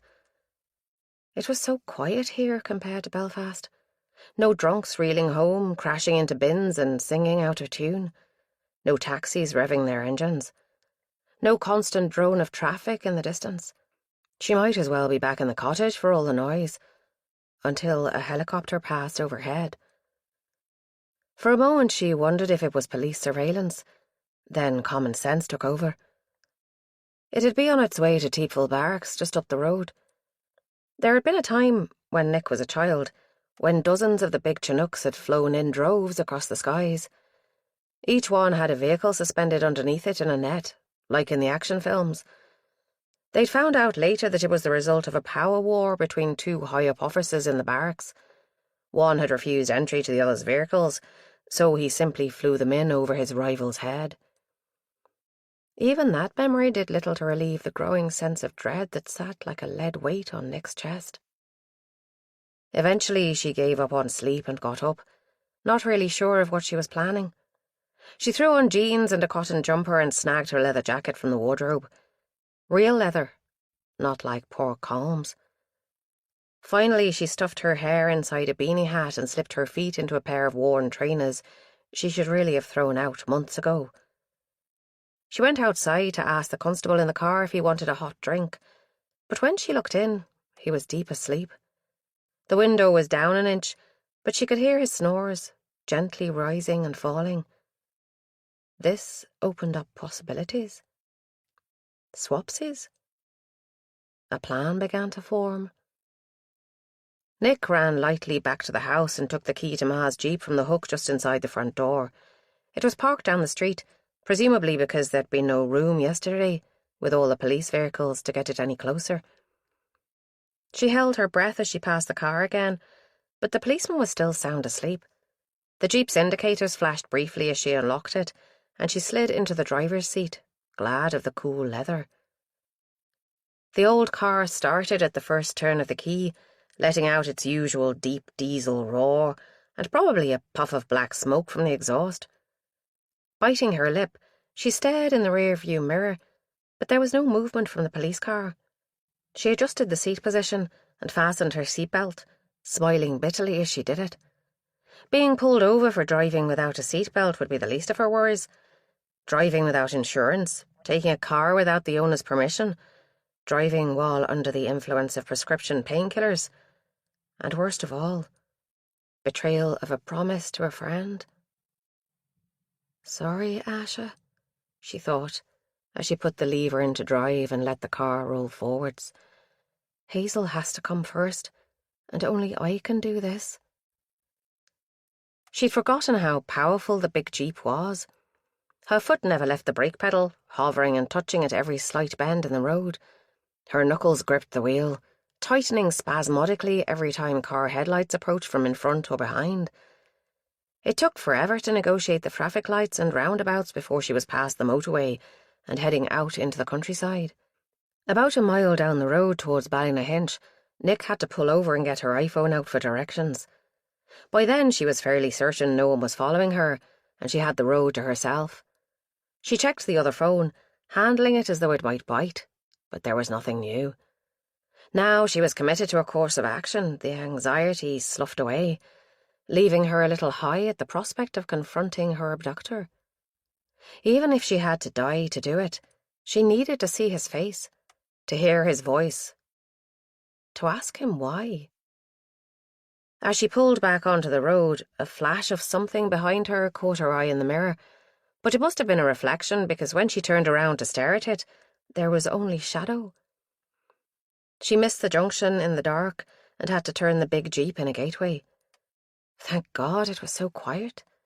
No sign of any other cars on the road. Just as she managed to pull out onto the road again, Bumping up onto the far verge, the dazzling beam of headlights gave her the lie. Another jeep trundled past slowly, forgetting to dip his headlights. It left her half blind, and she almost missed the turning a second time.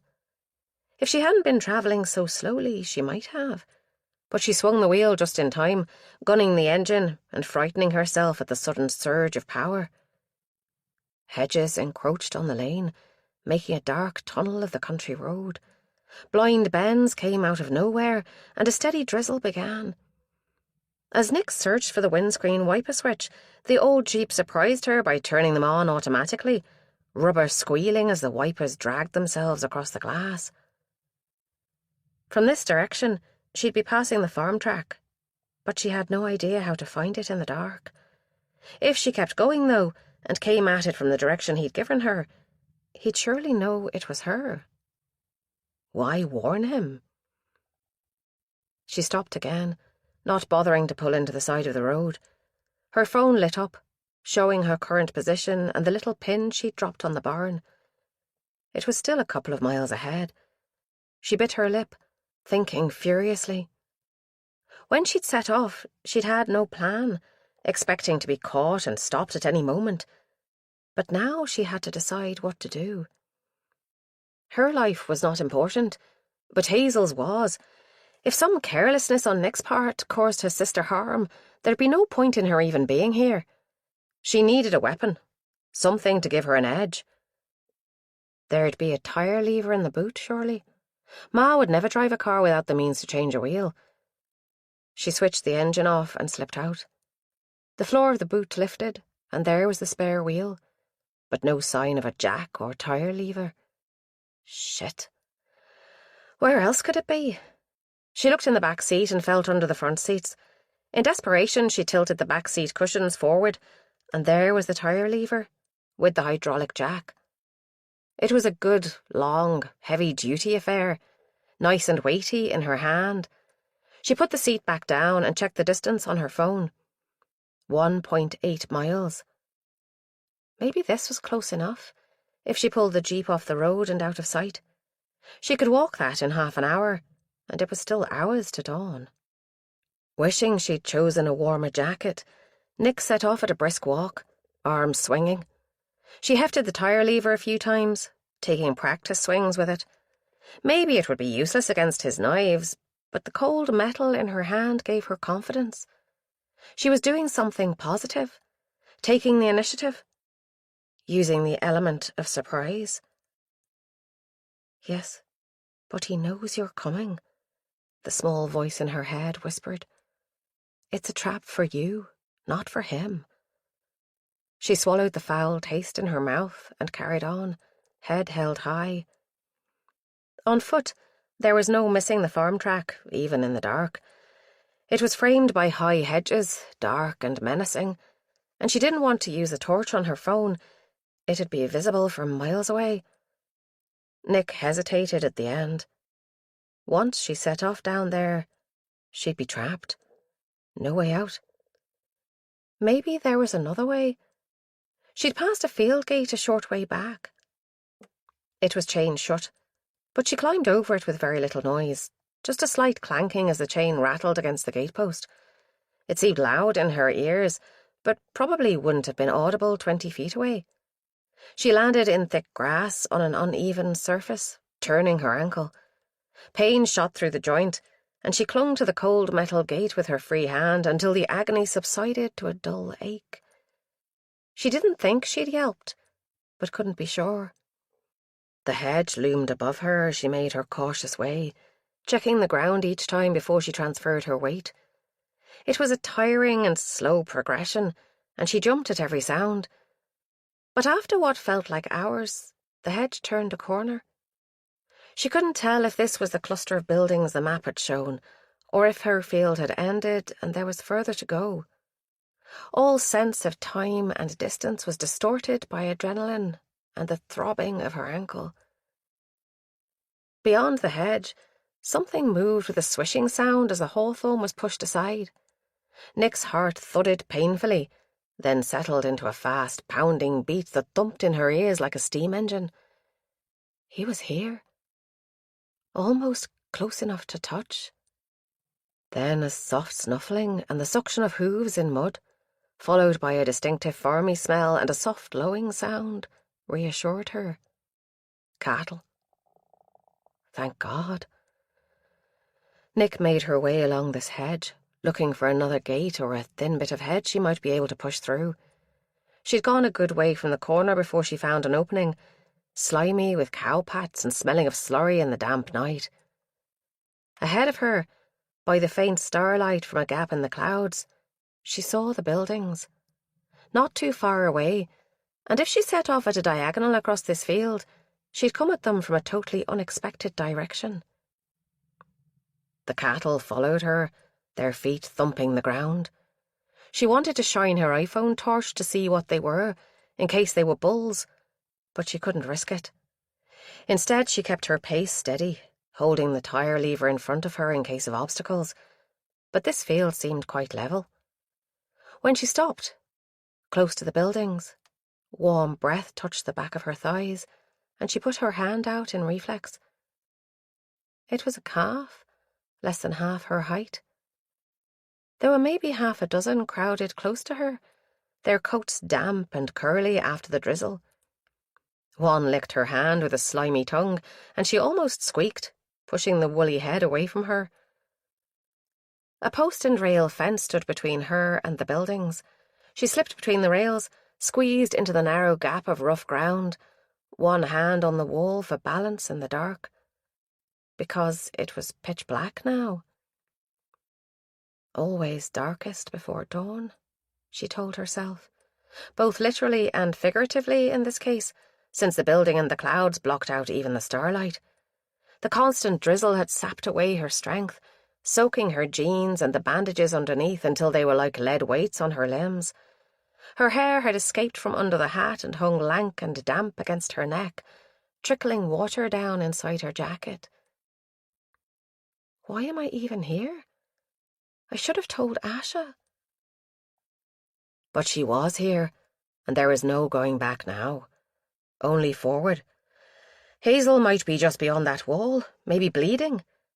That thought straightened her shoulders, and she shuffled as quietly as she could towards the end of the barn furthest from the farm track. She stumbled over an invisible obstacle on the ground, clattering the tire lever against the corrugated iron wall as she saved herself from falling. It rang out with a dull clang that sounded deafening in the night. On the other side of the fence, the little herd of calves still shadowed her, their feet making soft swishing noises in the long grass. At last, she reached the end and peered around the corner.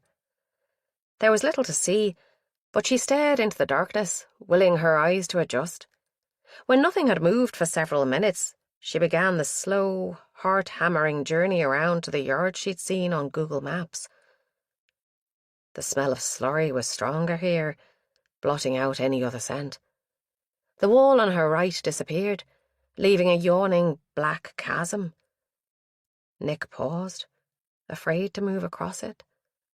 But there was no sound from within. She took a deep breath, inhaling oil and spilled diesel.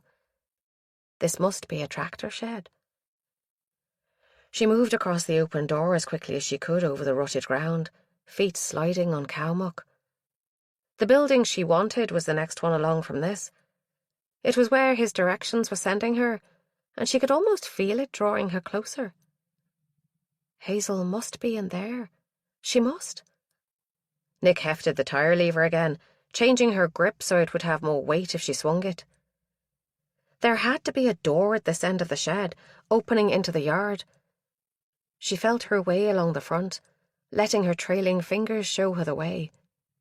There, a door, and a padlock, fastened. Her belly twisted in frustration before her brain processed the swinging hasp. The padlock was locked, but the latch wasn't across. Nick knew she couldn't rush this bit. She explored the surface of the door, looking to see if it was hinged or sliding, and which way it opened. When she was certain she knew, she braced herself, left hand on the leading edge and body weight back, ready to heave. Her right hand held the tire lever above her head, poised to bring it down on the kidnapper's head if he was fool enough to be there. waiting for her. The door slid silently open on well-greased runners.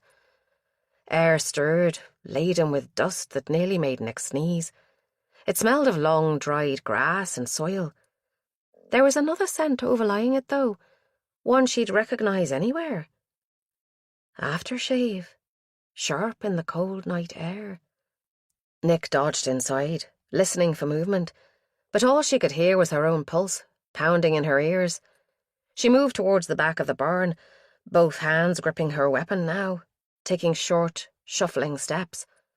Her right foot landed in something wet and sticky that made a slight sucking noise when she lifted it, and the heavy, metallic scent of blood rose, clogging her nostrils. She was too late. He'd killed her. Hazel's body was here somewhere. She fumbled in her pocket for her phone. The screen lit up automatically. It wasn't much, but she turned it around to illuminate the floor in front of her. Darkness spread out from her feet like an oil spill. Then the phone went dark. She needed more light. Nick made herself slow down, swiping the screen this time to activate the torch. The beam of light was blinding after so long in the dark, but she swung it around, lighting up every corner of the small space. She was alone. No murderer. No Hazel, either dead or alive. The blood was sticky, still wet in the centre but clotting at the sides. Embedded in the sticky edges was a thin piece of white plastic. Her heart turned over in her chest. A zip tie? So much blood. She was back in the cottage, hearing the knife tearing into Colm's belly, smelling the butchery, hearing his gurgling scream. Now, Hazel.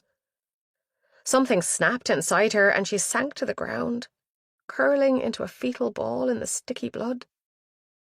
The silence was shattered as engines roared up the track, headlights splitting the night. Car doors slammed.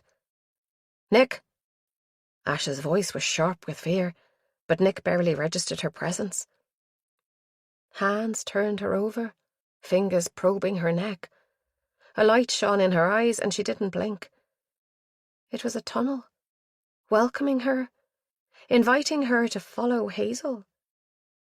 If she strained her ears, she could almost hear her sister calling her. Chapter 11. She's alive. Strong pulse. Can't see any wounds on her. I don't think this is her blood. What's wrong with her? Nick? Someone shook her, and the tunnel exploded into shards of light. One of the calves lowed, sounding almost human, like a soul in torment. Who let them in? It took a moment for Nick to realise it was her voice, and she was moaning the same words over and over. No. No. No. Nick, it's me, Asha.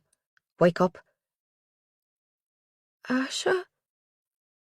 Her speech came thick and slow, as if her tongue was too fat for her mouth. What are you doing here? We followed you. Nick's thoughts tumbled over one another. The texts, the sleeping police constable, Ma's car so conveniently positioned. She'd failed. She'd brought the police down on Hazel's kidnapper. Was he somewhere close, watching? He could hardly miss the commotion. Now she saw that, along with Asher and Aaron, the place was full of uniformed police. But she'd swear there'd been no movement in here before she'd arrived. He must have only had Hazel here for a short time. Aaron was wrapping her in tinfoil like a Christmas turkey. Laughter bubbled up from nowhere, hard and loud and unrestrained. You gonna cook me? The detectives exchanged worried looks, and Aaron stepped back, his face twisted with some strong emotion. Hey! Give me some room to work here, and take your big, clumpy police boots off of my crime scene. Stale cigarette smoke washed over Nick as Yana leaned down to her. Let's get you out of here, girl, so I can look for evidence. That's if these clumsy PC plods have left me any to work with. Nick felt rather than heard the mass exodus as embarrassed coppers backed away into the yard. Yana helped her to her feet, disregarding the blood that dripped from her. They lurched out into the night, with Nick blinking in the bright lights. She raised her arm to shield her eyes, and almost hit Yana with the tire lever that she must have clung to throughout. Someone unpeeled her fingers and took it from her. There was an ambulance sitting in the yard. Its back door opened and a green-clad paramedic jumped out. She took Nick's other arm and helped her up the steps, lowering her down onto the stretcher bed against the right-hand wall. The laughter had gone now, leaving her drained of emotion. She shied away from the scene in the barn and what it meant, and focused on the details around her. "Hi, Nick. I'm Gail. Just going to take your blood pressure now, so hold nice and still for me. Everything's going to be all right." No, it isn't. Nothing was going to be all right ever again. The paramedic fastened a cuff around Nick's upper arm, and she flinched as air filled it, digging into the half-healed wounds under her bandages. The paramedic didn't seem to notice, her eyes on the machine. She clipped a plastic clothes peg-like device onto Nick's finger, illuminating it in red for a second before the jaws closed over her skin. All around them, equipment beeped. "Can you tell me if any of this blood is yours?" Gail said in that detached professional voice that must be hammered into everyone medical from their first day of training. "No. Yes, probably some of it, but it's okay. The doctors know about the wounds." Gail's eyebrows shot up. The back door opened briefly and another paramedic put his head inside. "Bit of background you need to know, Gail." They stood murmuring for a few minutes, but Nick zoned them out completely. She didn't need to hear a catalogue of her injuries again.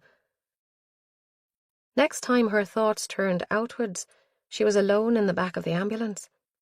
The rear door stood open, but it was so dark out there compared to the brightly lit interior that all she could make out were shadows.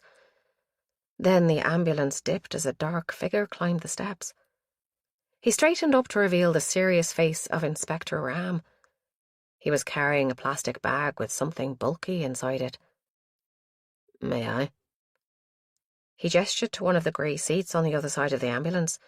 Nick assented, and he sat down stiffly, like an old man. "It's not human blood."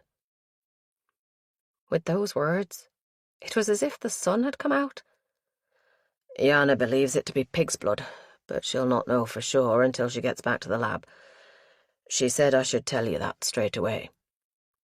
"So it's not Hazel's?" "Not Hazel's. So far, we have found no evidence that Hazel has ever been here. We will, of course, keep looking, but it seems this was a setup. Something to play with your mind, perhaps." "She's still alive?" Ram's eyes half closed for a moment. "We have no evidence either way, but it's likely, yes. How did he contact you, by the way?" "He left a mobile phone in my laptop bag when he broke into my room." Ram nodded. A suspicion formed in her mind, faint as wisps of mist, but there nonetheless. "You knew?" "Yes. We are not quite as stupid as the public seem to think. Yana found it, and we've been monitoring it ever since. And a tracker on your mother's car. That was how we got here so fast." Anger began, a slow burn inside her chest. "And did it help you? Are you any closer to finding him?" He smiled. "I believe we might be. Yana says you can go home, but she needs your clothes to test. She says to tell you to put them in this bag and tie the top. Here's some spares to keep you warm. Not the most stylish, but it was all we could come up with. Asher says don't worry about the fit. They never fit anyone, apparently." When he'd gone, she peeled her blood-soaked clothes off and put them in the empty bag. She stuffed the leather jacket in with barely a pang. Clothes could be replaced, but people couldn't. Ram had left her a jumpsuit, so dark green as to be almost black. It had the PSNI logo on the breast pocket. Asha was right. It hung loose from her shoulders, yet was tight around her bum when she sat down to slide her feet into the boots Ram had provided. They were clearly police boots too. Stiff leather, designed more for protection than comfort. Cold to her bare feet. She opened the door with difficulty and descended into the yard, walking like an old woman. When she appeared inside the ring of light cast by a series of high-powered work lamps, the buzz of conversation halted briefly before stuttering on self-consciously. The officers standing around all cast her one quick look, then found something interesting in the other direction. All except Asha. She came over with a twisted smile. Inspector Ram told you it wasn't Hazel's blood, didn't he? Yes. The kidnapper must have set the whole thing up. But why? That's exactly what we're asking ourselves, too. She laid gentle fingers on Nick's arm. Are you up to going back inside? Was she? Am I allowed in? Contaminating the scene and all that? A phrase she'd stolen from Hannah. According to Yana, the scene was destroyed by all the PC plods glumphing across it. Her words. Yeah, I heard her shouting at you all when she first arrived. She's scary, isn't she? Asha grinned at her, but the harsh lighting showed up the lines of strain around her eyes. Come on, let's go have a look in case you see something we missed. Flattered despite herself, even in the knowledge that Asha was clearly intending to cheer her up, Nick followed the detective into the barn. Shed, really? It was no bigger than the tiny single garage at home that they'd never been able to fit a car into. The patch of blood was taped off, but it no longer held any terrors for Nick. Now she knew it was of animal origin. She stood in the middle and turned slowly, taking in every detail she'd not been able to see earlier. The shed wasn't quite as empty as it had felt. There were a few rectangular bales of hay in the corner furthest from the door. Pitchforks were lined up next to them, prongs down and a stiff yard brush. She kept turning. A quad bike with mud caked on the tires and splattered across the body, except where someone's legs had shielded the seat as they rode. Some of the mud was darker than the rest, still wet. As she watched, a lump detached itself from under the wheel arch and fell to the floor with a dull thump. And that was it. Apart from... Nick took 2 quick strides across the dirt floor. Her hand reached out in reflex, but she stopped just short of the feathery scarf draped in autumn shades of green and brown, where it hung from a nail by the door. You recognize it? Asha asked quietly. Yes. Her voice came out as a croak, and she cleared her throat. The last time I saw it, Hazel was wearing it. They're her favourite colours. I bought it for her last birthday. It couldn't be another similar one. No, if you look at the label, it'll tell you. They're all individually hand-dyed. No two are the same. I bought it at a craft fair. Okay. He's left it here as a message, then? Hazel was probably never anywhere near here. Any more messages on that phone he gave you? Shit. I left it in the back pocket of my jeans. She'd taken her own phone out but forgotten about the brick. I'll get it. Asha disappeared into the yard, leaving Nick alone in the shed. She turned around again, making sure she hadn't missed anything else. The pool of blood was irregular now, where she'd fallen down into it, and there were bloody footprints leading in and out of it, all overlaying one another. God only knew what Yana would be able to make of that mess. She closed her eyes and breathed in, searching for the scent of aftershave she'd smelled when she first got here. But it was gone, replaced by blood and disturbed dust, and the smell of wet mud from the quad. She reopened her eyes and went over to Hazel's scarf, running it through her fingers. That's where the smell had been strongest, by the door. She buried her nose in the soft material and inhaled, but all she could smell was fresh air and the faintest scent of the Radux shower gel Hazel used. Asha came back with the cheap phone in her hand and a strange expression on her face. "There's a new message." She handed it to Nick. "Fooled you. Dump the bodyguards or the sister dies. It's still you I want." "What will I do? He must know by now that you've read the texts. He's been one step ahead the whole time." "Well, for now, we'll get you home. You need to clean up and get some sleep, and we'll talk in the morning. Aaron will drive you." "What about Ma's Jeep? I can't leave it in the middle of nowhere." "I found the keys in your jacket pocket. One of us will drive it back for her. Just try to get some rest." To Nick's surprise, when they emerged from the shed, the first rays of sunrise were lighting the sky to the east. Aaron waved to her from the laneway. "Car's down here, Nick." They walked side by side in silence. Aaron was unusually quiet, perhaps reading her mood, and exhaustion had creeped over Nick, leaving her too tired to speak. The usual grey Golf was parked at the far end of the lane, reversed in. She climbed into the front seat this time, resting her cheek against the window.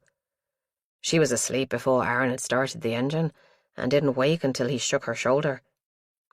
"Sorry, Nick. We're here. Your mum and dad'll want to see you're safe, so brace yourself." He was right, of course.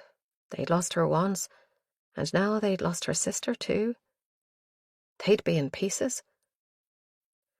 She had to use the door frame to haul herself upright, and straightening was like forcing open a rusty hinge. Aaron took her elbow in a light grip, helping her balance as she stepped painfully up the driveway and into the house. All the lights were on, despite the fact that the sun was well and truly up by now. With a feeling of déjà vu, she heard the murmur of voices from the sunroom. She dreaded facing them. Last time had been bad enough, but now she was carrying the guilt of deception on her shoulders too. She stumbled to a halt in the hall. Aaron turned to face her. "You can do this. You're stronger than you think." Her mouth was too dry to speak, so she shook her head instead. "They love you. Go on." He gave her a gentle push. She forced her feet forwards. "Nick, love," Ma called as soon as she turned the corner.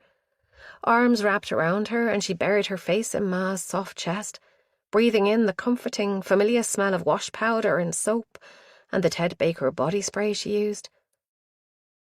"Shush now. It's all right. You're safe now."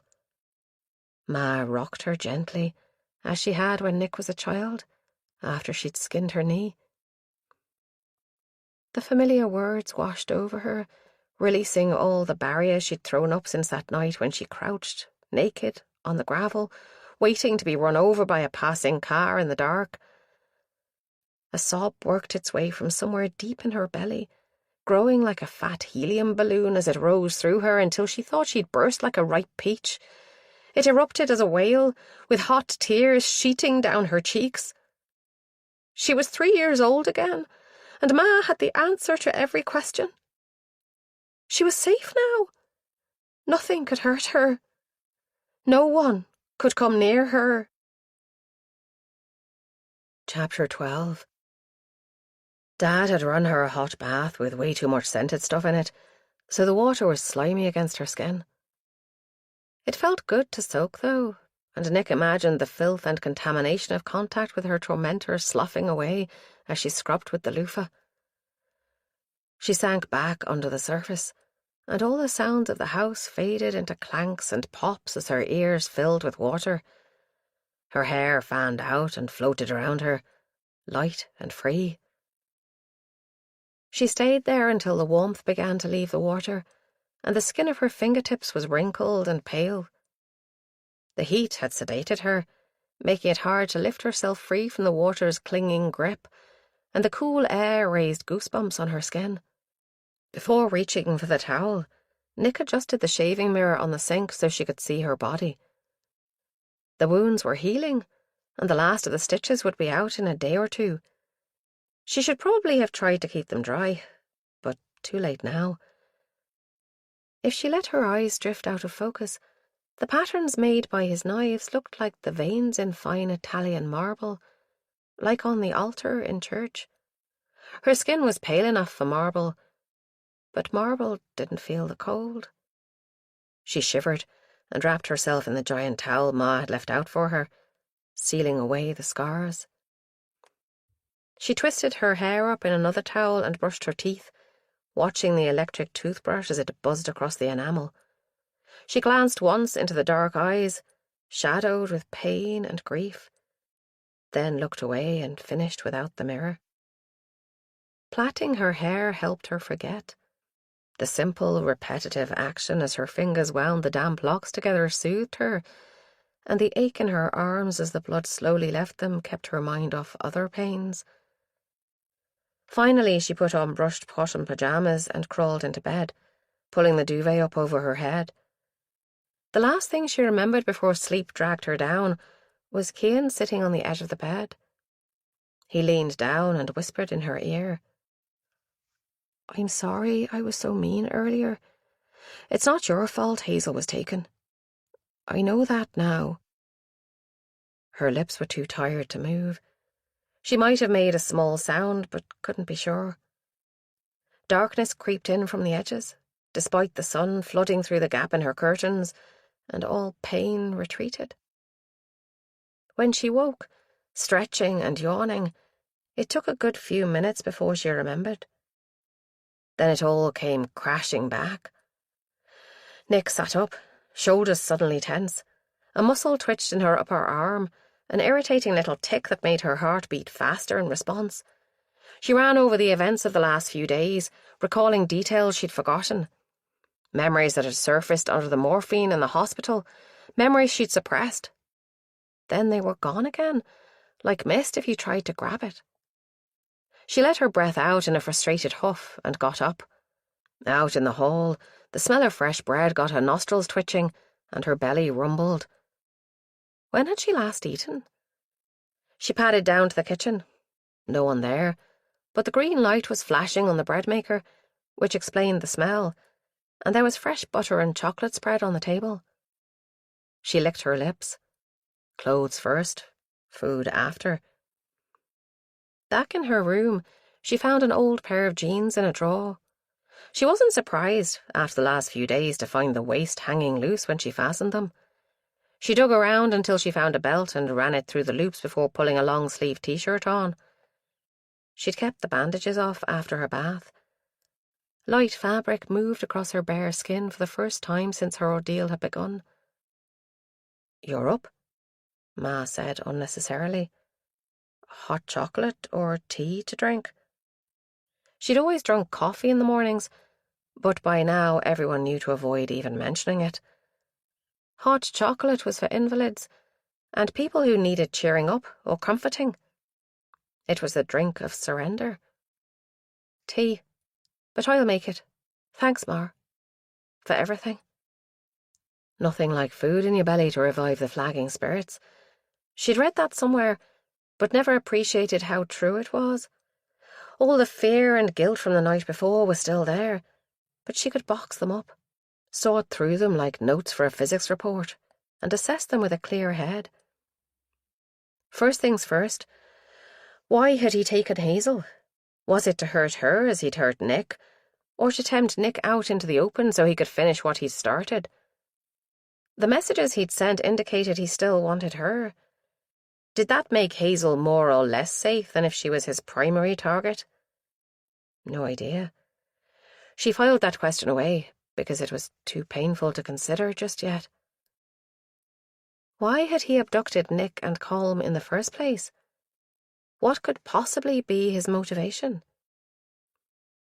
Nick padded through to her room and grabbed an A4-lined pad and a biro, pouring herself a second cup of tea on the way back through the kitchen.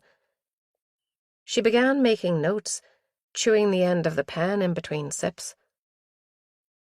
By the time Asher arrived, looking far too fresh for someone who'd probably had less sleep than Nick, she'd covered 3 pages of A4 with her thoughts.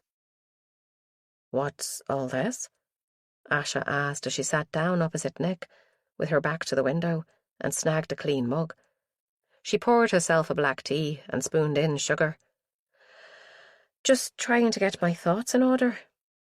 Nick pushed the pad over to her. "Why? Why did he take me and Colm in the first place?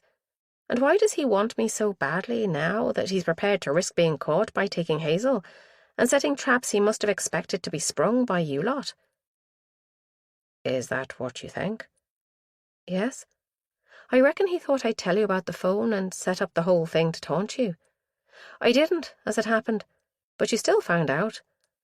I think he'll assume I'm cooperating fully with the police and have been from the get-go." "Aren't you?" A blush rose up her neck.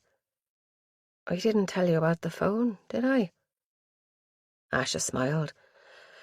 "No, but if it happened again, would you?" "Would she?" "Perhaps," she said slowly. "It'd depend if I thought it would endanger Hazel or not." "Want to know what I think?" Nick met her eyes and nodded.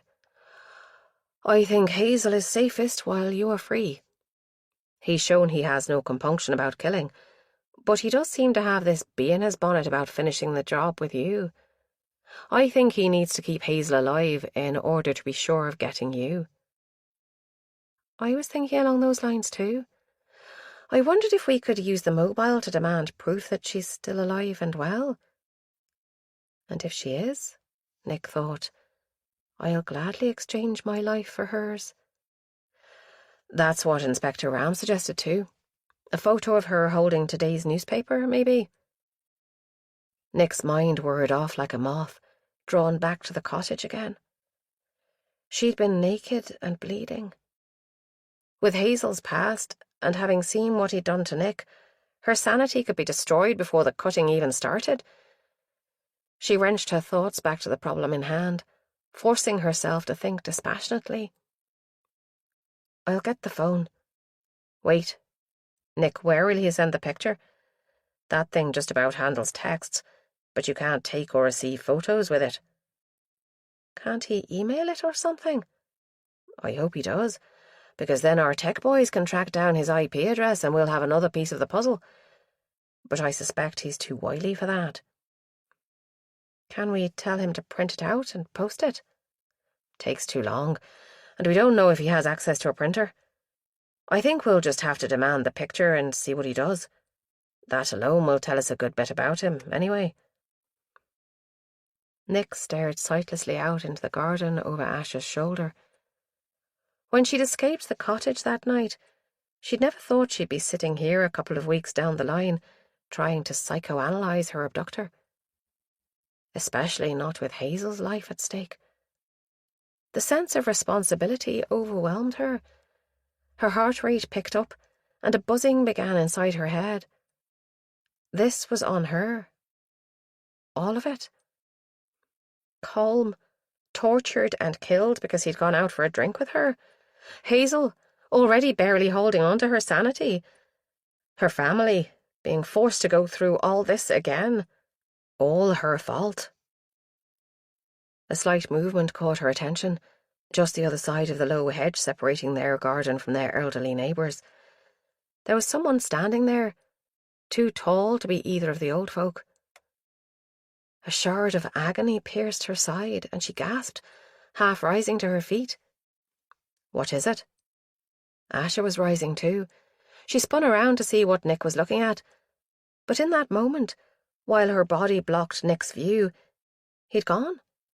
There was nothing to see, just the striped lawn and the neatly trimmed hedge. Nick tried to speak, but the words wouldn't come. She just pointed.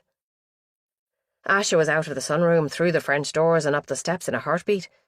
She ran across to the hedge and looked over, then ducked down and looked under, where it was thinner near the base, moving along the length of it.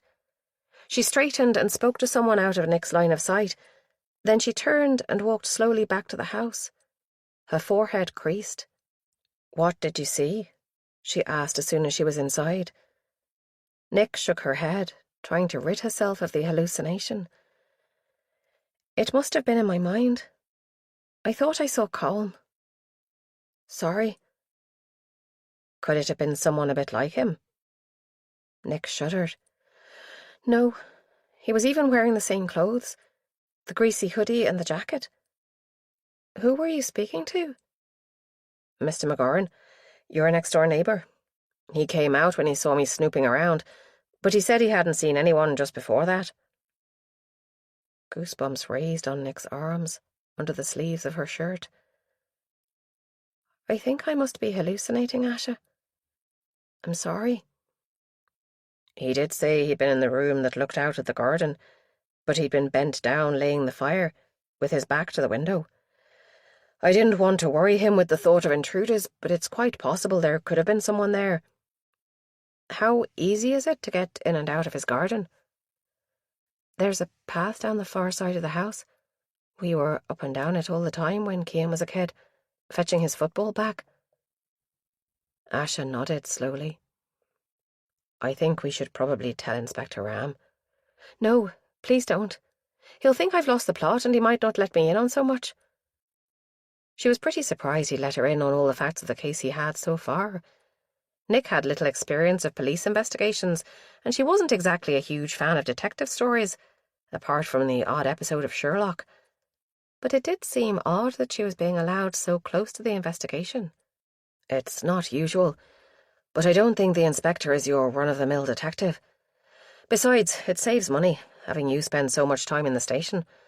Otherwise, we'd have to have an officer with you all the time, and we're short-staffed enough as it is. Especially now they had to have an officer with her family full-time as well. Ash's mobile went off in her pocket. She fished it out and glanced at the screen before answering it. The expression on her face was almost comical.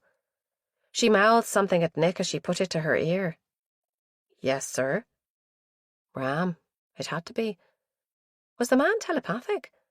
She tried to meet Ash's eyes, silently pleading with her not to tell him. Yes, sir. I'm at the Gordons' place now. I'll ask her. She put her hand over the mic. The inspector wants to know, would you be prepared to have a look at the body they found? To see if it was Calm? The man you knew as Calm? Okay. Nick swallowed. I think. She really wanted to stay close to the investigation, so she'd do anything to help. Anything to keep herself in Inspector Ram's good books. She still didn't know how much he'd trust her after she tried to keep the brick phone to herself, so maybe this would go some way towards bringing her back into favour. She says she will, sir. Will we head down there now? As Nick lowered herself into the front seat of the nondescript Ford next to Asha, she couldn't help glancing at the next-door neighbour's front drive. Had there really been someone there? Someone who looked just like Calm? Or had the whole thing been her imagination? Instead of the Lisbon Road police station, where Nick expected to go, Asha drove her to the Royal Victoria Hospital. She queued with everyone else to park in the multi-storey and eventually squeezed the car into a narrow space on the top floor. Why didn't you use police privilege, or whatever it's called, and park near the entrance? Asha grinned. Tried that once, got clamped. Never heard the end of it from the guys. It was all woman driver jokes for weeks. The casual sexism of the PSNI we hear about on the news? Nah, just any chance to wind up a detective. They walked past the cloud of smoke from pajamaed patients with drip stands in tow and along the covered walkway. This way, Asha said, pointing to a sign. Mortuary. The hospital's smell of surgical spirit and disinfectant creeped into her nasal passages, making her nose twitch. What would a mortuary smell like? Death? It was suddenly very real. If this was really Calm, would she even recognise him? In here? They were in front of a clean-looking red brick building with a cream-coloured stripe just above door level. It looked modern, like a new office block. The only clue to a more macabre use was the vented tower, a bit like the tip of a church steeple, that seemed to grow out of the brick paving stones. The double entrance was made of smoked glass, for privacy, Nick supposed. Asha pressed an intercom button next to the inner door. Detective Sergeant Asha Harvey with Nicola Gordon to identify a body. I believe Inspector Ram was in touch with you earlier." The door buzzed open and they passed through. Nick tried to breathe through her mouth, but she couldn't help tasting the air. It seemed thick, heavy with the smell of corpses. They were met by a cheery, round-cheeked lad, his huge afro barely restrained by a mesh hood. "Hi there. We was expecting you earlier," he said in a strong London accent. "Get lost on the way?" Asha didn't answer, so Nick said, "Queues for the car park were halfway around the hospital." He grinned. "You didn't park in the VIP spot we keep special for the boys in blue, then?" Asha flushed. "You mean the one I got clamped in last time?" "Yeah, that'd be the one." Nick couldn't help responding to him. "What's that accent doing this side of the water? I've only ever heard it on EastEnders." "Yeah, that'd be 'cause I'm from the East End, innit?" He dropped into a stronger accent, so thick she could barely follow him. "Followed the prof over.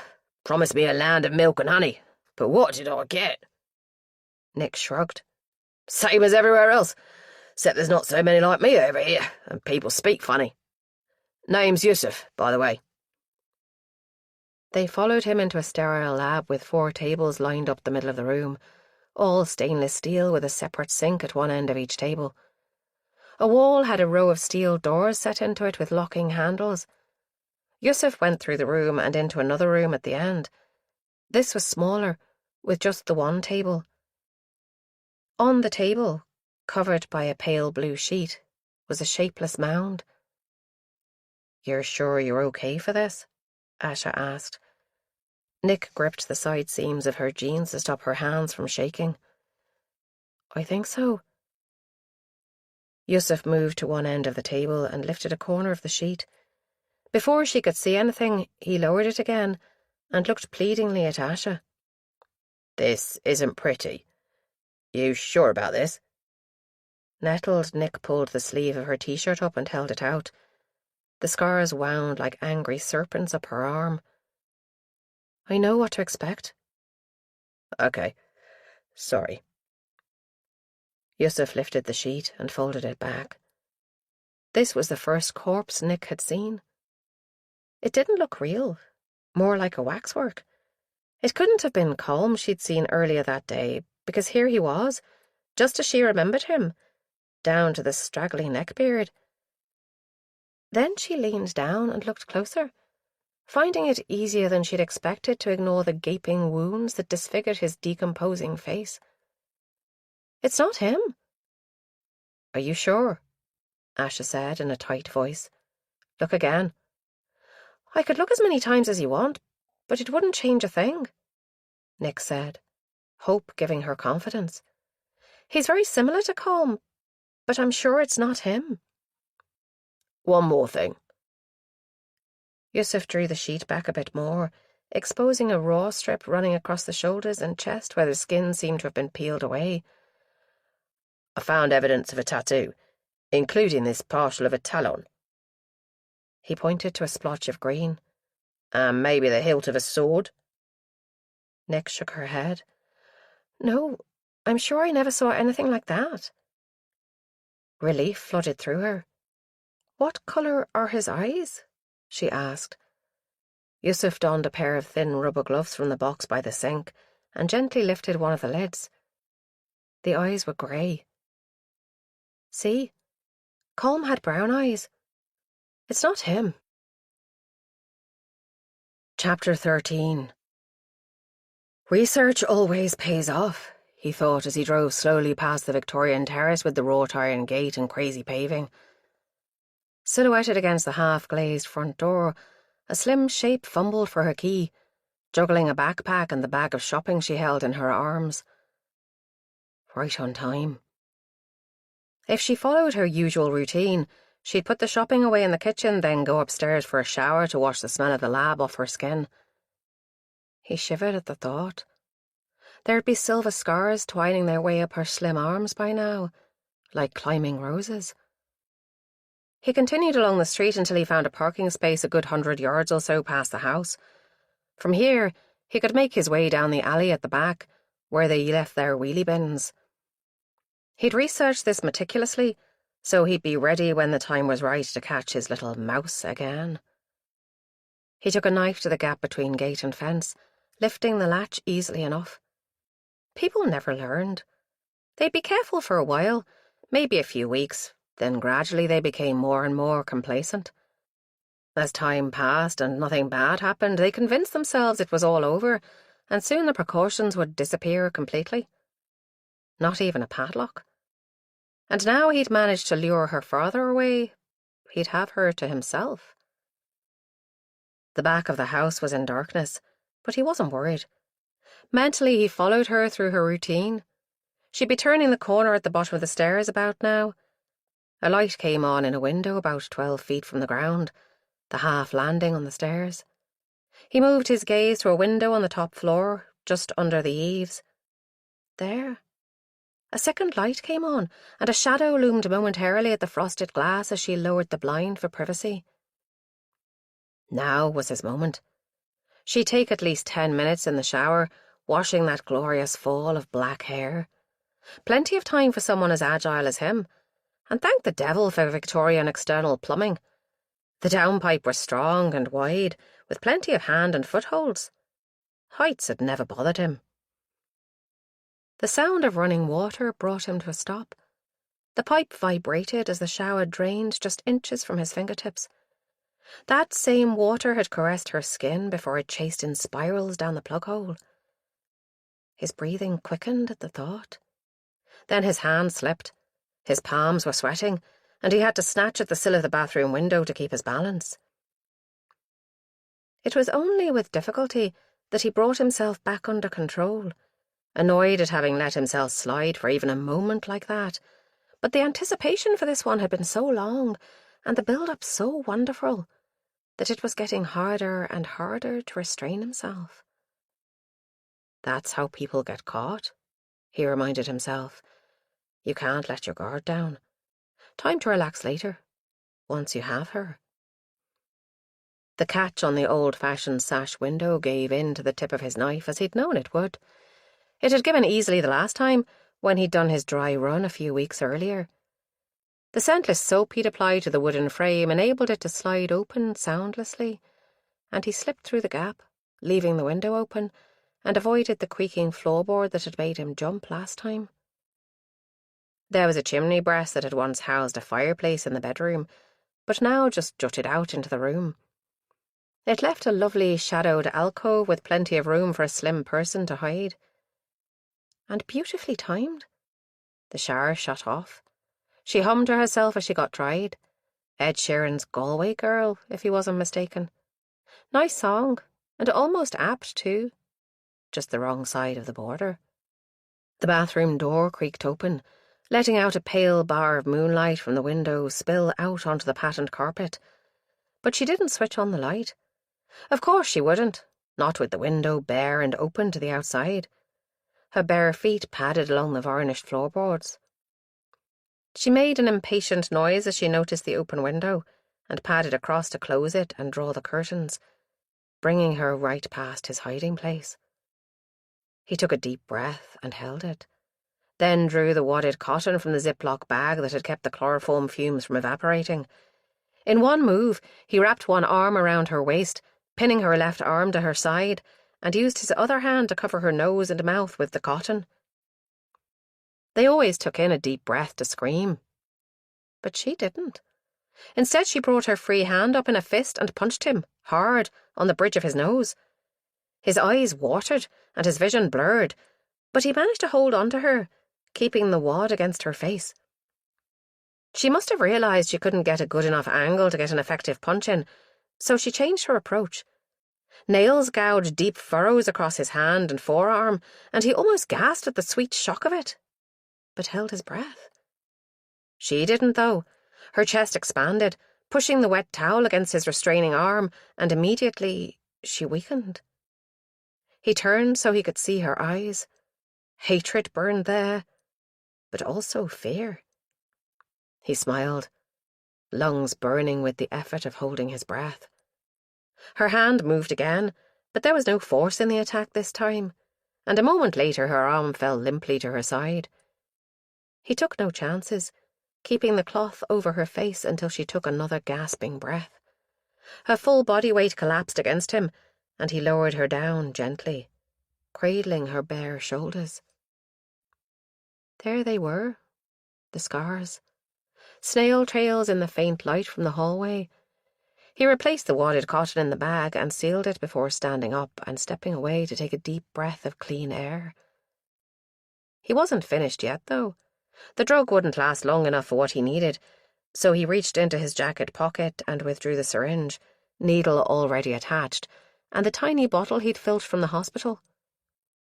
Hand shaking slightly, he drew up a measured dose and cleared the air from the barrel. He'd seen them do it so many times as he watched, invisible, from the sidelines. The big thigh muscle was his target. He pulled the towel up to reveal her shapely leg, and the nest of dark hair at the top of it as she lay sprawled, unconscious. He licked his lips, forcing his mind back to the job in hand, and felt for the magic spot. The needle went in smoothly, but the anaesthetic must already have been wearing off, because the woman kicked out and moaned, her eyes opening with a glazed look of incomprehension. Too late, he thought, and pressed the plunger. It didn't act as quickly as he'd hoped. She waved her arms like a rag doll. One of them connected with the side of his head, and he reeled sideways, just catching himself before he toppled over. She was trying to push herself to her feet, and her lips worked, but she still wasn't awake enough to form words. Still, the moans were becoming louder, and there was a risk she'd be heard. He clenched his fist and brought it around in a blow to the side of her jaw that snapped her head back on that slender neck. Her eyes crossed, glazed, and she collapsed back down in an untidy heap. His breath rasped. His throat felt as raw as if he'd been half strangled. His fringe clung damply to his skin, and the hand that still clutched the syringe shook. This was no good. Everything had been going so well. He glanced at his wristwatch. Still on time, despite the unexpected fight. He reached into the deep pocket of his jacket, the opposite side to the one that had held the drugs, and pulled out a wisp of soft silk, taking a moment to hold it to his nose. It smelled of her, still, after all this time. He laid the blouse down on the bed as though she'd put it there ready to wear after her shower. The other item had sunk into a corner of the pocket, giving him a moment of panic, but then his fingers closed on the thin, scooped-out shape and hauled it out. This he arranged above the neckline of the blouse, as though she was planning to wear it around her neck. The next bit was the tricky part. He couldn't risk being seen with a naked woman over his shoulder, but he thought ahead and brought a giant kit bag. The woman was tiny and slim, and the drug would keep her limp enough to pack into the bag. He left the zip open a few inches above her face for air, then hitched the straps over his shoulders, settling the bag against his chest so he could support her with his arms. The stairs were a risk, as he hadn't had a chance last time to check for loose floorboards, but he trod the edges with care and made it down the 2 flights without making any noise.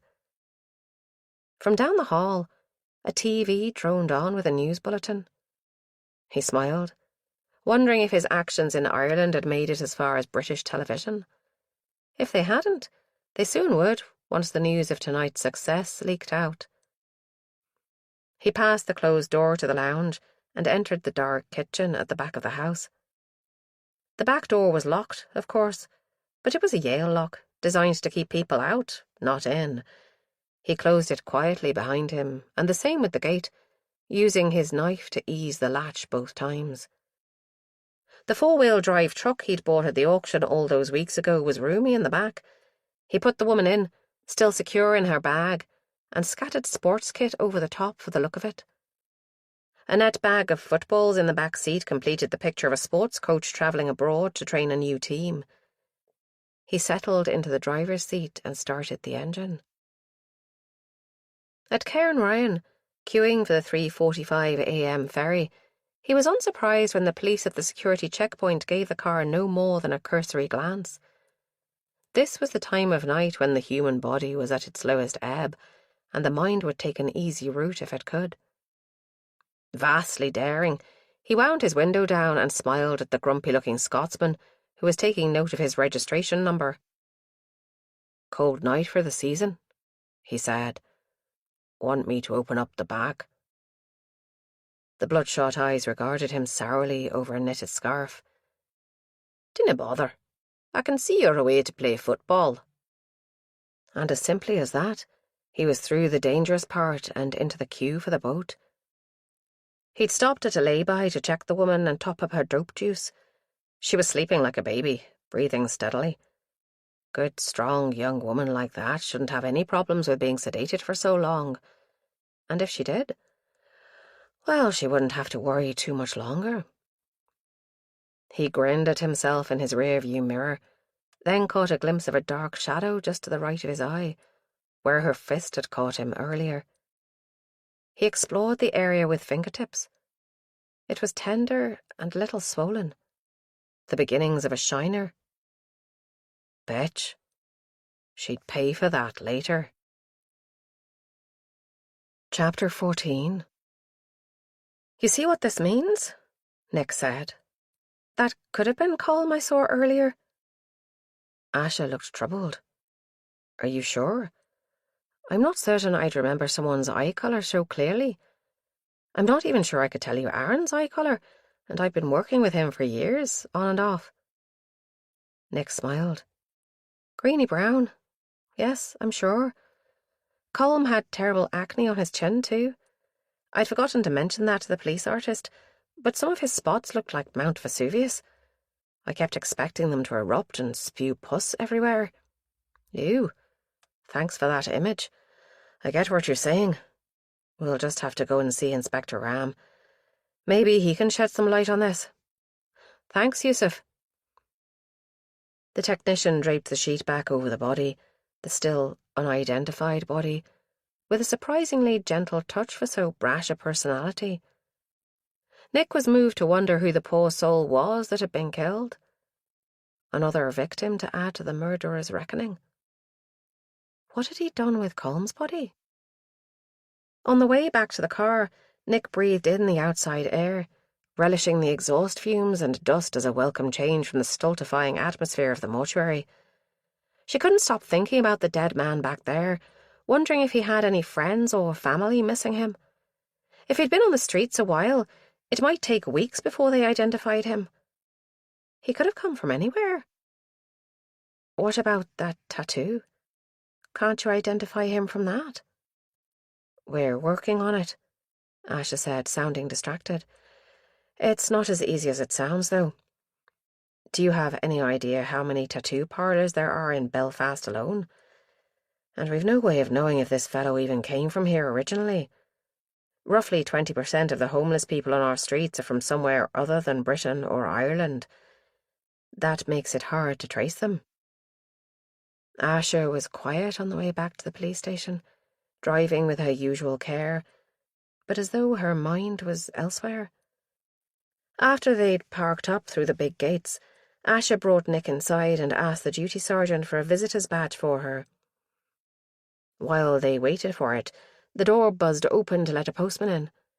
He dropped a stack of mail on the desk, but kept hold of a parcel, wrapped in battered brown paper and tied up with string.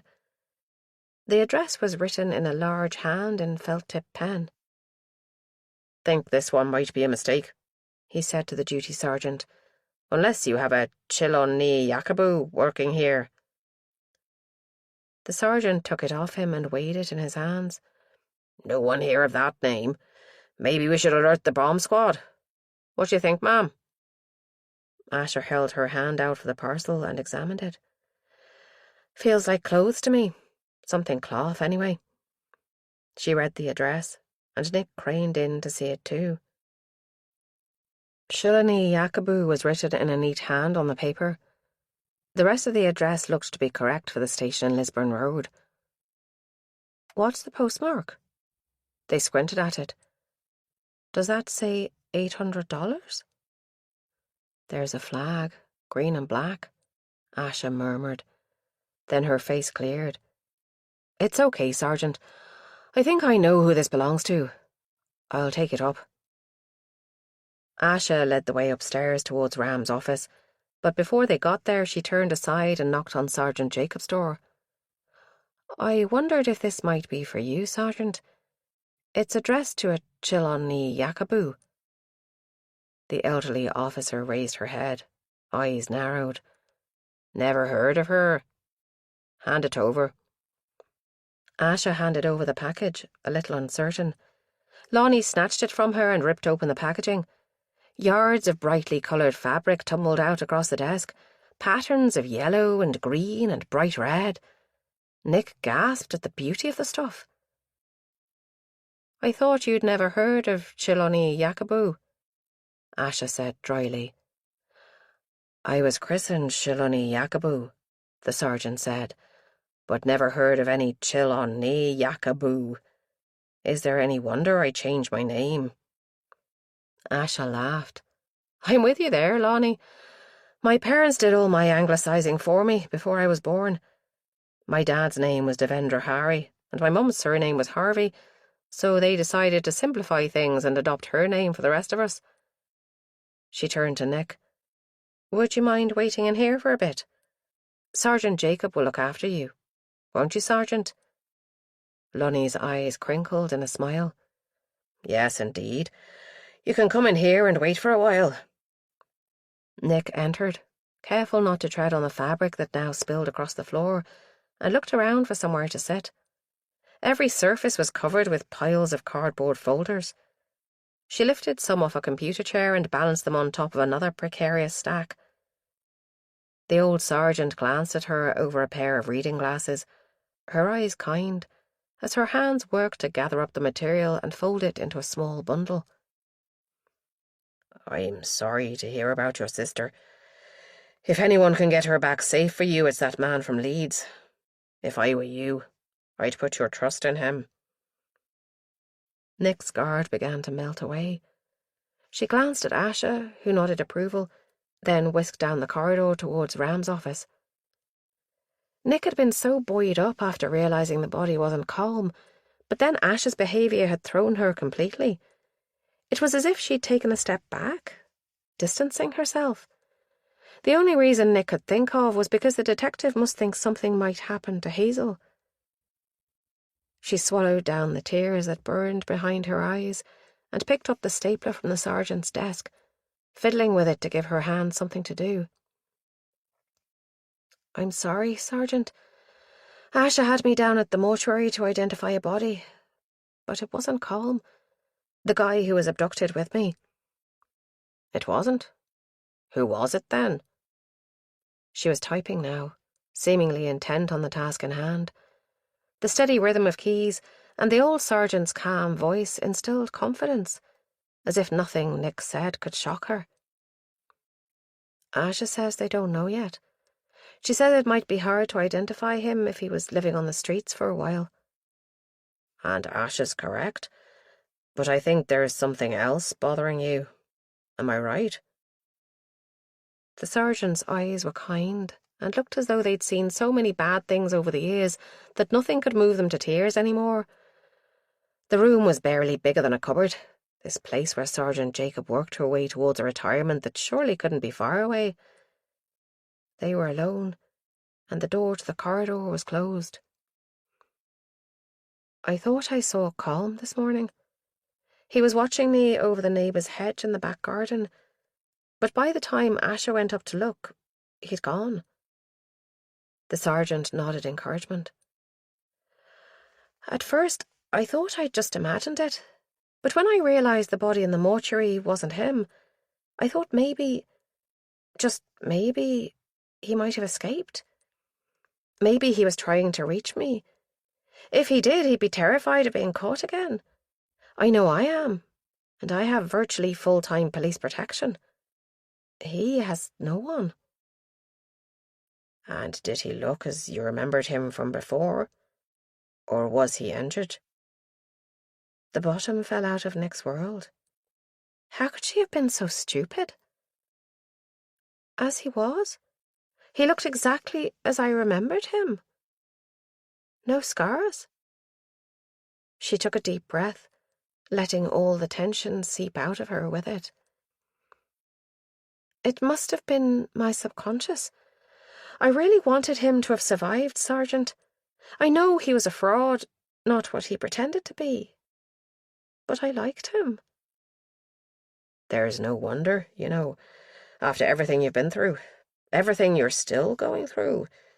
It's bound to mess with your head. You just stay strong, honey. A draft on the back of Nick's neck made her turn. Asha stood in the doorway. Do you want to come down and tell Inspector Ram your idea about contacting the kidnapper? Nick looked at the elderly sergeant. Go on, she said. Trust him to get your sister back for you. Ram was writing furiously when Nick went in, and he didn't look up, just inclined his head towards one of the chairs on her side of his desk. She took the hint and sat down, tucking her sleeves over the scars.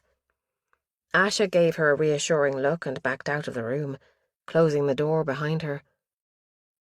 When Ram had finished, he put the biro down, and Nick noticed it was an expensive-looking cross pen, at odds with his slightly shabby appearance. Do you have the phone with you? Nick pulled it out of her pocket, checking the screen before putting it down on Ram's desk. No new messages. Nothing since last night.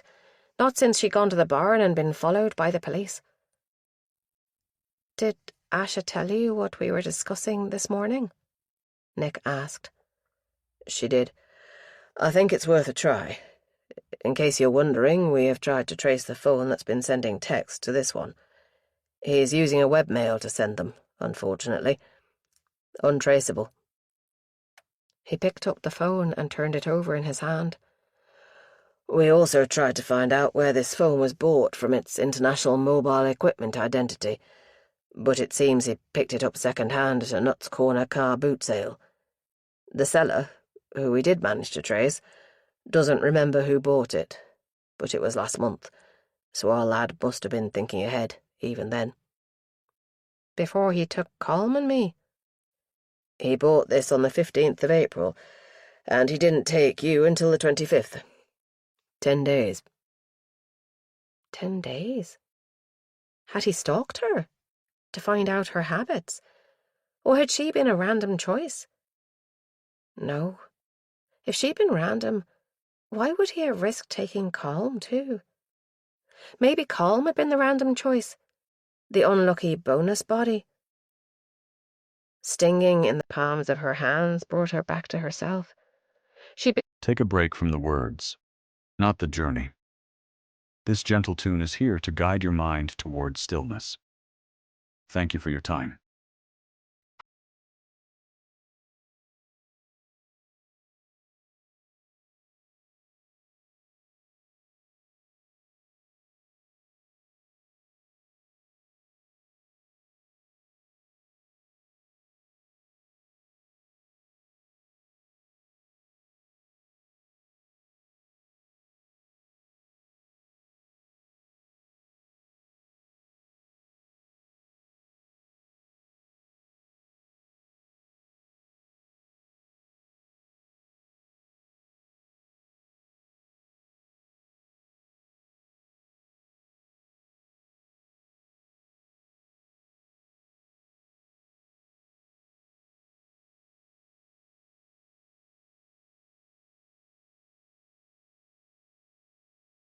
Digging her fingernails in again, leaving the same little crescent moons they always did. At least she hadn't drawn blood this time. Ram handed the phone back to her. What would you like to say? Nick unlocked it again and opened the last text, selecting reply. She bit her lip and then started typing, hardly even irritated by having to use the number keys to type letters. I need to know Hazel is unharmed. Prove it to me and I'll give myself up to you at a time and place of your choosing. No police. Just us. She turned the phone around and showed it to Ram. He read it with an impassive face. And do you mean it? About no police? She swallowed. I don't think he'll go for it any other way.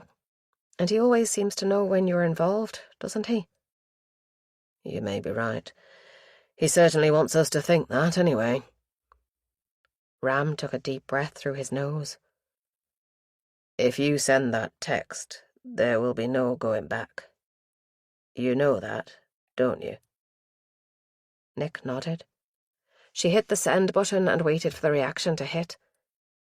It didn't. If anything, she felt lighter, less burdened. She was doing something. A knock at the door broke the tension that had been building in the room. "Come," Ram said. "Sir?" Aaron stuck his head around the door. His face lit up when he saw Nick. "Oh, hi, Nick." "What is it?" "Sorry, sir. We have a positive ID on the body in the morgue." "We do? Did the girl ID him?" Nick was confused for a moment, thinking he meant her, until she remembered the girl she'd seen Aaron escorting from the building yesterday, the one who'd given Jilly the description for the sketch. "Yes, sir. She says there's no question it's him. She recognised the tattoo and, He glanced at Nick, surprising her by flushing. "and a few other, significant features unique enough to make her certain." "Good. What name did she know him by?" "That's the thing, sir. She says his name was Carol Albescu, and he was Romanian. But when he got here, he realised Carol was mostly a girl's name, and adopted the name Colm White instead." Nick couldn't process the words for a moment. She turned them over and over in her mind, trying to pull the meaning from them. Carol Albescu. Colm White. But it isn't the same person. It can't be. "What did you say Colm's surname was?" Ram asked gently. "I didn't know his surname." "How many Colms do you suppose there are in Belfast?" Ram probed. "A dozen? 100? How many of them are aged in their early 20s? With a straggly beard?" Nick shook her head helplessly. "I was so certain it wasn't him." "But you agree this dead man's face is like Colm's, as far as you were able to tell? With the wounds and decomposition, that is. It is very unusual to meet someone who looks exactly like you, don't you think? And he has been tortured in the same way that you and Colm were tortured." Nick nodded agreement.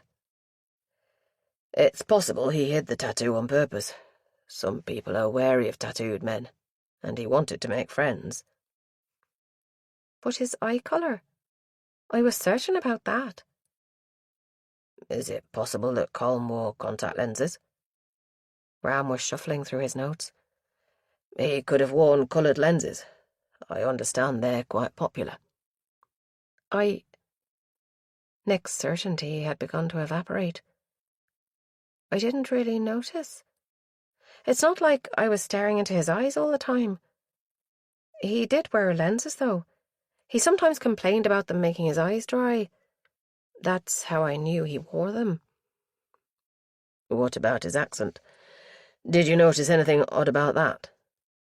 "He said very little, but he did have a slight accent, yes. He said it was a Cork accent, and I believed him. I don't really know what a Cork accent sounds like." "I think that settles it, then. We might well have our missing person after all. Did the girl say if he had any family, Aaron?" "No, sir. She said he'd come here on his own. Funnily enough, he did get here via the south, but I don't know if he was ever near Cork. I can ask her." "Leave it for now. It seems the unfortunate young man was just another random choice by our killer." Ram regarded Nick over his steepled fingers. "You cannot blame yourself, you know. It's possible you were both just random victims, picked because you were sitting so close to the back door of Limelight and because you were both alone. I understand the club was packed that night. No one noticed either of you being moved, which was a piece of luck in the kidnapper's favour, and there's no CCTV there, or wasn't on the night. The camera in the back hall was out of order. Someone had stuck chewing gum over the lens, Aaron added. Whoever did it stayed out of sight, so all we got was a blurred, out-of-focus bit of hand. No distinguishing marks. It was done around the time we think he took the pair of you, so it was probably him. But he left no evidence behind, and the club owners removed the gum and chucked it before we got there. Before they knew it could be important. If it had been a spur-of-the-moment act on the night, did that make her feel better or worse? It was Colm who'd selected that particular table, so at least she didn't have that on her conscience. If I'm a random victim, why is he so determined to finish the job? How did he know where to wait for Hazel? The one place on her route where he could safely hide? The question had reared up from nowhere, but she realised it had been nagging away at her since Hazel disappeared. He's proved before that he is not only good at researching his subjects quickly, but he's also a master of the snatched opportunity. Ram glanced down at the phone, lying silently on his desk. That's why I think he'll probably take your bait. As to why he wants to finish you off, that I don't know. He took a deep breath that seemed to come from his soul. I just know he doesn't like to leave unfinished business. He must mean his daughter. But she had survived, hadn't she? Aaron, will you please drive Miss Gordon home? Then you can leave her. Sir? Aaron's brow creased. What's going on? Ram raised his eyebrows, suddenly looking less like a tired man in a worn suit and more like a senior detective who didn't like his authority being challenged. Aaron coughed and backed down. Okay. You ready, Nick? Nick slid the brick phone into her back pocket, certain it weighed less than the last time. A thought struck her. Are you still monitoring this phone? Ram smiled. Yes, we are. But he will know that and expect it. I'm certain he will find another way to get in touch with you. Good luck, Miss Gordon. Aaron was silent as they walked the corridors. At the head of the stairs he stopped. Wait here a moment, will you? I'll be right back. He walked briskly back the way they'd come, then turned right into an office. The buzz of voices from inside rose in volume, and then fell again as the door closed behind him. Nick leaned back against the wall and closed her eyes, trying not to think about what lay ahead. The sounds of the busy police station washed over her, and the smell of coffee insinuated itself into her attention.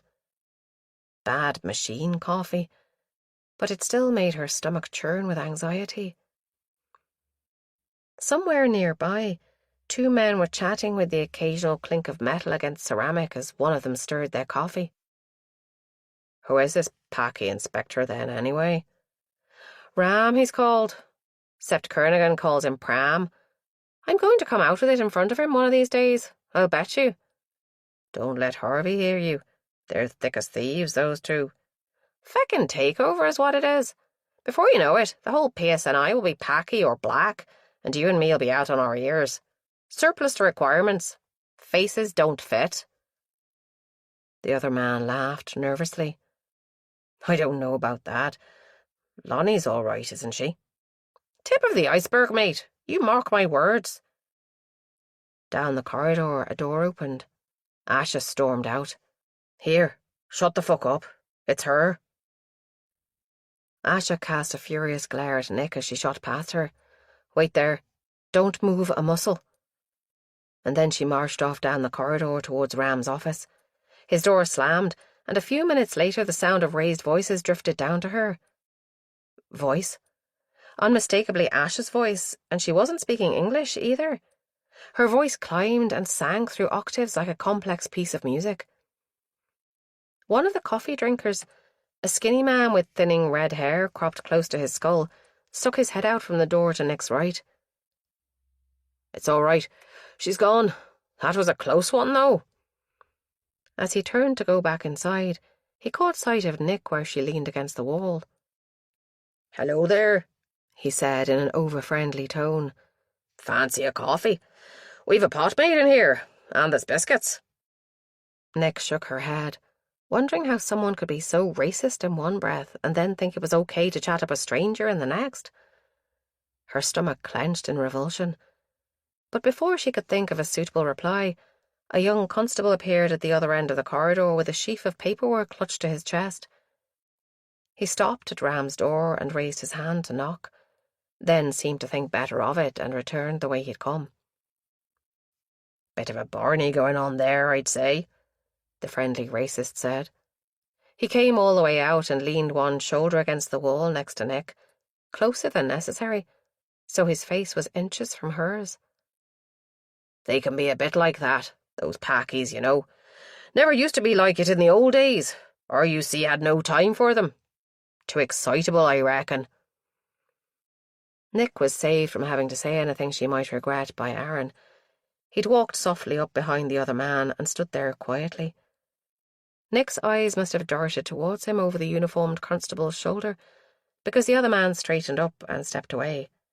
When he saw who was behind him, his face twisted into a scornful smile. Aaron turned to Nick. Want some fresh air? There's a bad smell around here. Oi, say that to my face, dickhead. Aaron turned slowly and looked the other man in the eye. Constable Aiken, the DCI was asking me if I knew where you were just now, so maybe there is someplace else you should be. Aiken's face twisted in hatred, but he backed down. He looked at his watch. Oh, is that the time? I really must be going. He spoke woodenly, through a set jaw. You coming, Belle? The other uniformed copper appeared, the pair of them turning away and walking down the corridor without a glance at Aaron and Nick. Once they were out of earshot, she sagged. That was awful. I didn't think that sort of stuff went on anywhere these days.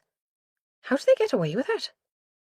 It's never really gone away in the force, and it won't while time servers like those two are still around.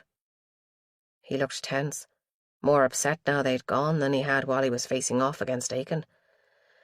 I'll have to report him, of course. Does Asha know? Or the inspector? I expect Inspector Ram's got his own ways of dealing with racism. I hear it's even worse in his neck of the woods. Asha? His lips tightened. Despite all that bluster, the truth is the bastards are too wary of her to say anything to her face. She's a tough cookie. Yes, but she shouldn't have to put up with that. I thought physics was bad with the sort of casual sexism that goes on all the time, but this is truly awful. Aaron seemed preoccupied with the situation in Ram's office. Nick followed his gaze and looked back towards the office, where Asher had finally fallen silent. Asha wasn't happy about Inspector Ram's plan. Nick swallowed, following his lead. I don't know why. She knew about it beforehand because we cooked it up together this morning. Anyway, it was more my plan than the inspector's. That's not the way she sees it. I don't think she intended you to be staked out as bait without police backup, like the proverbial sacrificial goat. Aaron was still looking over her head at the entrance to Ram's office. I can't see how it could work any other way. He's too wary to fall into a trap, I think. Nick had already come to terms with her own fate. It was as if she'd been living on borrowed time since that night in Limelight, and soon she'd have to face the consequences.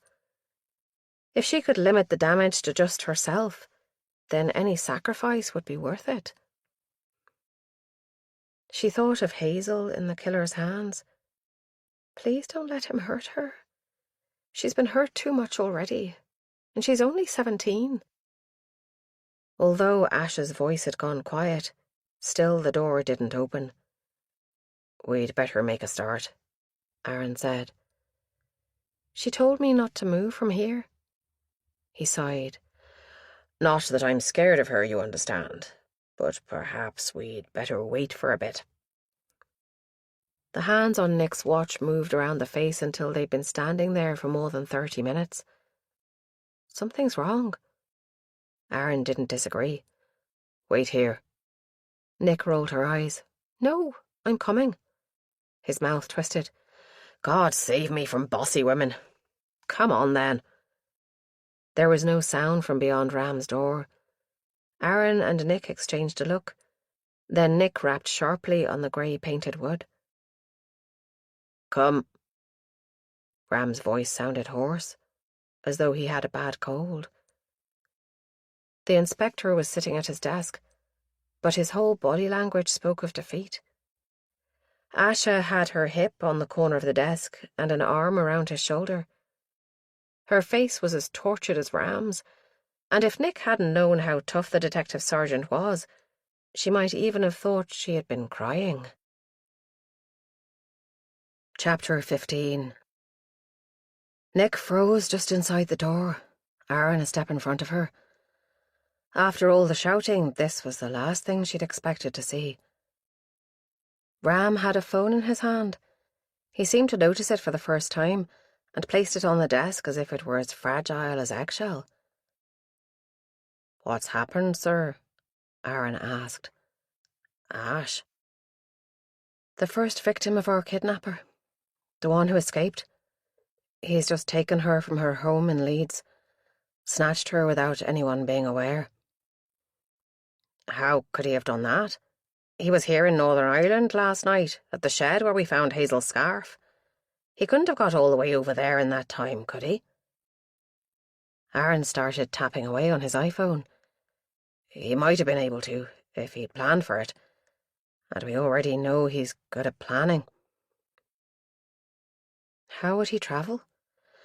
Ferry would be too slow, wouldn't it? Unless he went to Scotland, and then it's, what, a 5-hour drive to Leeds? Asha pulled Ram's keyboard and mouse across to her and turned the monitor. I'll do ferries if you do flights, Aaron. Ferry's out, Aaron muttered. But there are a couple of flights he could have taken to Leeds Bradford Airport and then driven from there. What time was she taken? Between 5 and 5:30 today. Her flatmate spoke to her when she got back from work just before 5. Then she went upstairs for a shower and didn't come down. By the time he went looking for her, she was gone. Are we sure it's her man? Aaron asked. Maybe she just up and left. People do sometimes. It's him, Ram said heavily. He left a calling card. Nick's head shot up. What did he leave? Ram brought his eyes up to meet hers. His were bloodshot and puffy. He left the blouse she'd been wearing the day he took her the first time. And he left something else too. He took the mouse from Asha and clicked on a minimised file icon at the bottom of the screen. A picture appeared of a pale pink silky blouse with delicate embroidery on the collar. He clicked the right arrow, and Nick gasped. That's mine. It was the necklace she'd been wearing in Limelight, and there was no mistaking it because she'd made it herself from seashells she'd picked up on the beach in Strand Hill when her family had holidayed in Sligo years ago. It was unique, right down to the swirly bit of secretion on the queen's scallop she'd used as a centrepiece. He's pretty determined to tie the two cases together, isn't he, sir? Aaron said thoughtfully. This is definitely personal for him, I think, Asha said, casting a worried look at her boss. I'm going for a walk and to make a phone call, Ram said. He stood and shrugged himself into his suit jacket.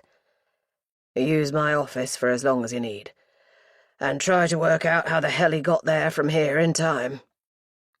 Once we know how he travelled, we might have a chance of identifying him. He closed the door behind him, leaving a stunned silence. What's with him? Aaron said. Meera Patel, the victim, is his daughter, Asha said. She didn't wait for Aaron to respond. Now let's get on with this before any more harm comes to that poor wee lassie. We've got to find this bastard. OK. What time do we reckon he was at the shed last night? Well, Nick got there at 3:15 in the morning, or thereabouts, and he was away by then. But the blood wasn't clotted, so he can't have been gone long. Assuming he's working alone, that is. It was cold that night, and that was a lot of blood. But it still can't have been more than a few minutes, surely. I'll ask Anna, Aaron said. Say an hour from there to the city airport. That takes us to around 4:15. I'll check flights from then onwards. He must have got the ferry, Asha said. He'd be worried about being picked up by the security cameras in the airport, surely. Too tight for time. He could easily have caught the 7:30 from Belfast to Cairnryan with time to spare. That gets him in at, let's see, just before 10 in the morning. If he grabbed the woman at 5, that gives him 7 hours to drive there, find her, and work out how to grab her. It's doable. You could be right about the security, but the first flight out to Leeds Bradford is also 7:30 in the morning. Loads of time to catch that. Land at 8:30 and a short drive to Leeds. He'd probably hire a car. Should be able to find records for that. It gives him all day to track Meera Patel down and form a plan. Nick listened to the exchange, becoming more and more bewildered. Guys, check with the car hire companies. Ask for a list of men in the age group who hired a car that day that ties in with the times of flights landing from Belfast. Some of them will dig their heels in and quote data protection at you. Just do what you can. If need be, we'll apply for a warrant. Guys. They both looked up, surprised, as if they'd forgotten she was there. How will you recognise him? As far as I know, there are only 3 people alive who've actually seen him, and 2 of them are in his hands right now. I'd struggle to recognise him if I met him in that corridor out there. I've only seen his eyes. We can't, Asha said in a small voice. But we've got to do something to try to work out how he got from here to there. That's how it works. Lots of slog, tracking down leads, however faint and unpromising.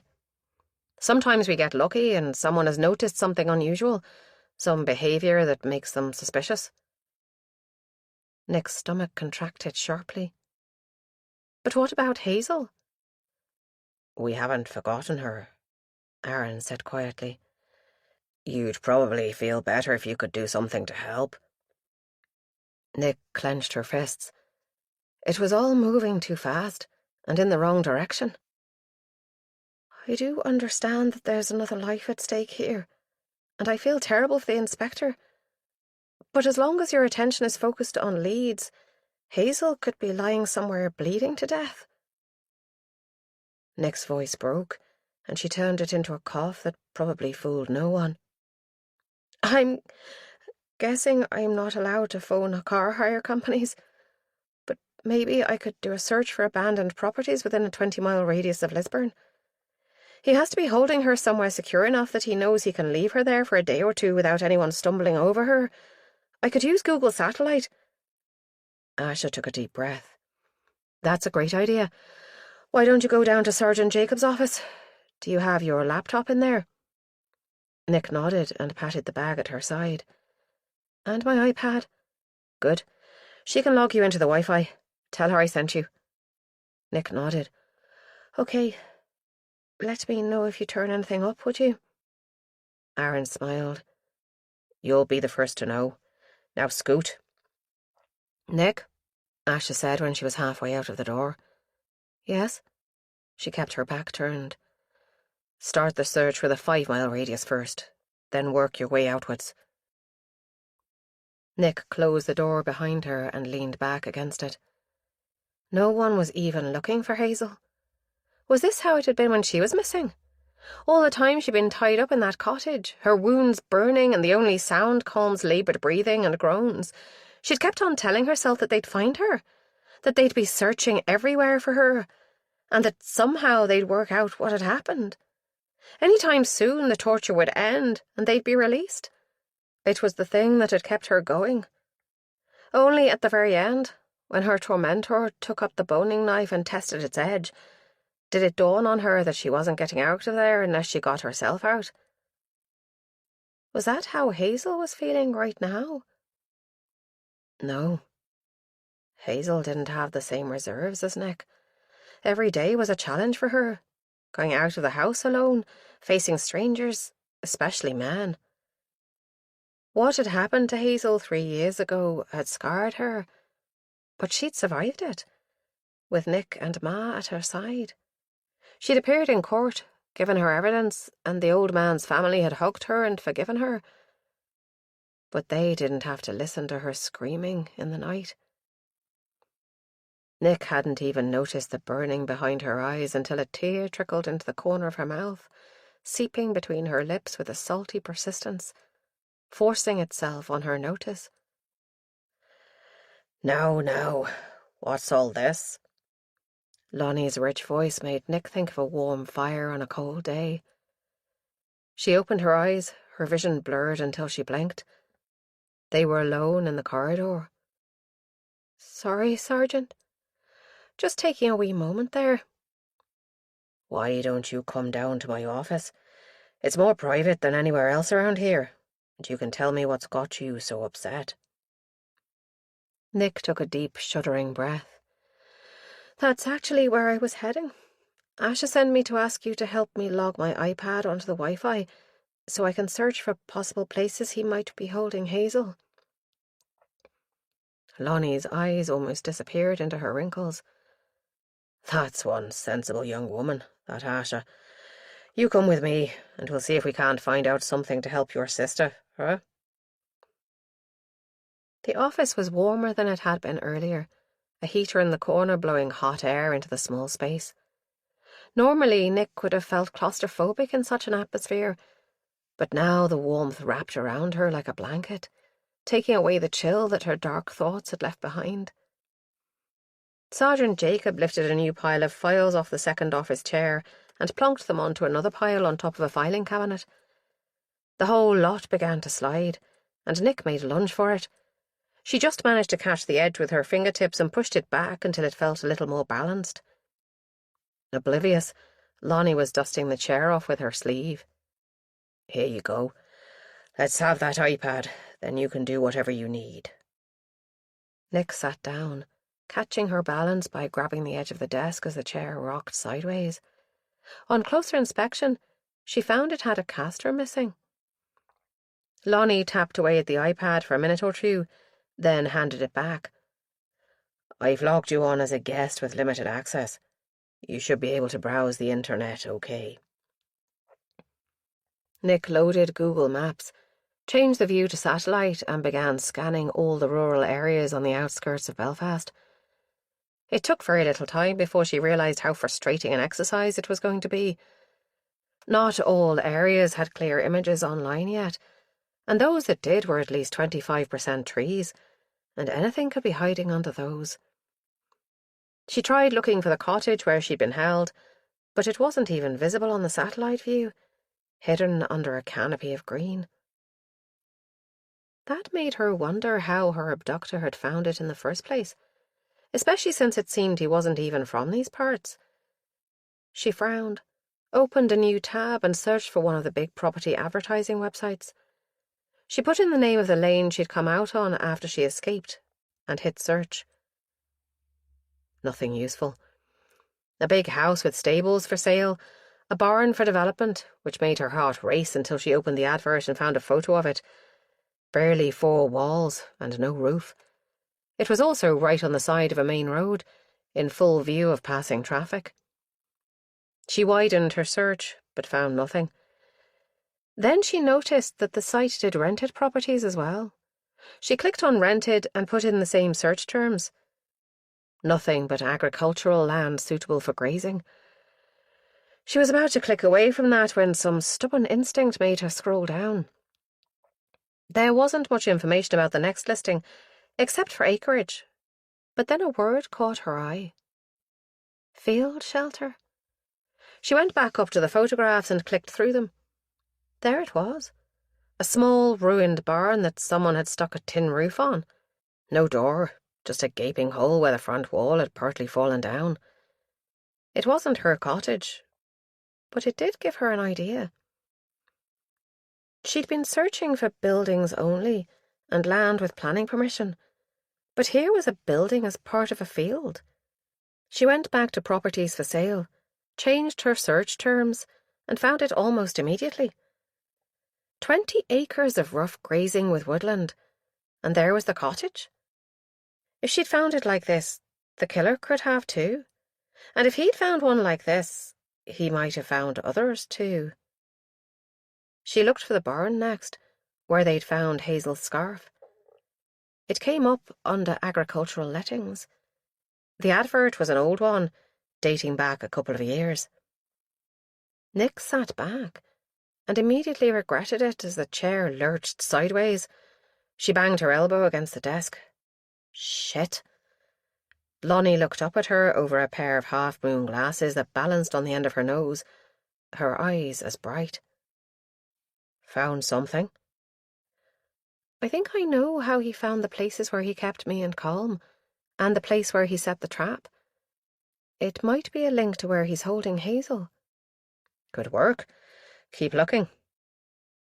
Nick swallowed, suddenly nervous. Surely someone else would have done all this, wouldn't they? How could she, a physics student, find something the police had missed? But wouldn't Asher have told her if they'd made these connections? And she'd seen how busy the place was. Maybe someone like her, with time on her hands and the incentive of a missing sister, could actually help. Lonnie was still watching her. If I've learned one thing in all my years of policing, it's to follow your instincts. Trust your own judgment. Nick clicked back to the search page. He won't have chosen anywhere close to these properties because it's too obvious. But he also needed to be able to get from wherever Hazel is to this shed to plant the blood on the scarf. Then he needs to have been able to get either to the airport or to the ferry in time to get to Leeds to abduct Mira. A sharp breath from the other side of the desk made her look up. He's taken Mira Patel again? Yes, I thought you'd have heard. That's why the inspector has gone for a walk, I guess. He probably wanted to phone his family in private. Sergeant Jacob took her glasses off and rubbed her eyes. That poor family. They didn't deserve that. No, they didn't. All the more reason to find where he was keeping Hazel. Perhaps he'd bring Mira Patel to the same place. Where could he be? Surely he'd have to be on the Lisburn side of Belfast, to the west and south. That would fit in with him being able to get to the empty shed to leave the scarf. It was about 15 miles south of Belfast, but only about 10 miles south of Lisburn. She went back to the satellite photos. There was so much open country. She immediately discarded all the areas north of Lisburn as being too far on the wrong side of the city for him to reach the shed to leave the scarf and still make it to the ferry on time. It just wouldn't fit the proposed time frame. The likeliest area was to the west or southwest. She started her search, identifying promising areas on the map and then searching for them on the property website. Soon she had covered 2 sides of A4 with lists of potential sites, and her vision was beginning to blur. She looked up as the door opened and Ash's face peered round it. The corridor beyond was quiet compared to earlier on, eerily so. What time was it? Any news? Sort of. Jan has just sent up her preliminary report about the site in the shed from last night. The blood had an anticoagulant added to it, which widens our time frame a little. He could have been away from there a couple of hours before you arrived. Maybe you should go home and try to get a bit of rest, Lonnie suggested. And I'm talking to both of you here. Asha gave a tired smile. You're right. I hadn't realised how late it had got. Want to lift home, Nick? Yes, please. But isn't it out of your way? Depends where you're going. Lisburn or Stranmillis. It hadn't occurred to her that she could go back to the student house. Her laptop was at home in Lisburn, though, and her kidnapper had broken into her room in Belfast. Would she ever feel safe there again? If it helps, I live out towards Lisburn, Asha said. Then yes, please. I want to go home. And she really did. As soon as she said the words, a wave of homesickness washed over her, slightly tinged by guilt at the way she'd left her parents and Cian to face the day without her. "Come on, then." Asha glanced at Sergeant Jacob. "What about you, Sergeant? Don't you have a home to go to?" "One of the few benefits of age is that the need for sleep reduces. I rarely leave here before midnight. Want to leave that list with me, Nick? I can work my way through it for a couple of hours and see if I can narrow it down a bit." Nick held it tight to her chest. She'd been going to continue working on it at home. "I can take a photocopy, if you like." "That'd be great. Thank you." Sergeant Jacob slid the single sheet into a scanner on her desk. It whirred and beeped. She repeated for the other side, then handed it back to Nick while the printer churned out copies. "There, off you go, and don't spend the whole night working on it. You'll be more used to Hazel if you're rested and thinking straight." Chapter 16. Nice idea, but sleep eluded Nick. By the time Asha had dropped her home and she'd gone through the usual inquisition from Ma about where she'd been and who she'd been with, her eyes were almost closing of their own volition. Asha had given her a sympathetic smile, but abandoned her all the same. The bed that had welcomed her into its soft folds the previous night was too soft now, claustrophobic in its clinging embrace. She threw off the thick quilt, letting the air get to her skin. Then her scars began to itch. She resisted the urge to scratch, but it kept her wide awake, the effort almost too much to bear. To distract herself, she ran over all the places she'd listed as possibilities for Hazel's prison. The main contenders were an old warehouse out on the Moira Road and an abandoned barn by the side of the motorway. She wondered if Lonnie would come to the same conclusions, and that brought her thoughts around to Inspector Ram. He'd aged that day. What must it have been like to have lost his daughter not once, but twice? Was that how Ma and Dad felt? Now he'd taken Hazel, she was beginning to get an inkling of what her family must have experienced when she'd gone missing. How Ram must be feeling. A tear trickled down her cheek. At some point in the night she must have slept, because she woke to the vibration of the brick phone on her bedside table. Disoriented, it took her a moment to focus on the LED display of her old-fashioned clock radio. 3:30. She patted the table, looking for the heavy little rectangle of plastic, but only succeeded in knocking it to the ground. Fuck. She fumbled for the light switch and blinked, dazzled by the low-power bulb in her bedside lamp. The phone, of course, had bounced. She couldn't see it until she got all the way out of bed and dropped to her knees. It was right under the bed. By then she was wide awake, but with a thumping headache and a dry mouth. She slipped back under the covers, skin pebbled by the early morning chill in her room. It was a new text. "Too late for that. Last time you told the cops. Shame." She sat up in bed, cheeks burning. No. No! She hadn't told them. They'd followed her. Her fingers groped for the buttons to send a reply, but her hand shook too much. She put the phone down and made herself take deep breaths until the panic subsided a little. On the second attempt, she managed to type, "I didn't tell them. They followed me. No police now. I just want my sister back safe." She hit send, but continued to grip the phone like a lifeline until her fingers tingled with pins and needles. The screen went dark and remained that way. She checked the little battery symbol, worried it had run out of charge, but it showed almost full. That was the only good thing about these old phones, and lucky, because she had no charger for it. Sleep was a lost cause by now, so Nick slid her feet into the slippers by her bed and threw her dressing gown on before going down to the kitchen for a glass of water. The phone stayed clutched in her hand. As she filled a glass from the tap, her eyes rested unseeing on the window. The glass overflowed, spilling icy water over her fingers. She blinked and snapped to attention. There was something outside, in the dark garden. something white standing over by the fence. The glass slipped through her fingers, and she only just caught it before it shattered on the stainless steel draining board. There was water everywhere, but she was already running, fumbling with the door into the sunroom, across the cold tiles and out of the French doors. There, she stopped dead. It was the size and shape of a person, of Hazel. But it was a shop mannequin, naked, with its hands secured behind it with zip ties. Her breath came back as a sob. Suddenly she realised she was outside the house, wearing nothing but a thin dressing gown, and Colm's murderer had been here in the last few hours. Might still be here, watching her.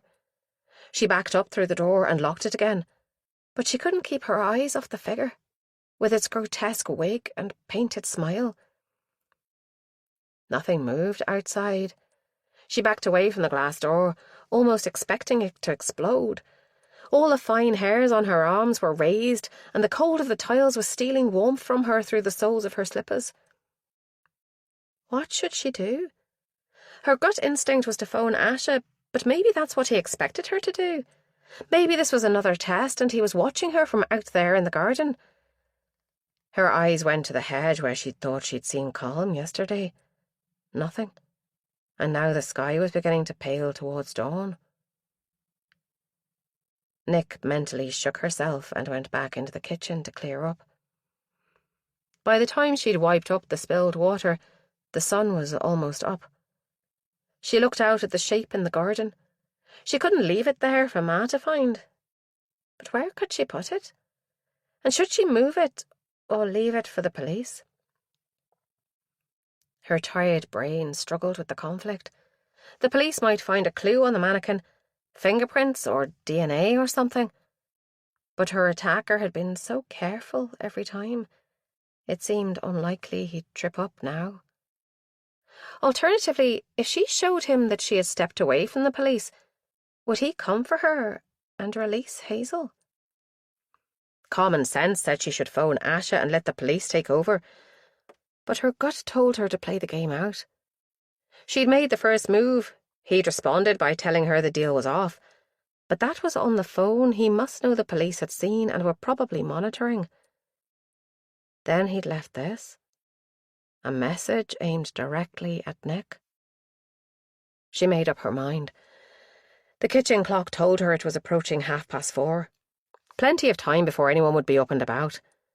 She padded back to her room and got dressed in dark jeans and a hoodie.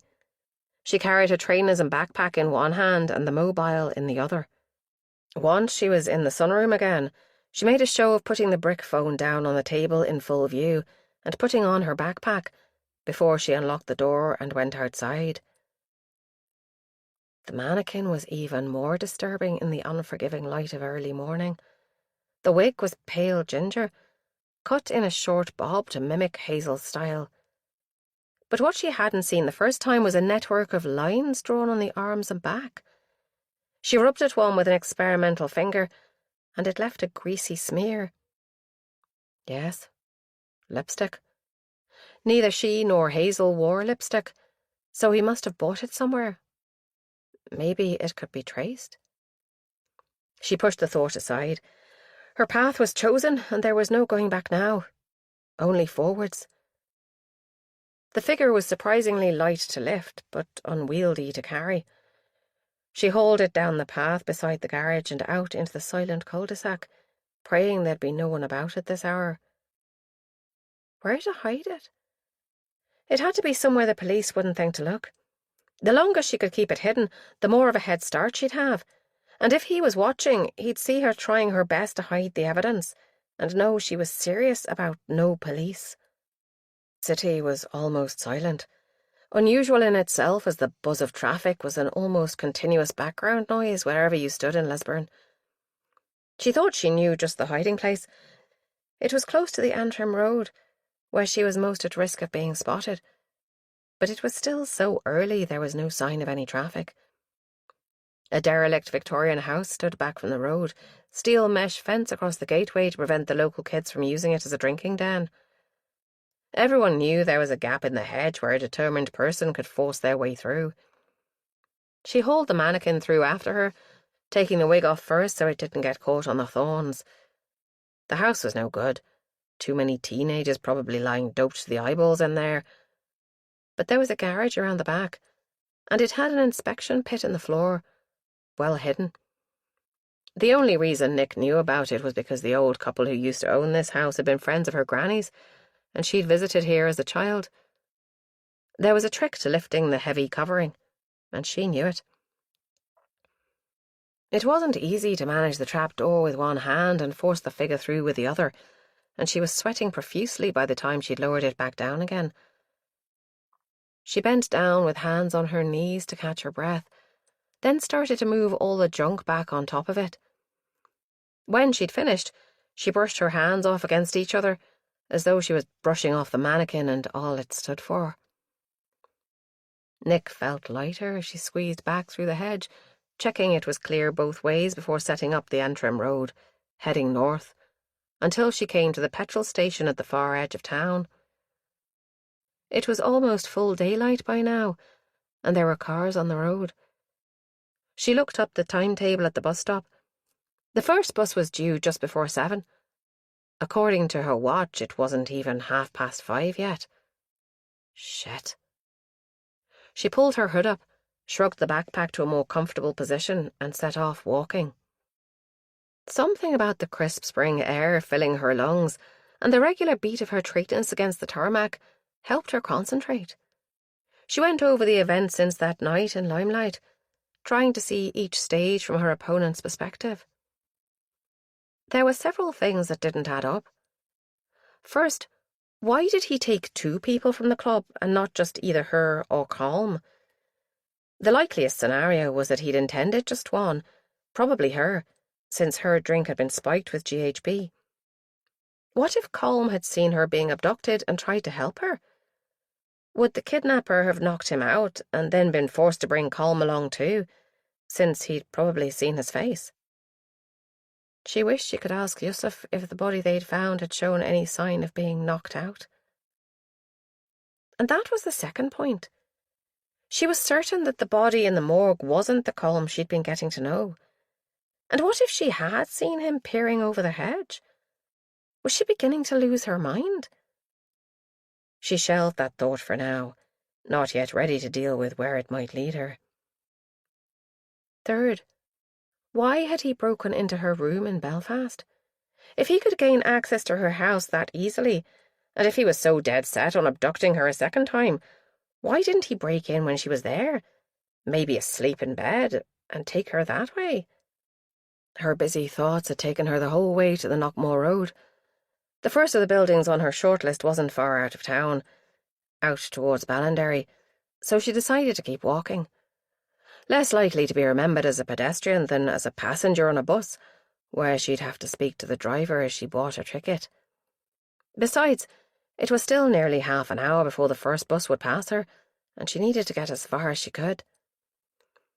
By the time the first bus rumbled by, belching diesel fumes, she'd reached the Ballinderry Road junction and was wishing she'd taken the time to eat something before she left home, as her empty belly growled. She'd walked past a supermarket back there on the Knockmore Road, but it wasn't worth the risk of being seen. She stuck her chin up and kept moving out into the countryside. The first building on her list was a barn with a corrugated roof in the middle of a field. On Google, it had looked isolated, but it was handy enough to let the kidnapper get to either the airport or the ferry, and to the shed where he'd left Hazel's scarf. She missed it at first, but she soon realised she'd walked too far and retraced her steps. A slimy wooden gate, half collapsed and covered in ivy, was the only way into the field. Nick eyed it dubiously. He couldn't have got in this way without leaving some sign, but perhaps he'd approached from another direction. She'd come this far. She had to investigate. The gate creaked as she climbed it, and it left green smears on her jeans. She dropped down into long grass and nettles, keeping her hands high to avoid being stung. There was no sign anyone had been this way, but she pushed through anyway until she reached the edge of the field. The grass here was long too. Nothing grazing here yet, but the ground was rough underfoot as though cattle or horses had been here last summer. The barn was more overgrown than the gate when she got to it. The door was just a gaping black hole in the side, and the roof had half collapsed since the Google image had been taken. One glance was enough for Nick to cross it off her list. She sighed. It had taken her hours to get here on foot, and this was the closest on her shortlist. What had seemed feasible earlier this morning, in her own home, was beginning to look like a fool's errand now. She made her way back to the road, checking to make sure there was no one to see her emerging from the undergrowth. The only witness was a young fox, which emerged from the hedge on the opposite side of the road and froze, staring at her as Nick froze and stared back. The rank scent of wild animal drifted across on the breeze, perhaps the last thing a small prey animal would be aware of as jaws closed over it. But the fox was no threat to Nick. The next site was 4 miles away. Nick had left her iPhone at home on her bedside table in case it could be tracked. Now she regretted it, because she wasn't sure she remembered the route from here to the empty warehouse near the prison at Magaberry. In fact, the more she thought about it, the less likely the warehouse seemed. It was too close to the prison, so surely the approaches would be under surveillance from cameras. Not ideal for someone who wanted to keep his presence hidden. Still, it was the closest one to her, and all the others would require her to get a bus or hitch a lift. Traffic was increasing now. A family passed her, a shiny German car filled with children in school uniform. A boy of about 10 years stuck his tongue out at her as the silver monster purred by, sending up a spray of gravel that stung her legs. She clenched her fists and fought down the tears that threatened. Why was she even here, in the middle of nowhere? Why hadn't she just called Asher as soon as she saw the mannequin? Another car approached, a big, old crew cab truck, of the type that farmers often used. It was battered and scraped, so dirty it was hard to be certain what colour the paint might be.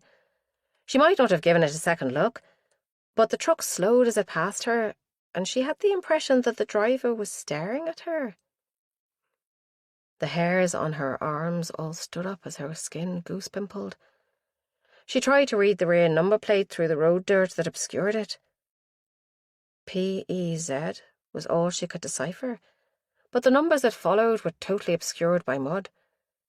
The truck disappeared around a bend, and she plodded on. The village of Magaberry came into view, with its speed limit sign dented where someone had loosed off a shotgun from close range. A wee shop stood on the left-hand side of the road, and by some miracle it was open. Nick hesitated, looking longingly at the brightly coloured advertisements for the latest special offers in biscuits and fizzy drinks. Her belly growled at her. She crossed over with firm steps. What were the chances of someone recognising her this far out of town? Virtually zero. She tugged her hood closer around her face and pushed the door open. The smell of hot food carried to her on a breath of warm air from the back of the little shop. They did hot food? The shop door closed behind her with a final clang of the bell. Nick jumped and almost left there and then. This was a trap.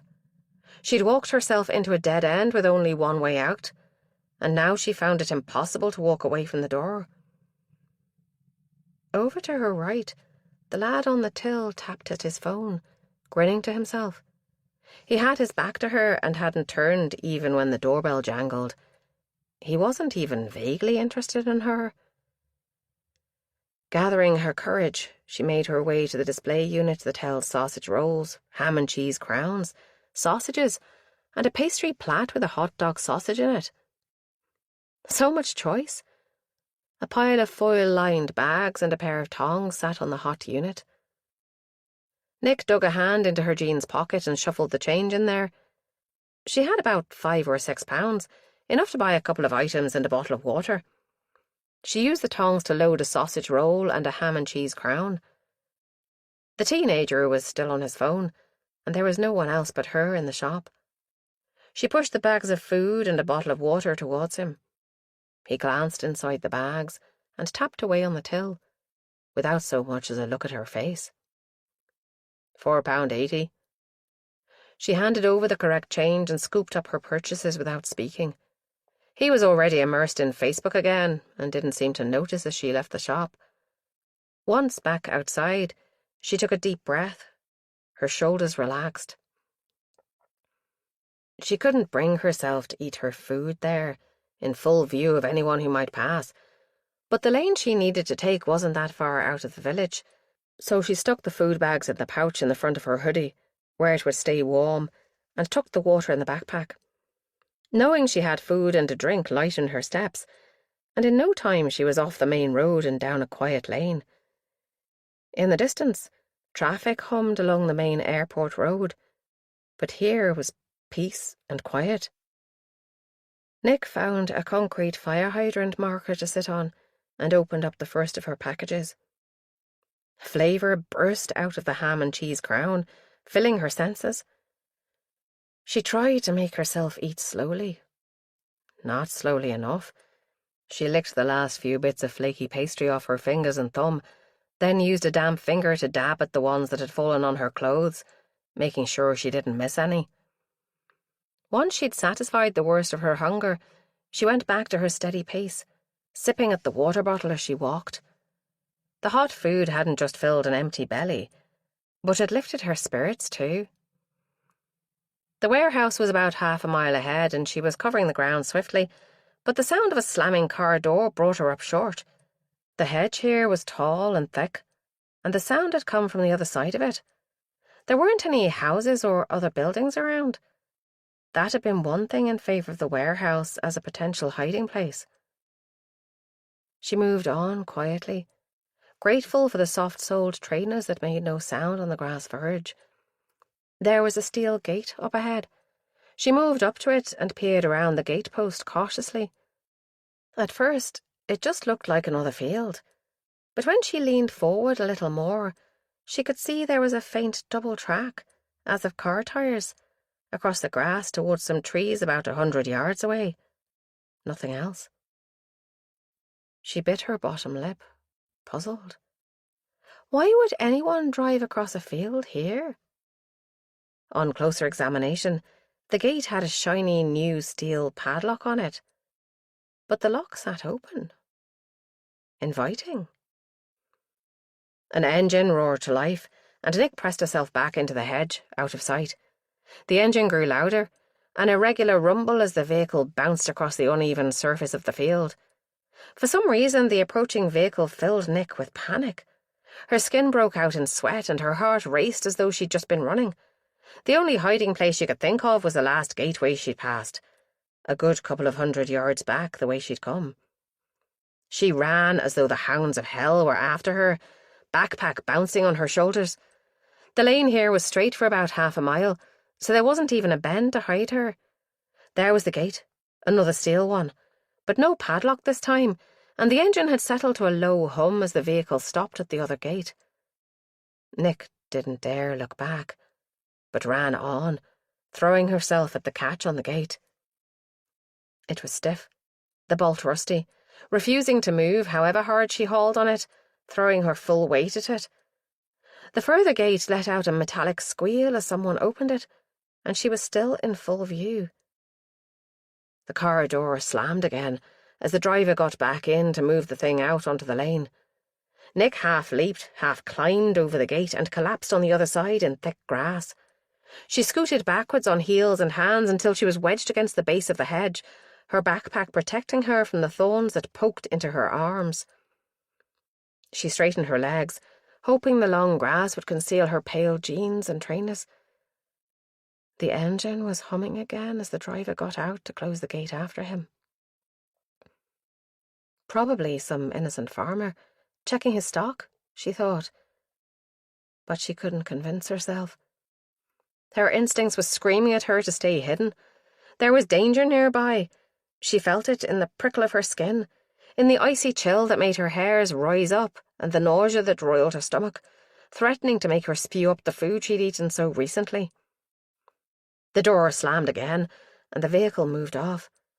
She closed her eyes tight, as though if she couldn't see, she wouldn't be seen either. Like an ostrich, she thought. Only after the engine had died away and the sense of danger faded did she curse herself as a coward. At the very least, she should have tried to sneak a look at the car and driver. What if it had been Hazel's kidnapper? She could surely have seen without being seen. But the thought of even trying brought back the nausea. Chapter 17. The sound of the engine faded into the distance, changing gear and accelerating away. Nick shivered, still afraid to move. Irrational, she told herself, but it didn't help. Eventually the trembling subsided and her breathing rate returned to normal. She took a sip from her water bottle and remembered the sausage roll in the front pouch of her hoodie. It was probably squashed after her wild scramble over the gate, but at least it was food. She fished out the sorry-looking package. Most of the pastry had flaked away and the sausage meat was flattened where it had been caught between her and the steel bars. But there was still some warmth in it, and that was just what she needed right now. She wolfed it down. The food gave her back some of her strength, and she got carefully to her feet, keeping close to the hedge. The bolt on the gate opened easily from this side. Now she was no longer in a panic. It was the sort that rotated to lock the bar in place, and all she needed to do was twist it to free the mechanism. She'd been too blinded by fear to notice the first time. The tarmacked lane was quiet. No birds sang from the hedgerow. Nothing fluttered from branch to branch. Nick walked the short distance back to the other gate with all her senses on full alert, listening for an engine. She'd left her gate unbolted to make it easy in case she had to run again, but the further she got from it, the more afraid she became. Wise up, she told herself. The only danger here is the one in your head. But the shiny new padlock and chain on the gate still set her skin pebbling as she touched the cold metal. No opening this one. She'd just have to climb the gate. Hinge end, she remembered. Puts less strain on the gate. Where had she picked up that little bit of country lore? She climbed the gate easily enough and dropped down onto the crushed grass, where big fat tyres had just rolled it flat a few minutes before. If she walked on its tracks, there'd be no sign of her passing. The trail led over the low hill and down to a copse of trees in a little hidden hollow in the field.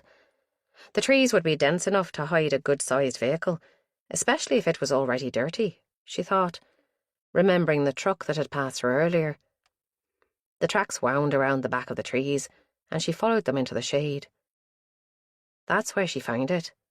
Another cottage she'd never have spotted on the satellite images, because it was completely overgrown by a mixture of conifers and sycamore trees, ivy and brambles creeping up the walls and across the roof to break up its outline, so even this close it wasn't obvious. Nick forced herself closer. It was too similar to the place he'd held her. Even the dank moss softening her footfalls was familiar, and the smell of damp leaf mould and wild garlic. Still, she'd come this far. She had to know now. Had to. Another padlock secured the wooden door. The clinging brambles grew too thick and high at the back to allow her access that way. She could probably batter down the door. It looked old and rotten enough. But then he'd know for sure that someone had been there. If Hazel wasn't being kept here, it might mean she'd lost her chance. But Hazel could be here. She had to find a way to look inside. A single window stared out at her like a sightless eye, but the brambles were thick under it too. A fallen branch suggested one way in, and she freed it with difficulty from the dying grass and nettles that held it pinned to the ground, getting her hands stung for her pains. She used the branch as a stick to shove the brambles back out of the way, and gingerly pushed herself into the gap between them and the damp stone wall, until she could see in through the window. It took her a few seconds to see through the dust and dirt on the glass into the dark interior, but gradually her eyes adjusted to the dark and shapes formed from the shadows. An old-fashioned bed without a mattress, its springs partially dislodged and poking up in rusted peaks. A dresser, with a crocheted doily covering the stained top. Then she saw the ring in the wall and the little pile of plaster dust below it where someone had recently drilled to secure it. A ring to secure someone using zip ties? She whirled backwards in a dizzying swoop to the terrible pins and needles in her hands where the ties had cut off her circulation. It had been awful that day, when she'd woken from the drugged stupor and found herself naked and cold, her arms wrenched behind her back. Then he had come, and the cutting had started, and she'd realised how slight her discomforts had been before. She backed away, forgetting the brambles and paying the price as thorns embedded themselves in her thighs, through the thick denim of her jeans. The pain helped to steady her, to bring her back to the present. The scene in the cottage was blazed on the back of her eyes in every detail. There was no blood, not yet, so it still hadn't happened, and she could still stop it from happening. She forced herself to take another long look. Only one ring that she could see, but there could be another on the front wall, where she'd not be able to see it. No cabinet. She craned her neck and saw it. He hadn't fixed it to the wall yet. It was lying on the ground near the corner of the room, locked shut. But she knew what it contained. Her instincts had been right. That had been Colm's murderer she'd heard. Now she needed to get safely away from here, to warn Asher and bring the full might of the law down on him. But how? She'd left her mobile phone at home. Both phones. She had no way of contacting the police, or anyone else for that matter. Fool of a girl with your grand gestures to make a point, as if her adversary cared. A sound sent cold shards of terror lancing through her. It was an engine, approaching along the main road. Nick pulled herself free of the tangled undergrowth. Despite the thick ground cover, there was no hiding place she could see where she wouldn't be obvious to a searching eye. And if she tried to force her way around the back of the building, she'd leave a trail as obvious as neon lights. Frozen in indecision, she would have been caught like a rabbit in the headlights if it had been Hazel's kidnapper. But it wasn't. The engine note rose and growled past, fading into the distance. It was a wake-up call, though. If she didn't get out of there fast, she'd be a sitting duck. A quick glance around showed her that she'd left no sign of her presence, except a damp patch of overturned leaves where she'd wrenched up the branch. She flung the branch away into the trees and stamped down the disturbed patch, scattering a few leaves over it. Even with close scrutiny, it would just look as though an animal had been scratching around there for seeds and nuts. She followed her own steps back to the gate, horribly exposed as she crossed the open field and climbed the gate. All the way she was racking her brain to think how she could contact the police. She was the only one who knew where he was planning to take Hazel, and probably Mira too. She needed to get the information out. The car he'd used had driven back the way Nick had walked, so presumably that was the way he would return. She turned in the opposite direction and hurried on down the lane, all thought of turning back towards the village forgotten. There must be somewhere down here, a farm or cottage that would have a phone. All the time she strained her ears for the sound of an engine, and her shoulder blades itched as if eyes bored into her back, but every time she turned to look, the lane stretched as empty as ever behind her. Nick tried to bring to mind the map of this area, but all she could remember was the abandoned warehouse and the prison. She couldn't remember seeing any farms or houses out here at all, and sure enough, the place was deserted. The lane had narrowed, and the centre of the road was starting to green, as though grass was trying to grow up where car tyres didn't touch it. In the distance, the constant hum of cars on the main road sounded temptingly close, but to reach it, she'd have had to retrace her steps, and that meant running the risk of coming face to face with her tormentor. The sun climbed high in the sky, and still Nick was alone on the road. No cars had come near enough to make her take cover, although she made a mental note of every gateway and potential hole in the hedges as she passed them. The constant hypervigilance began to take its toll. Her strength ebbed as she sucked the last drop of moisture from her water bottle, wishing she'd bought two while she was at it. The sound of fast-moving cars was becoming louder. She wondered if there was another main road somewhere ahead of her, one she'd forgotten. She'd taken a couple of turns off the original lane by now, enough to confuse her sense of direction. Only the position of the sun, roughly southeast, gave her any idea which way she was heading. Her legs were getting heavier with every stride, thighs burning and feet aching from the walking. She glanced at her watch. Nearly 1 in the afternoon. That meant she'd been walking, almost without rest, for more than 8 hours now. 2 greasy pastries and a small bottle of water weren't enough to sustain her. Nick wanted to just sit down on the grass verge and put her head in her hands for a good cry, but she wouldn't let herself. 1 foot in front of the other. Just keep going. She shivered. That's what she'd repeated to herself on the night when she escaped from her tormentor. She had no illusions about what would happen to her if he caught her now, so close to his hideout. Just as on that terrible night, she staggered out onto a main road and was spun around by the wind from a passing lorry. Once again, like a repetitive nightmare, air brakes squealed and gravel peppered her skin. She sank down, knees shaking, and pushed herself to the edge of the road. Thistles in the long grass prickled her hands, but she was safe. It was the Moira Road. She recognised the petrol station up ahead to her left. She must have gone under or over the railway without even noticing in her exhaustion. One last push. There'd be a phone at the petrol station. Then her instincts clamoured for attention again. There was a truck in the forecourt of the petrol station. It looked a lot like the one she'd seen hours ago near Magaberry, the one whose driver had stared at her as she walked away from Lisburn. It was just a coincidence, she told herself. The driver must be getting something to eat, because the truck wasn't parked at the pumps, but over to one side. Maybe she should just wait till he left, in case he remembered seeing her earlier. Nick pushed herself back onto her feet and creeped to the opposite hedge, taking cover in its thick, straggly growth. She watched, waiting for the driver to reappear.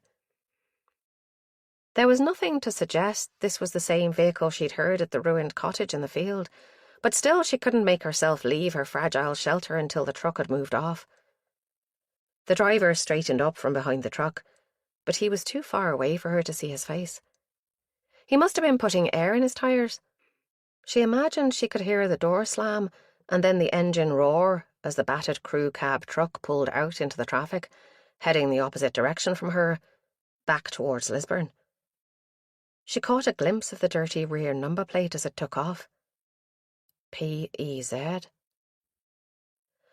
Only when it was completely out of sight on the long straight road did she risk breaking cover. She dodged traffic and hobbled the short distance to the garage on feet that felt like raw meat inside her trainers. The short rest had only hammered home all her aches and pains. "Do you have a phone I can use?" she asked the kindly woman on the tills. "It's an emergency." The woman's eyes narrowed as they raked up and down Nick's body. She must look a fright, with bits of thistle and hedgerow material in her hair and dirt staining her clothes. "Yes, love, back here." She pointed to a door marked private. "Dylan, take the till for a minute, will you?" She punched a code to open the door and held it open for Nick to pass through into a small dark office with a desk, an ancient computer, and a couple of filing cabinets. On the desk was a phone that would surely be worth something to a collector of retro artifacts. "Just dial 9 for an outside line, love. I'm afraid I have to stay here, though. Boss wouldn't be happy if I left a stranger alone in his office." "That's fine," Nick mumbled, dropping her backpack to the floor and stretching her tired shoulders. "I'm phoning the police about a crime." The woman's face hardened, then crumpled. "Oh, love, I knew I recognised you. You're that girl off the news, aren't you? I saw the scars and I thought, that's her, Gertie. Anything I can do to help?" Nick shook her head, glad of the kindness in Gertie's voice. "Maybe just make sure no one knows I'm here, until the police arrive." Gertie nodded enthusiastically. "That I can do. Don't you worry. I'll guard that door like a..." Like a guard? That made Nick smile. Thank you. A dining chair sat behind the desk. Its wooden seat was hard and cold against Nick's thighs. She tapped her fingers on the worn Formica desktop, undecided. She'd prefer to phone Asha directly, but she didn't know her number. It was stored on her iPhone, the iPhone she'd deliberately left behind her in Lisburn. What was that number they were always on about on the radio? The police non-emergency number? 911? No, that was America. 101, that was it. She picked up the heavy receiver, hindered a little by the coiled wire that had become fangled and refused to untwist. Then she spun the dial around for each number, waiting impatiently for the circular display to return to its place each time. A polite but slightly bored-sounding female voice answered after the second ring. Police 101? How can I help you? I'd like to speak to Detective Sergeant Asher Harvey, please, or Detective Inspector Ram, who's based at the Lisburn Road Police Station. What is the nature of your inquiry? The voice asked. I'm Nicola Gordon, and I need to tell Sergeant Harvey something very important about an ongoing inquiry. Nick had thought long and hard about admitting to who she was, but on balance she reckoned the name might get her put through where an anonymous caller would just be fobbed off. There was a moment of consternation at the other end of the call, other voices chipping in the background. Could you repeat that name, please? Nick rubbed her aching temple with her free hand. Yes, sure. Detective Sergeant Harvey or Inspector Ram. Please could you repeat your name, miss? No humour, nor even a trace of human feeling. Nicola Gordon, she enunciated clearly. The Nicola Gordon, whose sister is missing, she added. This was taking too long.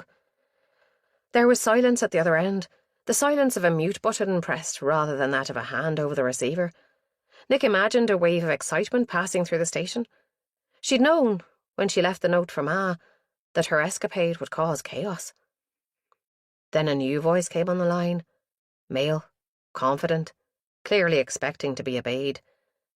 Stay right where you are, young lady, and we will have a patrol car with you shortly. Do you have any idea of the worry you've caused? They must have traced her call from the phone number almost immediately. Nick was impressed despite herself, but this man's arrogance made the skin of her face tighten in anger. You're wasting time. Put me through to Sergeant Harvey or Inspector Ram now, please. As soon as the patrol car gets there. Outside the small office, brakes squealed and car doors slammed. Gertie slipped out, her eyes flint hard. Always get their name, Dad had once advised her. If someone in customer service or whatever is giving you hassle, get their name, their position, and ask to speak to their manager. Always freaks them out. Who am I speaking to? I'd like your name and rank, please. Her voice shook a little, but she hoped he wouldn't notice over the crackly phone line. And then you can put me through to a senior officer. Voices were raised outside, Gertie's shrill Ballymena shout cutting through the flimsy walls. You can't go in there! That's private! A male voice rumbled in reply, and Nick froze. He couldn't have come back already. Had he seen her after all, hiding in the hedge as he drove off? The phone fell from her numb fingers and clattered onto the desk. On the other end of the line, the annoying male voice made a loud complaint. Nick stood, her eyes flashing around the room, looking for a weapon. Not now. Not when she knew where he was taking Hazel. What had seemed like a fair exchange in the dark of night, her life for Hazel's, was revealed in the cold light of day as a stupid plan. Immature and born of desperation. Why would he release Hazel when he could hold both of them? There was a long wooden pole with a metal hook on the end, the sort that might be used to pull a blind down. She hefted it in her hand. The iron tip made it heavy, and it was long enough to get a fair swing in. The door lock buzzed. Someone must have keyed in the code. Had Gertie been overpowered, forced to let him in? The door burst open, and Asha stepped into the room. Nick's heart gave a leap in her chest. She ran and closed the distance, flinging her arms around Asha's waist. After a slight hesitation, the detective sergeant enclosed her in a hug, and Nick couldn't tell whose tears was soaking her hoodie. They stood there like that, trembling with relief, until Aaron cleared his throat. Hate to break this up, you two, but one of you needs to explain to the boss what's going on. Aaron, Nick pulled out of the hug. How did you get here so fast? Friends of yours? Gertie asked, still sounding a little out of puff. Yes, Nick said. Thanks for looking out for me, Gertie. Gertie smiled. Well, all's good then. I'll leave you to your debriefing. She winked and went back to the front of the store, leaving the three of them alone in the small office. How did you get here so quickly? Nick asked, saying the first thing that came into her head to cover the emotion she thought must be written plainly on her face. Aaron did the talking. Your picture's been on every news bulletin all day. No one was certain if you'd gone under your own steam or if he'd abducted you again. He bent down and lifted the weighted pole she'd dropped when she saw Asha. What were you planning to do with this? Joust with the killer? Asha punched him gently on the arm. Don't. It was a good idea, and by the look on Nick's face when we blatted through that door, he'd have had a fight on his hands. Her face settled into its customary serious expression. We were worried about you, Nick. I was worried. But I left a note. Didn't Ma tell you? Yes, but she said it was so unlike you to be that irresponsible that she thought you must have been under duress. Nick felt as if she'd been punched in the gut. Of all people, she'd expected Ma to understand. A lad called in, Asha said in a hoarse voice. Worked in a shop where you bought food. Nick shook her head, confused. He didn't even look up when I was in there. Asha smiled. Maybe not that you saw, but he noticed you all right. He phoned 101 not long after you'd left, but by the time we got out there, you'd disappeared again. We've been cruising the lanes hunting for you ever since. Then we picked up the call to send a patrol car to this location. Asha burned rubber. Aaron grinned. And here we are. Your friendly dragon out there didn't want to let us in, but a warrant card can be quite persuasive. Nick eyed Asha's tailored silk shirt and Aaron's polo and jeans over scruffy trainers. I can't understand how she wouldn't spot you as police officers straight away. It's a mystery. Asha smiled. Now, what was that important information you needed to tell me or the inspector? Chapter 18. While Nick filled Asha in on the important parts of her story, downplaying the crippling fear, Aaron disappeared out of the car to radio for reinforcements. Asha wrote down all the details she could get Nick to recall, then used her tablet to retrace Nick's steps as well as they could from the shop in Magaberry to the abandoned cottage. I reckon it must be somewhere close to here, Nick said, pointing to a spot on the satellite view. But there are so many fields with copses of trees around this area I can't be sure. I hadn't gone too far along this lane before I found the gate, and that was a couple of hours ago at least. It's bound to be closer to Magaberry than to this place. Asha pressed her finger to the screen to call up coordinates, which she scribbled on her notepad. Aaron came in. They're on their way. Any success pinpointing the place? Yes. Send them this. Asha tore the page out of her notebook and handed it to him. Tell them we'll meet them there. To Nick's relief, Aaron refused to go close to the cottage until they had some backup. They didn't have long to wait until a dark-coloured van pulled up behind the golf. Cavalry's here, he said, looking in the mirror. Let's go. The gate was exactly as she'd left it, with the shiny padlock closed. One of the armed squad was out of the van in a moment with huge wire cutters. The long arms made short work of the chain and he ran the gate open so the van could race through, cutting across the flattened grass. We wait here, Asha said uncompromisingly. We'd only get in their way, and they know their job without us telling them what to do. The waiting was terrible. Nick's fingers tapped a drumbeat on her thigh until she consciously stilled them. Can you hear anything? Asha asked. Aaron put the front windows down a couple of inches. Somewhere high in the sky, a bird sang a trilling melody, light and carefree. But there was no other sound, not even the van's engine. One of the squad appeared at the front of the car, and Nick jumped. He'd materialised from nowhere without a noise. He put his face down to the passenger window. "Place has been cleaned. We're waiting for CSI, then you can go in and have a look around. Someone's definitely been here, though." He glanced at Nick in the back seat. "I let you draw your own conclusions, ma'am." "Thank you," Asha said. CSI? Nick thought. That'd mean Yana again. She hadn't had the chance to thank the woman for her kindness the other night at the shed, so she was glad of the opportunity. But when CSI did turn up, it was Morley, the grumpy man who'd been with Yana the first time they met. "I hope this is important," he said to Aaron as he walked past the car window with his box of tricks. "You've dragged me away from D&D, and I was dungeon master too." He stomped off into the field, leaving 2 out of 3 of the car's occupants looking poleaxed.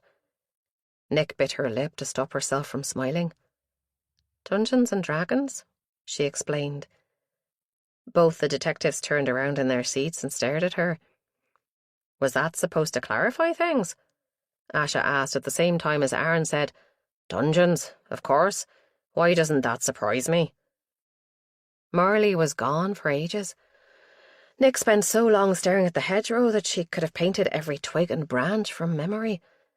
An old bird's nest sat tilted at an impossible angle, and primroses bloomed in the long grass of the bank beneath the hedge, their innocent pale petals a contrast with the frustration that was building inside her.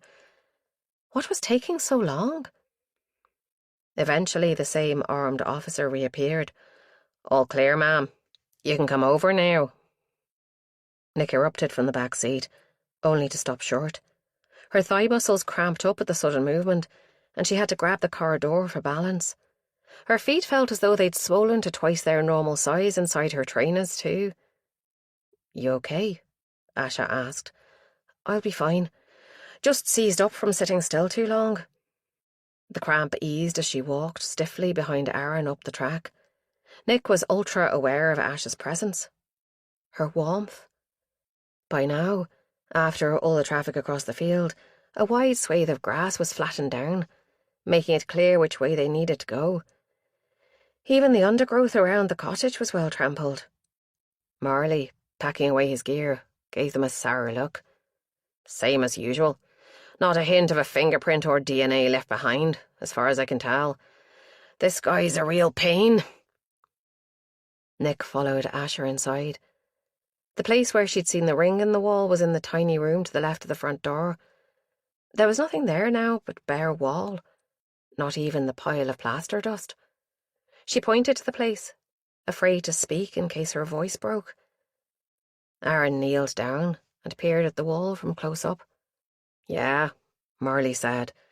"There'd been something in the wall there, maybe a screw. It's been filled, but the filler was still soft, so I recorded it, then dug it out and took a cast of the hole. There's another one over there." He indicated the wall under the window. Nick found her voice. "Was there a box here?" She walked over to the corner where she'd seen the cabinet. It was lying against the wall as though he planned to come back and hang it on the wall. Like it was... She tailed off. "It's okay, Nick," Asha said. "Want to come outside?" The fresh air helped, even though it was still under the trees. "Sorry, Asha. Just had a bit of a moment in there. I'm okay now." "I understand." She took a deep breath. "So, where do we go from here? Why did he clear out? I was certain he was just getting this place set up, ready to bring Hazel here, and maybe Mira too, if she's still alive," Asha finished for her. "Inspector Ram has been taken off the case, but I doubt if that'll keep him away. I'm pretty sure his colleagues in Leeds will feed him information whenever he asks for it." She shrugged. "Can't say I blame him." "But why would the kidnapper abandon this place? How could he know we'd find it?" "Are you sure he didn't see you?" I suppose I can't be certain. But if he'd seen me, wouldn't he have just picked me up? Especially if he had this place already made. Who knows? Maybe his instincts are as strong as yours. Asha touched her hand. Didn't you say you were terrified as soon as you heard his engine? Something must have warned you. Something familiar. Think, Nick. She shook her head, frustrated. I don't know. I've been doing nothing but think about it, about why I sense danger so strongly, and I can't work out why. Could you have heard that truck engine before somewhere? Asha coaxed. Maybe when he held you in calm. A spark of inspiration flared and faded out again. Nick's shoulders sagged. No, there was no sound apart from wildlife and the awful scraping of that door every time he opened it. Well, at least you're still safe. We should be thankful. I am, Nick thought. But what about Hazel and Mira? Back to the drawing board, huh? Aaron said. Let's go to the station and touch base with Inspector Ram, shall we? Unless he's flown back to Leeds. They came out of the woods into the late afternoon sunshine. There were more cars at the gate, and a small crowd of men and women, some with long lens cameras and a TV camera. Nick stopped dead. Oh, shit. Aaron, get rid of them, please, Asha said, pulling Nick back into the shadows. A wave of excitement stirred the group at the gate, and they shifted around, jostling for position as shutters whirred and clicked. A uniformed officer at the gate protested feebly and was ignored. Aaron cracked his knuckles and gave a grim smile. My pleasure. He strode over to the press. Nick was too far away to hear what he said, but the tone of his voice was firm and uncompromising. The press argued. Someone shoved a microphone in his face and a short scuffle ensued. What's he saying? He's probably promising them a press conference later. If it's with me, I'll kill him myself. The reporters dispersed reluctantly and with backward glances while Aaron stood watching, arms folded uncompromisingly in front of him. At last, the gate was clear, and they walked over to join him. What did you say to get them to go away so tamely? Asha asked. If you've committed me to a press conference, your days are numbered. Just saying. Aaron put a hurt expression on his face. I can't believe you'd think I'd do that to you. Aren't you my partner? My friend? You did, didn't you? He looked shifty. Not exactly. I told them you would give them a quotable statement later. A quotable statement? How does that differ from a press conference exactly? I thought you'd be happy, he said, and winked at Nick. Hard to please, or Ash? Only as she climbed back into the car did Nick remember the mannequin in her back garden. Her heart thumped painfully. She'd well and truly blown her chances of convincing Hazel's kidnapper she was free of the police. It was bound to be on the news that she'd been picked up, and that another of his hideouts had been found. Guys? Aaron had just started the engine, but at the tone of her voice, he took one look at her in the mirror and switched it off again. Asha turned around in her seat. What aren't you telling us? Nick swallowed. There was a reason I left this morning. I thought there must be, Asha said, so quietly Nick wasn't certain she'd heard correctly. Nick took a deep breath. He left something for me in the garden. She went on to describe the mannequin and the way she'd disposed of it. I don't know what I was thinking. Sorry. The truth was that in the wee small hours of the morning, grieving for Hazel and her family, the thought of giving herself up to her tormentor in exchange for her sister had seemed like a good idea. But now she'd remembered the bowel-watering fear she felt when the man was nearby. She knew how insane her plan had been. There was only one way to get Hazel back, and that was to work with Asha and the police. Asha was on the radio, giving directions where to find the mannequin. Nick wondered if it would be Yana or Marley or someone she hadn't met yet who'd be doing the work on the plastic model. Not that she expected there to be any fingerprints to find. He was always so careful. And besides, she'd probably destroyed any evidence as she lugged the damn thing along the road earlier. When she'd finished, she turned and tossed a phone back to Nick. "Phone your mum. There's a family liaison officer with them, but she'll need to hear your voice." It was Nick's own iPhone. Its familiar weight in her hand gave her the strength she needed to make the call. "Ma, it's me. I'm okay." Her mother's sob sent a stab of guilt through her, but there was joy amid the tears. She had to speak to Dad and even Cian, and by the time she'd finished, the car was turning onto the motorway, speeding towards Belfast. The constant hum of the engine lulled Nick, and the heat, rather than making her claustrophobic as it had last time, brought security and warmth. She let her head loll against the cool window glass and closed her eyes. She woke, disoriented, when the engine stopped. Her neck was stiff. She had pins and needles in her left arm, and there was drool running down her chin. She sat up and wiped it with her sleeve, hoping no one had noticed. They were back inside the secure compound of the Lisbon Road police station, surrounded by marked and unmarked police cars. Asha turned around. "Hi there, sleepyhead. Sure you're up to this? Maybe we should have driven you home." "No, I'm fine." And she was. The sleep had refreshed her mind and relaxed her body. She stretched as much as the limited space in the back seat allowed. "Did they find the mannequin?" "Exactly where you said it would be. But no prints apart from yours, and no other evidence. The lipstick was a cheap one, available in every supermarket and cut-price retail outlet." Nick nodded, unsurprised. She hoped she hadn't put the investigation in jeopardy with her rash actions. Chapter 19. Seeing Nick in the lane had been a shock. When he'd left the present for her in her garden, he'd thought she'd surely tell the police and then they'd keep her locked up safe with her family. But instead, she'd hidden it and gone out walking the streets. It was reckless, unpredictable. He hated misjudging people. He continued on his way, teeth grinding in annoyance. The sooner he put a stop to that bitch, the better. He accelerated, putting more distance between him and the trudging figure in his rearview mirror.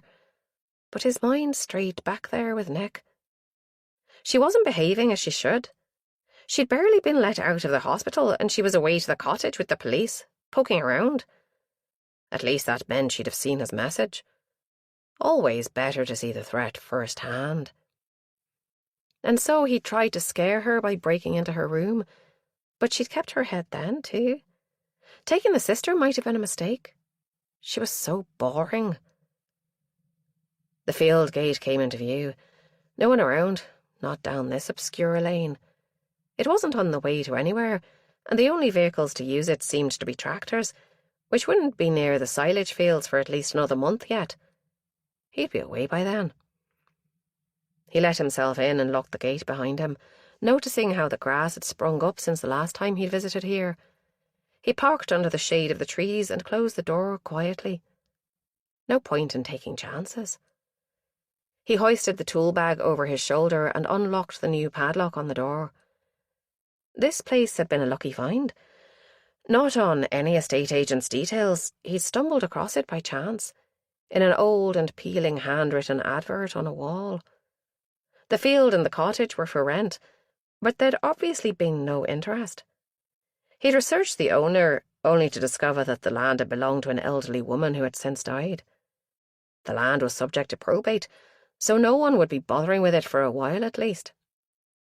Perfect. The cordless drill made little noise, and he screwed the hook in tight, testing it with his weight before repeating the process on the other wall. It probably wouldn't matter if these two women saw each other, but he might as well keep to his routine.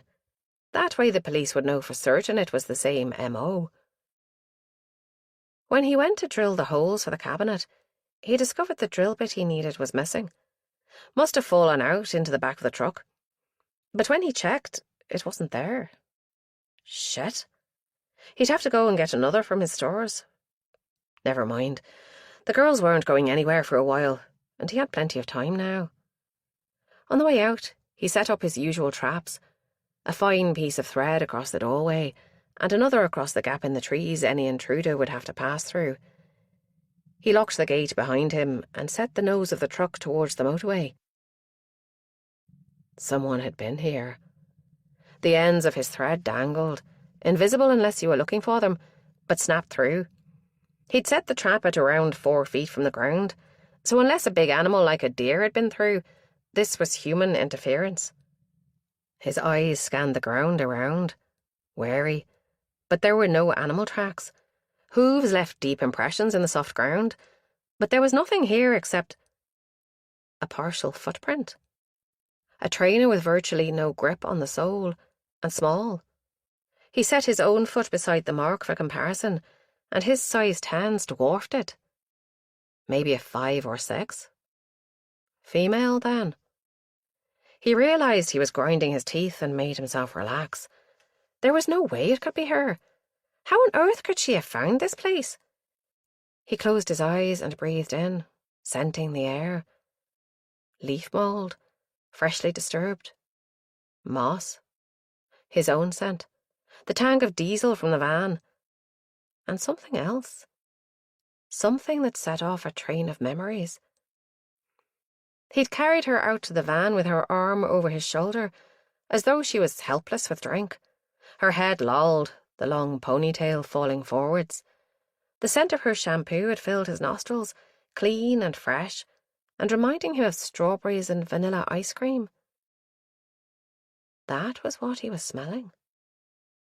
His eyes snapped open. She had been here. By whatever twist of fate or ill luck, she'd found this place. He stalked silently over to the cottage and checked the door. That thread was intact, so she hadn't managed to get inside. He studied the undergrowth under the window. A broken frond glared white against the dark greens, evidence that someone, her, had managed to force their way through to look inside. A reluctant smile formed on his face. Perhaps she was a worthy victim, this one. No sitting around and waiting for him to make the next move. She was a huntress. This kill would be all the more joyous, and surely the pleasure would last longer this time. He slipped on his rubber gloves and unlocked the door. Time for a change of plan. The other two would have to stay where they were for the time being and take their chances in the cold and damp. He'd have to check out one of the other places on his shortlist before he could safely move them. He didn't spend as much time covering his tracks as usual, because he was fairly sure the police would be here soon. He unscrewed the rings and put them with the cabinet in the back of the van, then slapped a bit of ready-made polyfiller in the holes. A last check around, but no sign of anything. He worked carefully out of habit, caution being a part of his nature. Once he had everything cleared up, he removed the broken ends of thread and any sign that they'd ever been there. No point in giving his tricks away, and locked everything up as he went. Back to his hideout. The rough engine and vibrating steering wheel prevented him from relaxing as he coaxed the old vehicle to keep a straight line on the country roads. It kept veering to the left. That near side front tyre must be deflating again. Maybe he should put some air in it, because repairing it wasn't an option just yet. He didn't want to be seen and recognised anywhere around here. There was a petrol station, wasn't there? A couple of miles along the Moira Road towards Lisburn. Far enough from the cottage and remote enough to be an unlikely place for the cops to check. If he remembered right, it was a run-down place with little likelihood of CCTV too. Perfect. He swung a left, fighting with the wheel to avoid the ditch on the corner. The sooner the better. That bloody air hose had better be working. It was. And it was the sort that you put money in, not tokens, so he didn't need to go into the shop. When he gunned the engine this time, the van stayed straight. He pointed the bonnet towards the motorway roundabout and leaned back, driving on instinct alone, while he channeled his mind to solve the problem of a new base. Chapter 20. I do not care what the Commissioner says. There is no one who knows more about how this killer thinks and acts than me.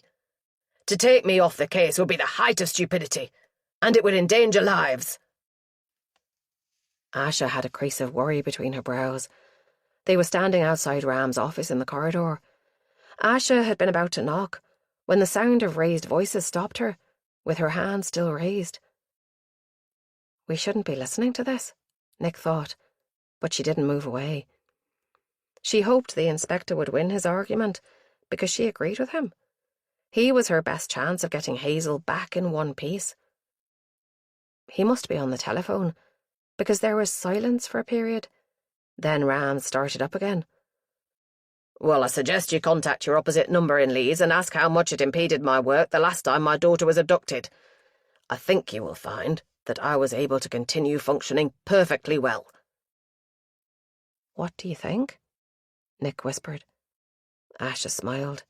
He's the best man for this job, and he can stay detached enough to do it well, she replied, equally quietly. And imagine what he'd feel like to be locked out of the investigation with his daughter still missing. Awful, Nick agreed. I forgot to give you this.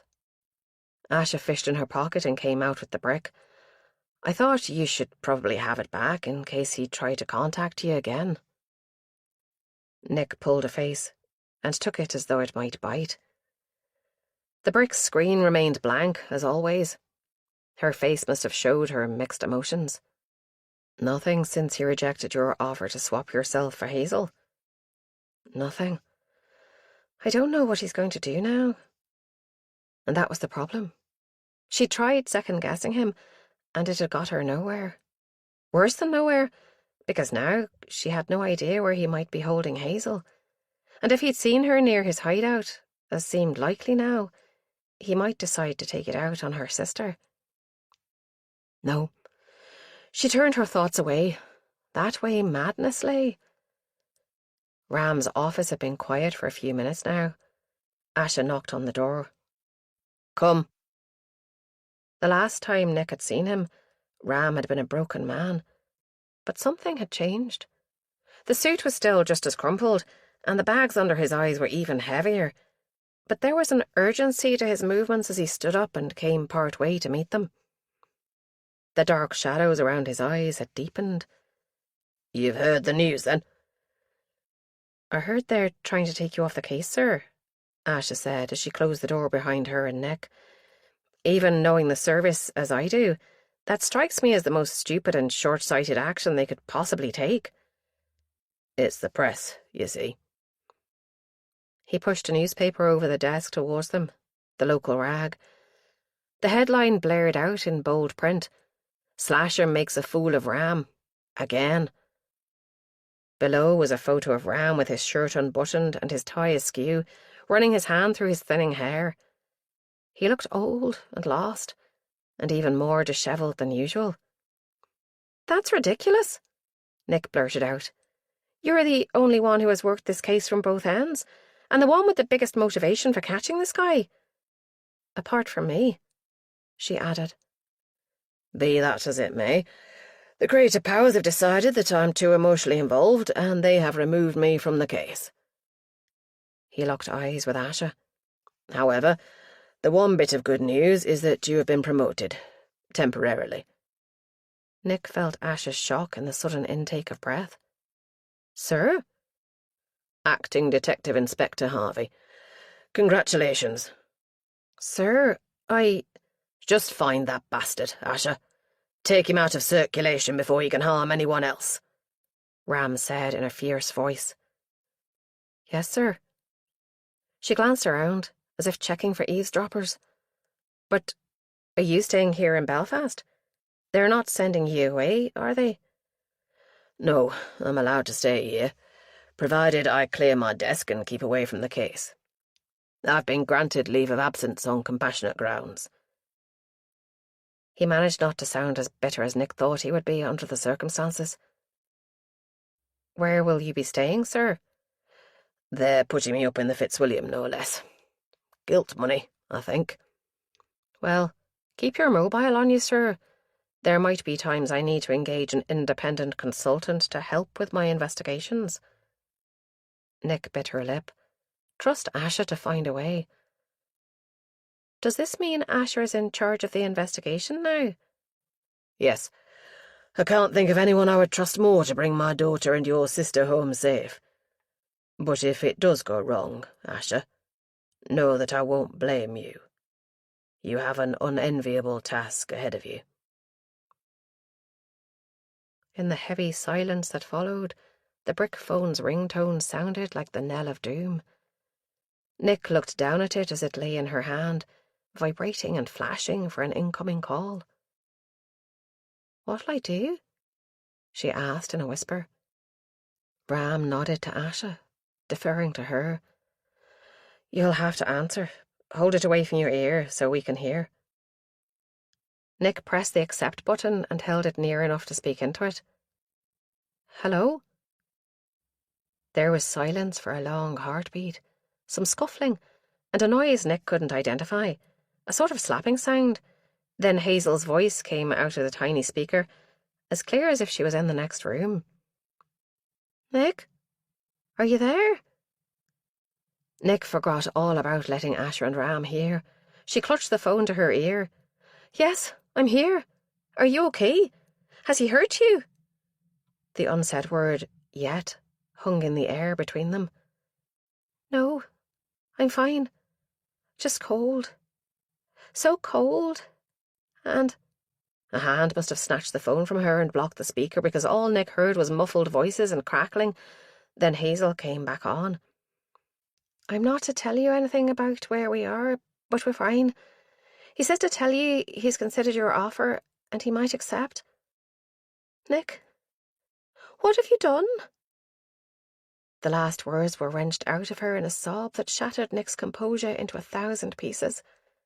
Hazel! Hazel, speak to me! The line clicked and went silent. Nick's knuckles ached from gripping the phone. She made herself place it carefully down on the desk. She's gone. What did she say?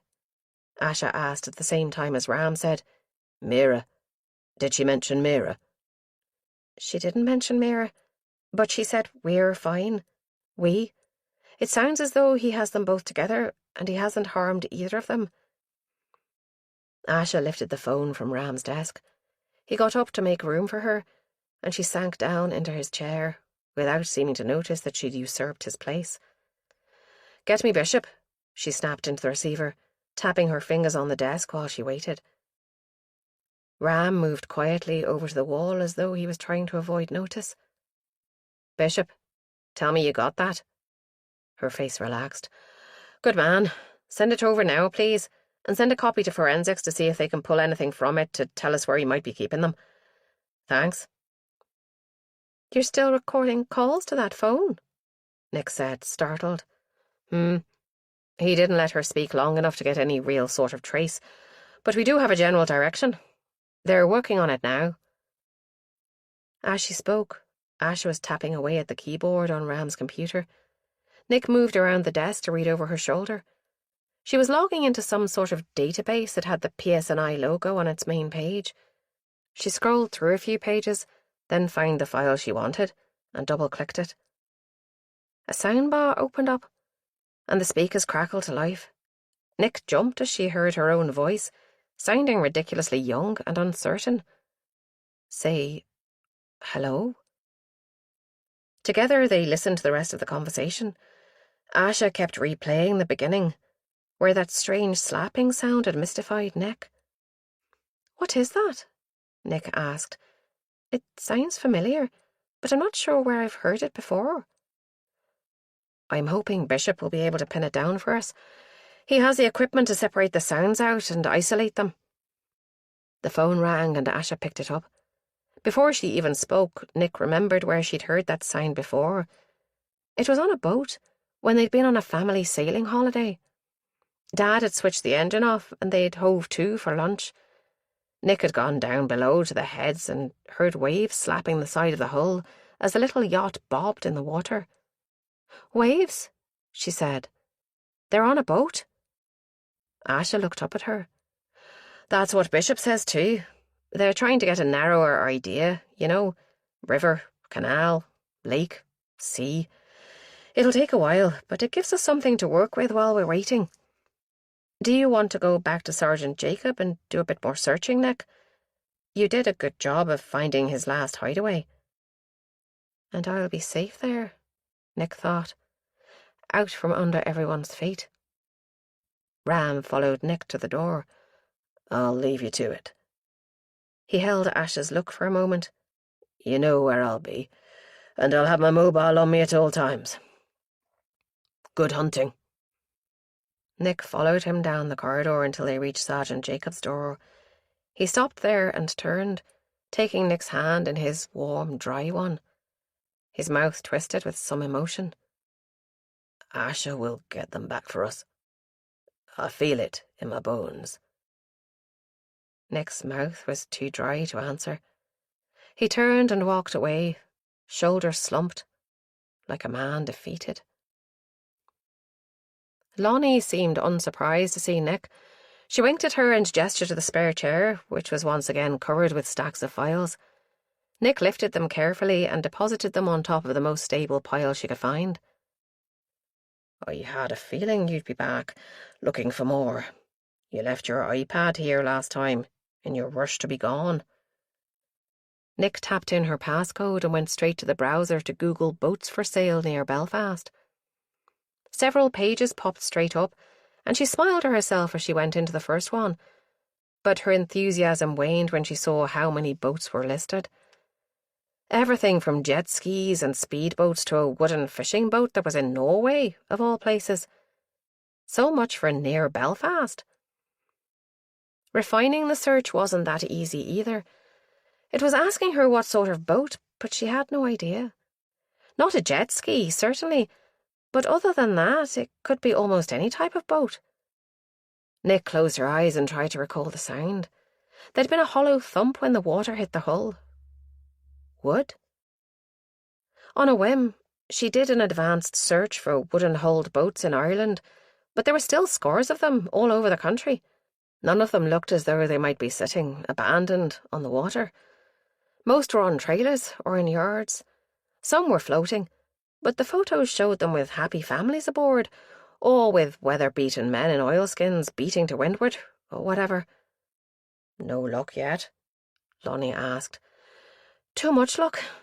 I'm trying to find a boat listed somewhere that is on the sea, or maybe a lake or river, that's isolated enough to be private, but close enough to Belfast and the ferries and airports for him to be able to reach it quite quickly.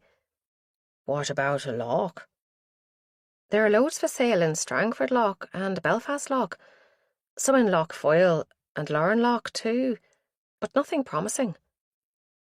Have you looked for boats on Loch Nee? What? That puddle of brown water down the motorway? Are there boats on it? Sergeant Jacob laughed. Yes, there are boats on it. There are massive sand barges ploughing up and down. A healthy fishing fleet. She stopped and frowned. Eeling fleet. They catch Loch Nee eels and export them all over the world. And there are pleasure boats too. Nick closed her mouth, which had dropped open. I thought it was just a giant drain for all the rivers to pour into. You'd be surprised. My son takes me down there every weekend after Sunday service, and we eat at the cafe at Oxford Island and watch the boats sailing by. It's very popular. You should go sometime. I think I will. Is it the sort of place where someone could keep a couple of people tied up in a boat without anyone noticing? Lonnie thought about it. Yes, I'd say so. There's a marina there with dozens of boats. At this time of year, I'd say it'd be pretty quiet. Nick called up Google Maps again and searched for Oxford Island. It was a nature reserve, apparently, but as she zoomed out a little, a marina came into view, with its parallel rows of jetties. There were the little ellipses of boats from above, maybe 100 or so, and more in an enclosed yard over to the right of the image. I've heard there are several places on the loch where people keep boats, the sergeant said. but I think the one near Oxford Island is the biggest. Canego Marina? Nick read aloud. Yes, that's the one. I believe there's a cafe there too. Thanks, Sergeant. If there's a cafe there, it's probably too busy for our man. But I'll see if there are any other likely hideouts. As she spoke, she zoomed back out and began a scan of the loch, looking for quiet wee places where a boat might lie undisturbed. She barely registered Lonnie asking her if she'd like a cup of tea, and didn't reply. As she worked her way northwards up the eastern shore, Nick realised there were dozens of little inlets and bays with boats tied up. It would take days to search all of them, and most were isolated enough that someone could keep prisoners hidden without anyone being any the wiser. There had to be a way to narrow it down. What if she took into account the driving time from each of the places to the airport and then to the main ferry terminals? She went back to Canego Marina and right-clicked to get directions, writing the times and distances down on an A4 pad she found on Sergeant Jacob's desk. Before long, it became clear that most of the promising places were down tiny, winding lanes that would take far too long to navigate. From Canego Marina, it was roughly 45 minutes to either of the two main airports, and not much more to the big ferry terminal in Belfast. Out of curiosity, she checked the travel time and route to the cottage she'd found. 13 minutes.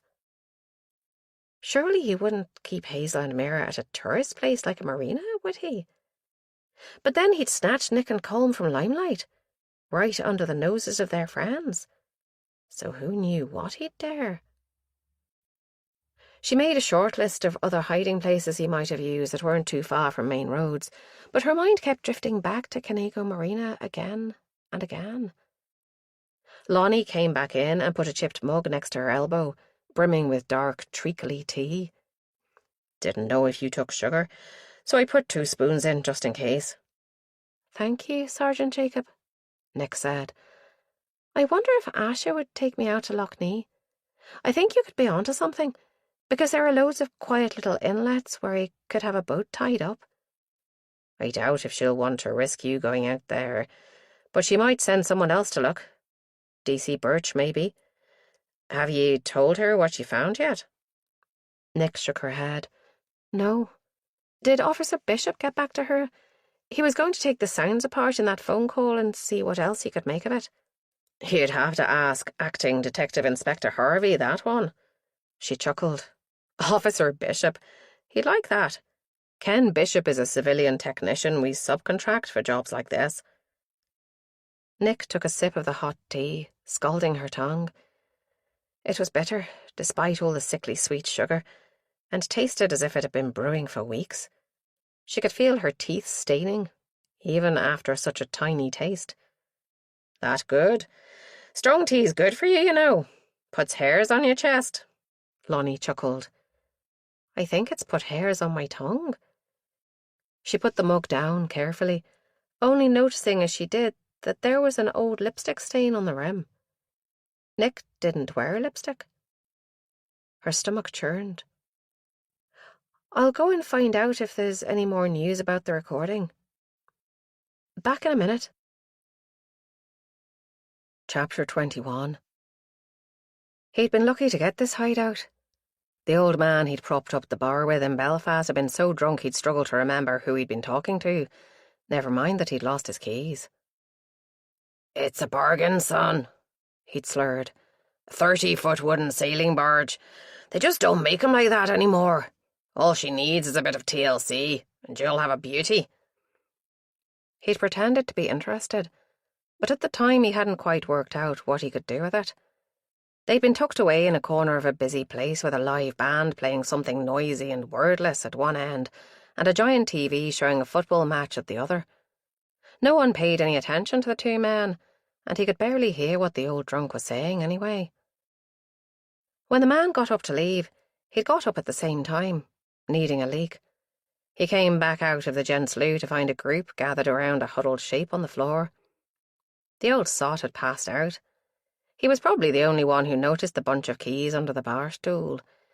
They must have fallen from the man's hand as he collapsed, but the cork ball float attached to them marked them as boat keys, and the pieces dropped into place in his mind. He bent to swipe them, muttered a few words of concern, and stepped carefully past the pile of rags to get to the front door. For some reason, he looked back before he left. The old man stared at him with sightless eyes, sending a chill across his skin. But then someone leaned down and closed them with a gentle hand. That gave him pause for thought. If the old bugger had cocked his clogs, there was an even better opportunity. The last thing any relatives would be interested in was a wreck of a boat that would be worth nothing in the current market. It'd be weeks or even months before anyone came to check the thing. But until then, it was all his. He locked the steel gate behind him and padded silently along the slimy wooden jetty, out to the far end, where the wooden hulk was tied to the hammerhead. Tucked away out here, no one would be walking past the boat.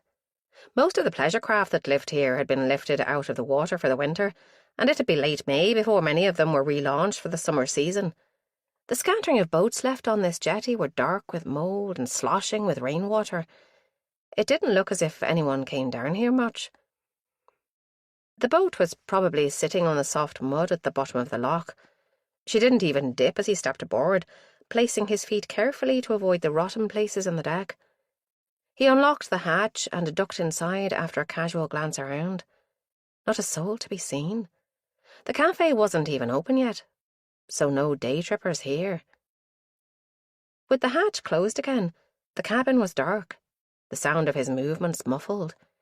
He drew in the smells, stagnant water overlaid with the sharp tang of urine, and a heavy, cloying smell where one of the girls had fouled herself. No blood.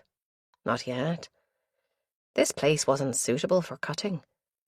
He tied the scarf over the lower part of his face and pulled his knitted hat low, until just his eyes showed, before he turned to stoop through into the four-peak cabin. The Indian woman had woken up. She moved feebly, her limbs slow and heavy, and a groan came from behind the gag.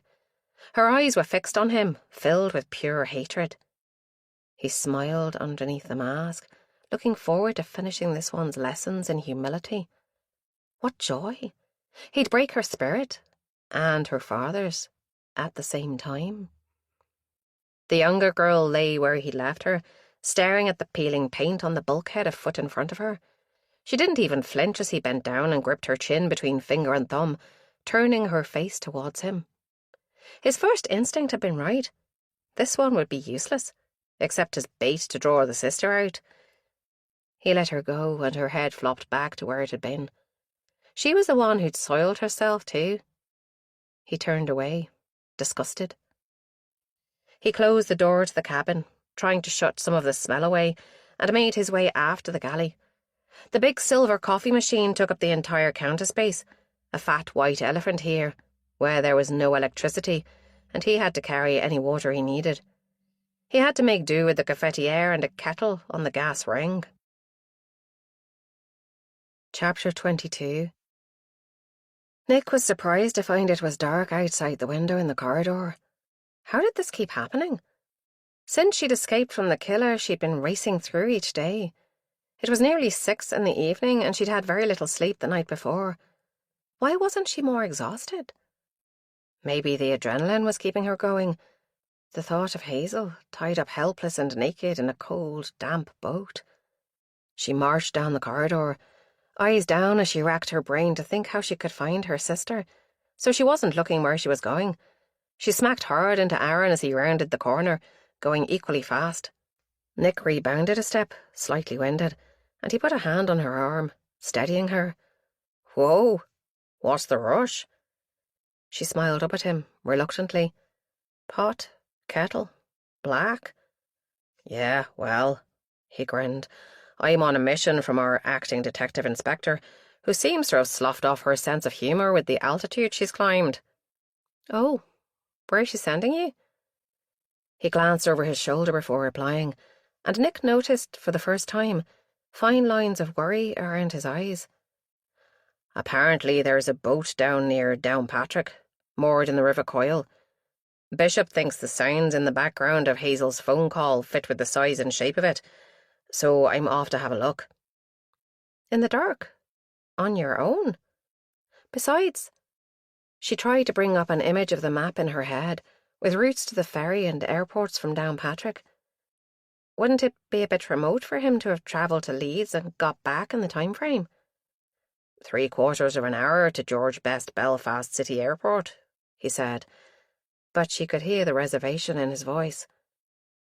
How far to the ferry, or to the international airport? Ferry's just under an hour. Aldergrove a bit more than an hour. If he's brought Mira back here, and Hazel did say we quite clearly, then he must have used the ferry, unless it was his own boat he used. Aaron ticked the objections off on his fingers. He'd have to be a good sailor. A small boat, single-handed, would take the best part of a full day to make that crossing. He'd have to have left a car somewhere to pick up. Probably a van or truck, so he could hide Mira out of sight on the journey back from Leeds. You're right. In that case, surely it has to be the ferry, and that means Belfast to Scotland, because the Liverpool one also takes all day or all night to make the crossing. Yes, he said slowly. But Asha wants me to go and look at this boat on the coil anyway, even if it's just to eliminate it. Bring me with you, Nick said breathlessly. I have some other ideas about places he might be keeping her, and maybe we could check those if the coil doesn't pan out. We'd have to clear it with the boss. His mouth twisted in doubt. She's not in the most approachable of moods. I can text her from the car once we're on our way, Nick suggested. Ma always says it's better to ask forgiveness than permission. Aaron shook his head, but he was smiling again, and Nick knew she'd won. I know which parent you take after, Nick. Your mum is a terrible influence. OK, you can come, but you do realise Asha will kill us both, don't you? Nick bit her lip. She didn't want to get Aaron into trouble, but her instincts were screaming at her to find Hazel. The more time that passed, the more chance he'd harm her. She gave a sharp nod, avoiding his eyes. Come on then, before she spots us. Car's this way. They jogged down the stairs, meeting no one, until Aaron beeped the remote to unlock the Golf. A uniformed officer was just getting out of a mocked patrol car, and he glanced across at them. Nick recognised the man from yesterday, the one who'd been in the rec room, exchanging racist chat with the man in the corridor. She ducked into the car, but she was pretty sure he'd recognised her from the raised eyebrow and a smile she didn't quite like. Aaron tapped coordinates into the sat-nav on his windscreen. Belt up. It's a reasonable drive. Rules are that the driver gets to pick the music, but I'll make an exception for you. He nodded towards the glove box. Nick opened it, curious about the sort of music he'd have. There were a handful of CDs in there, varying from Frank Sinatra to Aurelio Voltaire. She sorted through them, looking for something she'd be prepared to listen to, but the only one she recognised was a Celtic punk band, the Dropkick Murphys. She ejected the current CD, Westlife, no box for it, and put in the Murphys. It was a good sound system, she'd give it that. The guitar and drums blasted out, followed by the 40-a-day gravelly voice of the lead singer. We had guns and drums and drums and guns. Hurroo, hurroo. Aaron glanced at her curiously. Interesting pick. Interesting collection, she countered. You found the only one that isn't mine. That one's Asha's CD. Heat rose in Nick's cheeks, and she was grateful for the flickering orange streetlights as they threaded the side streets off the Lisburn Road on their way south via the Malone Road. The roads were still busy, but traffic was moving on the whole. As they passed the House of Sport roundabout, Nick cast a longing look down the turning that would take her home to Lisburn. But Aaron took the first exit past Shaw's Bridge. She sighed. Ma would be worried, but she'd be fiercely determined to hide it. I should give Ma another call. Tell her I'm still okay, she said. Go ahead. Aaron paused the CD. Ma answered on the 4th ring, as they'd been instructed to by the tech boys who tapped the line, in case it was Hazel's kidnapper phoning them. Asha would no doubt be informed about her call, so she'd have to be careful what she said in case she got Aaron into trouble. Hi, Ma. It's just me. Ma let out a breath. I thought you'd be coming straight home. Where are you? I've been worried sick. Sorry, Ma. I've been at the station with Asha and Aaron, going through some necessary paperwork. I didn't mean to worry you. Just time sort of got away from me. How much did Ma know about where Nick had been earlier today? Did she know about the abandoned hideout? Anyway, I'm fine. Just knackered. Any news? You tell me, Ma said dryly. You're the one with a finger on the police pulse. Nick didn't know what to say. Knowing Ma, she could be referring to the case or to an imagined relationship. She didn't even know if Ma might mean Asha or Aaron, and she realised she didn't know herself either. Nothing new, Ma. I think they're looking at a few places where they think he might be holding Hazel, but they have to be careful in case they alert him, I guess. She realised she was getting into dodgy territory here. I'd better go if I want to lift back to the house. I'm staying in Belfast tonight. Bye, Ma.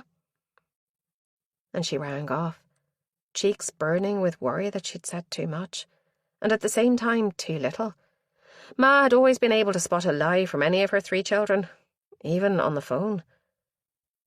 Aaron restarted the CD without comment, and the familiar Irish music, sung in such an angry way, helped to wash away some of her guilt. Some. By the time she was in a fit state to notice where they were, the little car was passing the garage they'd stopped at the other day, where they'd seen the grey van. It seemed like weeks ago, not just a few days. So much had changed since then. Hazel had been free, for one thing.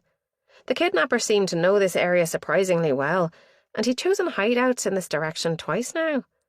Perhaps Asha was right about the boat on the coil. Once they were through the bottleneck at the Carryduff roundabout, the roads became clearer and Aaron accelerated. No street lighting now, and the music fitted with the way the headlights lit up skeletal trees and reflected off the wet road surface. Nick settled down in the seat and closed her eyes against the beginning of a headache. The regular squish-squeak of the windscreen wipers didn't help the headache, but she must have slept at some point, because when Aaron switched the engine off, she jerked awake with a cry. It's okay. We're here, or at least as close as we can get by car. I'll have to walk from here, but I'll leave the key in case you need to put the heater on. It's still pretty cold in the evenings, and I don't know how long. I'm coming, Nick said firmly. There's no way you're abandoning me alone in the car in the dark, and a second pair of eyes and ears might be useful. I really shouldn't. I promise not to get in the way. I'll walk 3 paces behind you if you want, like the Duke of Edinburgh does with the Queen. He gave a short laugh. I must be insane. No lights then, and put your phone on silent before you get out of the car. Oh, and don't let the door slam. Close it gently. She put both phones on silent. She didn't remember putting the brick in her pocket, but she must have done it automatically. Together they creeped along a narrow gravel track that wound between bushes, heavy from the rain. Their feet made little sound, but every light crunch set the hairs on the back of her neck on end. As they went on, the smell of wet grass became overlaid by damp seaweed and salt water. Nick remembered from her earlier search that this area was riddled with a network of small tidal inlets, all of which opened out into Strangford Lough. A stray memory surfaced from her days in school. They'd been learning about St. Patrick, and her teacher had told the class that the saint had landed in Downpatrick by accident. He'd been intending to sail around Malin Head to come ashore in Lough Swilly, but the massive tides in the mouth of Strangford Lough had sucked in the boat on which he was a passenger, and he decided to make the best of a bad job, called it the will of God, and built a church where he happened to come ashore. She wondered if it was true or not. Aaron was nothing but a patch of deeper shadow, but his hand was still warm when it touched hers. He stepped up to her and brought his lips to her ear. The boat is just ahead. I think I can hear water slapping against the hull from here. Will you stay put until I've had a look? It's easier for one to move quietly than 2. And it means you can still run for help if it goes tits up. Here's the car keys. He pressed them into her hand and closed her fingers over them. Okay, she breathed. He melted away soundlessly, leaving her in the velvet darkness. The night was far from silent. Now she was still enough to listen. Somewhere in the distance, a car engine droned along. Closer, there were occasional rustlings in the undergrowth. Probably mice, she told herself.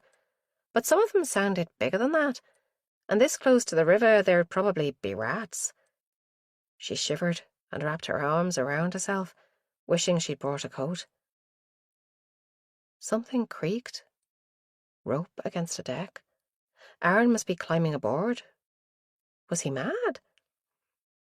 A moment later, the night was lit by a high-powered beam that cast long shadows across the grass and bracken. Water sloshed against the bank, and Aaron cursed in a high-pitched voice she barely recognised. "Who's there?" a voice demanded. "I've warned you before. This time I'm calling the police." Nick let out the breath that had frozen in her chest. This wasn't the voice of the killer, although she couldn't have said how she knew. Too old, perhaps? "I am the police, sir," Aaron said breathlessly. "If you let go of my arm, I can show you my warrant card." There was a short scuffle and the sound of panting breath. Feet slid across a deck, and then there was a dull thud and a cry. "Aaron, are you all right?" She couldn't stop herself calling out. "Who's there?" The torch beam swung her way, blinding her. She raised her forearm to save her eyes, but it dropped down almost immediately, playing down her body. "A lassie, by God! What the hell are you doing here with this bastard?" "He is a police officer. He's Detective Constable Aaron Birch." There was a pause and some more creaking, then a groan. "Let me up, will you?" Nick moved closer, trying to see what was going on. Where was the moon when you needed it? A boat loomed up from the darkness, sheer sides standing a good 3 or 4 feet above the edge of the bank. The torch was pointed at Aaron's face, and he was down on the deck, with a wiry old man half sitting on his shoulders while he searched Aaron's pockets. "It's in my back pocket," Aaron grunted. The stranger's hands reached under Aaron's jacket and felt around. Nick couldn't take her eyes off his face, searching for a resemblance to the one engraved on her memory, where it had hung over her, just the eyes showing above the mask. But there was nothing familiar about the bushy grey eyebrows or the unruly thatch of hair that looked like a Brillo pad. "It's all right, Aaron. It's definitely not him." Aaron tried to turn towards her. There was a dark stain on his forehead where a thin stream of blood had trickled down to pool across his brows. "Aaron, you're hurt?" "I'm fine," he lied through gritted teeth. "But I'd be better if this guy would get off me." The old man had found the warrant card and was examining it carefully in the light of the torch. He grunted and slid it back into the wallet before releasing Aaron and standing back, surprisingly supple for someone as old as he looked to be. "Okay, I believe you now. But what the hell were you doing prowling around my boat in the middle of the night?" Nick glanced at her wristwatch. "It's just after 7 in the evening." The torch came back to her face and she blinked, but didn't cover her eyes this time. "I know you from somewhere." He scowled down at her, then clicked his fingers. "You're the woman from the news. Saw your picture in the paper. I see the scars now." Nick swallowed down the panic. She'd almost managed to convince herself they didn't show any more, but now the old fear was back in full. "Yes, that's who I am. Have you heard that he's abducted my sister? I'm sorry if we scared you, but we're just trying to get her back." Her voice broke at the end of the sentence, and his face relaxed from its fierce expression into sympathy. "No, lassie, not your sister. I don't buy the newspapers, you can, but sometimes I catch a headline or two when someone else is reading one." He held out a hand to help Aaron up. The young detective needed it. He reeled a little, grabbing the guardrail of the boat for balance before he straightened up. "That's a strong left hook you have there," he muttered. "Aye, well, If you live alone like me, you need to look after yourself. Can I get you a wee dram to help put the misunderstandings behind us?" Aaron took an unsteady step, and Nick reached up to give him her hand. "Thank you, sir, but I'm on duty, and clearly this isn't the boat we're after. We'd better be on our way." "Did you say you'd been having trouble?" Nick asked. "Vandals?" "Aye, tried to burn the boat with me in it, but I'm a light sleeper. Local thugs from yon town there. Thought that was what you were up to, creeping around in the dark." He nodded to Aaron. Probably the closest they'd get to an apology. "I can call it in if you like," Aaron offered. "Local boys can come down tomorrow and take a statement from you. Might help with the insurance, if nothing else, if they do manage to cause any damage." "Dinna bother, laddie. I'll be away with the tide tonight anyways. Off back to Troon on the morrow. Thanks, though." He held out a horny hand. "Name's Compton. Danny Compton. Boat's called the Matilda D, and we're usually based on the west coast at Troon if you need to contact me again." Nick had a sudden thought. "Aaron, do you have a copy of that recording on you? The one of Hazel?" He patted his pockets and came out with his mobile. "I have it on here, but the sound quality isn't the best." He seemed to be following Nick's train of thought. "Would you mind listening to a short recording, Mr. Crompton? It's what sent us hunting for a boat moored in an isolated backwater." "Go ahead." Aaron hit play, and Nick heard her own voice, then Hazel's. Her heart lurched all over again. "That's terrible quality, laddie. Why don't you both come below, and we'll see if we can't get a better sound out of that thing." Nick and Aaron exchanged looks. He reached down and helped her up the long step onto the side deck. Her legs were considerably shorter than his. They followed Compton down into a cosy cabin lit by a paraffin lamp and lined in soft golden wood. Crimson velvet cushions lay on the bunks, adding to the old-fashioned charm of the interior. Then Nick's eyes caught a gleam of reflected light on black plastic. A stacked Kenwood sound system from the 90s stood on a shelf behind the main bunk, a blue light blinking in an understated way to show that it had power to it. At her expression, Compton's eyes crinkled in a smile that changed his whole face. "Don't get to use it often, because I'm always trying to save the domestic battery, but I'll be running the engine in an hour or two, so we can probably afford to be profligate with the electricity." Even his voice had softened as he talked about the music player, losing the hard Glasgow edge it had earlier.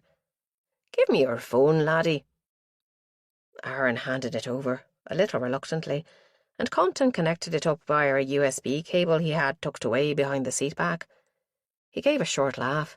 "Close your mouths, you two. This stuff is my day job.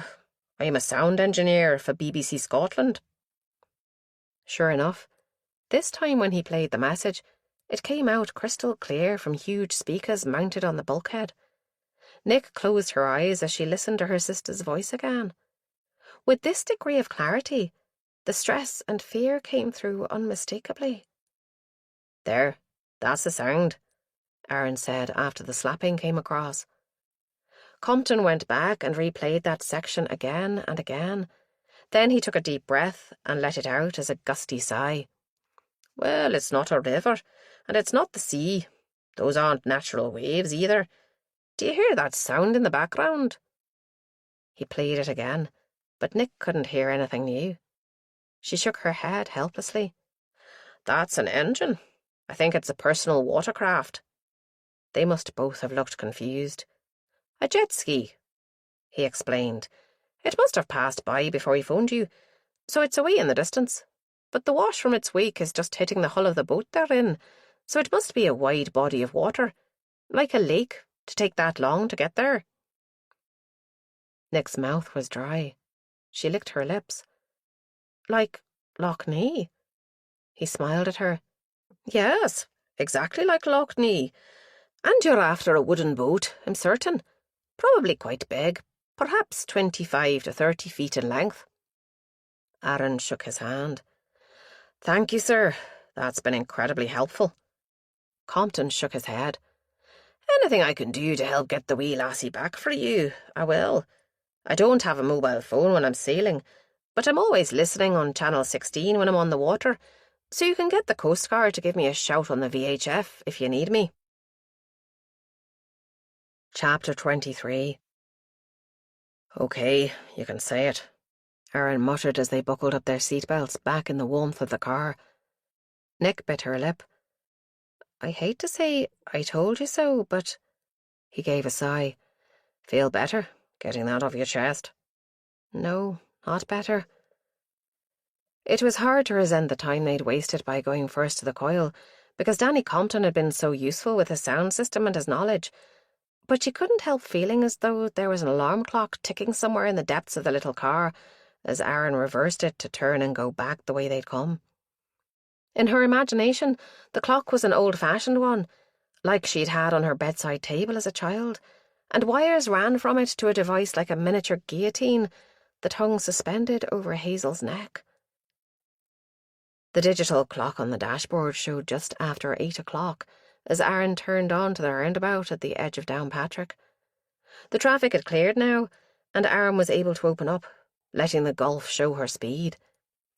The road unrolled before them in the light of his headlights, and neither of them mentioned the idea of music. I really ought to call in and report, he said, as they drove through the village of Annacloy at only a little above the speed limit of 40 miles an hour, but he didn't sound convinced. If you do, how likely is it that you'll be called back to the station? Likely.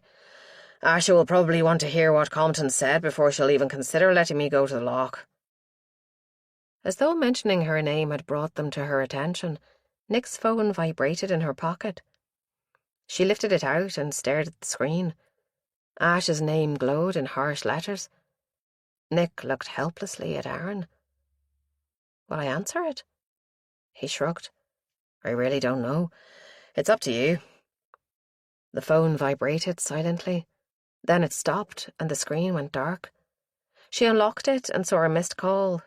Then, a few moments later, the voicemail icon appeared at the top of the screen.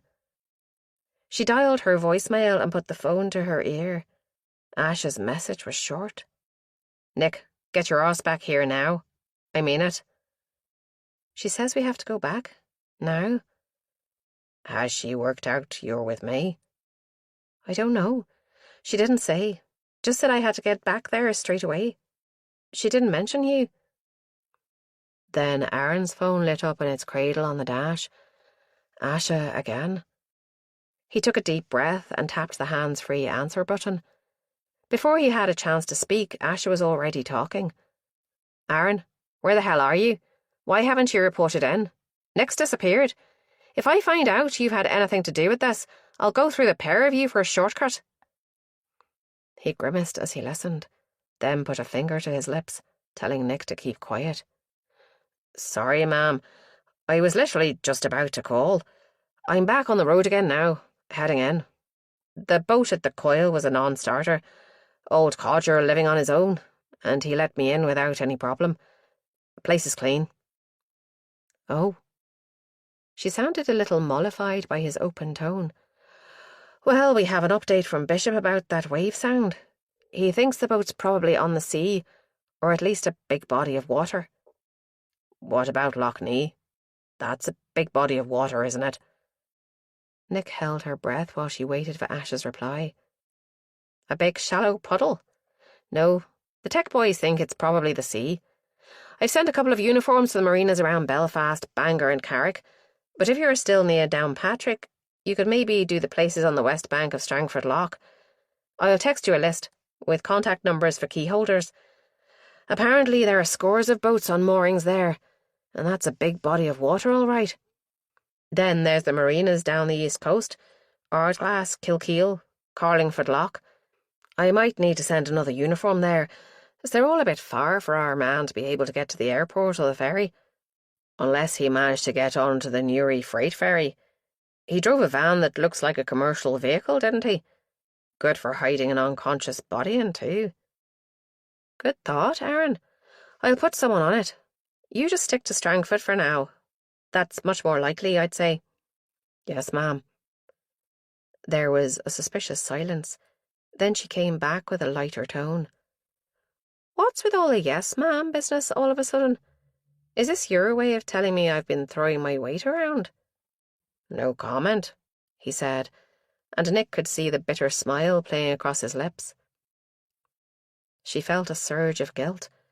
She'd persuaded him into helping her, into going directly against orders, and it was Aaron, not her, who'd take the punishment if this came to nothing. What if she was wrong about Lough Neagh? Then she remembered Compton. He'd come to the same conclusion as her, but by using scientific deductions rather than by going with his gut. It reassured her. Aaron ended the call, and now his face had fallen into deep thoughtfulness. "What are you planning to do?" she asked tentatively. "Listen to my instincts. Isn't that what you said you always do? By the time Asher realises I haven't gone to Strangford, we'll be at Lough Neagh, and hopefully we'll find something worth calling in backup for." Hopefully. Hopefully both their instincts were right, and hopefully they could find where he was keeping Hazel and Amira, and hopefully they could call in a team to rescue the two captives before the killer hurt them. So many unknowns. Once he was on the motorway, Aaron really accelerated. The miles still went by far too slowly for Nick. She hitched herself around in the car seat, fiddling with her seatbelt and glancing at the sat-nav to see how far they still had to go. He fumbled in the space between the seats and came up with a bar of chocolate, which he offered to her. She shook her head. The thought of eating something so sweet made her stomach churn. "Break me off a piece, will you?" She did. He refused a second piece, so she wrapped the rest up and put it back where he'd found it. "When we get there, I'm going to park well away from the marina and walk down. Same as last time, but I hope without the left hook." He rubbed his temple and winced. "That one's on Asha. She's the one who sent me there." Aaron parked up under overhanging branches on the side of the approach road to the marina. There were a couple of other cars already there. They were covered in raindrops, so they'd probably been there a while. "Fishermen," Aaron muttered as they walked past, feet silent on the close-cropped grass verge. There was a gate across the access lane, a padlock heavy on the latch, but Aaron led them around the side of it, where a human-sized gap had been left. The place was unnaturally quiet, with not so much as a rustle in the undergrowth to suggest life being lived around them. "The marina's that way." Aaron pointed to the left, where a white building gleamed under spotlights.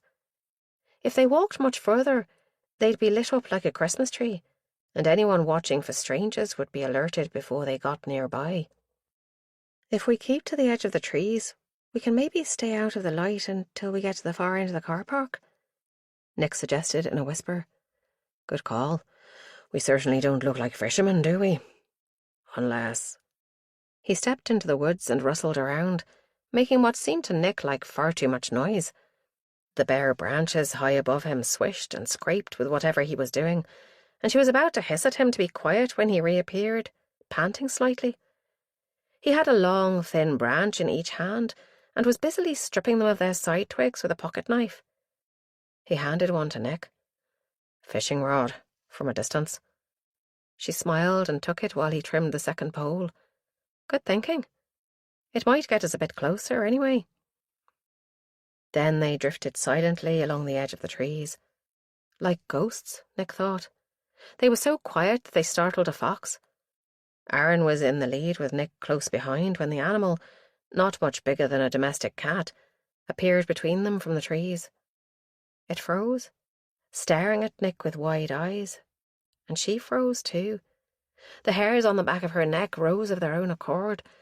This predator might be small, but there was an air of menace about it that spoke to something deep inside her. Aaron must have sensed there was something wrong, because he stopped and looked back. The magic was broken, and the fox disappeared as silently as it had appeared. Nick let out a breath and started forward again. Aaron stayed a few steps ahead of her until they reached the far end. He stopped, and she came up to him to listen. "Same as last time. You stay here with your phone handy. I'll go and have a look-see. If you hear or see anything suspicious, first get yourself under cover, then phone Asher and tell her where we are." Nick nodded. She knew in her heart that this was the right place. Blood called to blood. Hazel was nearby. Nick knew Aaron was the best person to find her. He'd shown how resourceful he could be. "Good luck." The warmth in his voice sent a tremor through her. He'd already disappeared into the shadows. She strained to hear or see what he was doing, but all she heard was a faint chink of metal, and that was so quiet she wondered if she'd imagined it. The silence stretched out. Darkness deepened as the floodlights at the marina switched off, presumably on a timer, leaving just 2 low-level security lights shining from the corners of the building. Nick began to see shapes in the darkness, areas of shifting grey and black that made her draw her breath in and back up into the soft arms of the conifers behind her. Fog. It was mist, drifting in from the water. Nick's shoulders lowered as the tension left them. Then, just behind her, a twig snapped with a sound like a pistol shot. She spun, heart hammering. Pain flared out from the back of her head. She tried to bring her hand up to feel for damage, but her arm wouldn't obey her. And where were her legs? The ground rushed up towards her. She hit the ground face down, damp grass and mud filling her mouth. The last thing she saw before darkness took her was a pair of worn trainers with dried bloodstains in the fabric. Chapter 24. They thought they were so clever, following him here. How had they found him? What detail had he missed?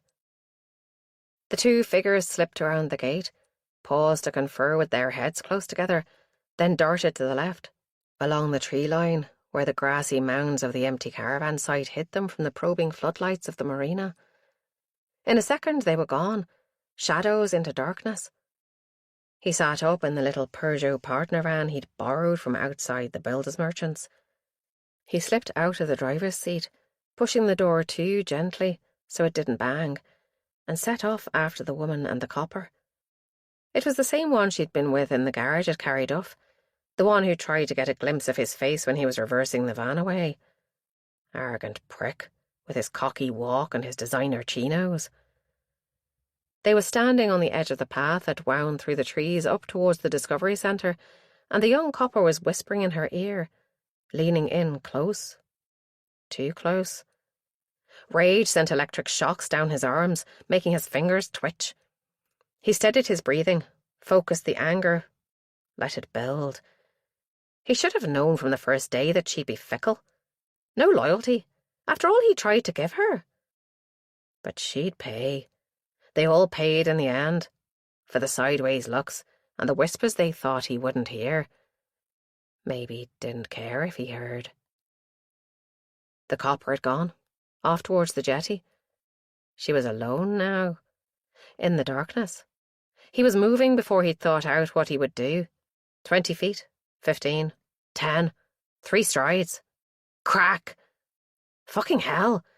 She spun around at the sound, face white under the faint moonlight that filtered through clouds, but he'd already moved past the dead branch. His clenched fist came up in a swing that had his weight behind it, driven by all the anger and frustration of everything that had gone wrong since this woman came into his life. She dropped like a stone, eyes still open but staring, unseeing. Had he hit her too hard? No! That's what happened when he let his anger rule his actions. He stepped closer, and her eyes followed his movement, focusing on his feet. He let out a breath. Still alive. Her eyes closed and her shoulders sagged. He checked her pulse. Strong and steady. He left her where she lay. She'd be going nowhere for a while. Long enough for what he needed to do, he hoped. When he reached the gate, the padlock appeared to be closed, but on closer inspection, the bolt had been left open. Clever boy, leaving yourself an escape route. He must have picked the lock. The gate opened silently. He'd made sure of that before he brought his captives here, and he pushed it gently back to where he'd found it, secure as far as the casual observer would see. The grooved boards of the jetty were slimy, so he had to walk carefully. One slip would be enough to warn the young copper. He'd already made one mistake tonight. He wasn't about to make another. Was it chance that had brought them to the right jetty straight away, or had they somehow worked out which boat he was using? Chance, it seemed.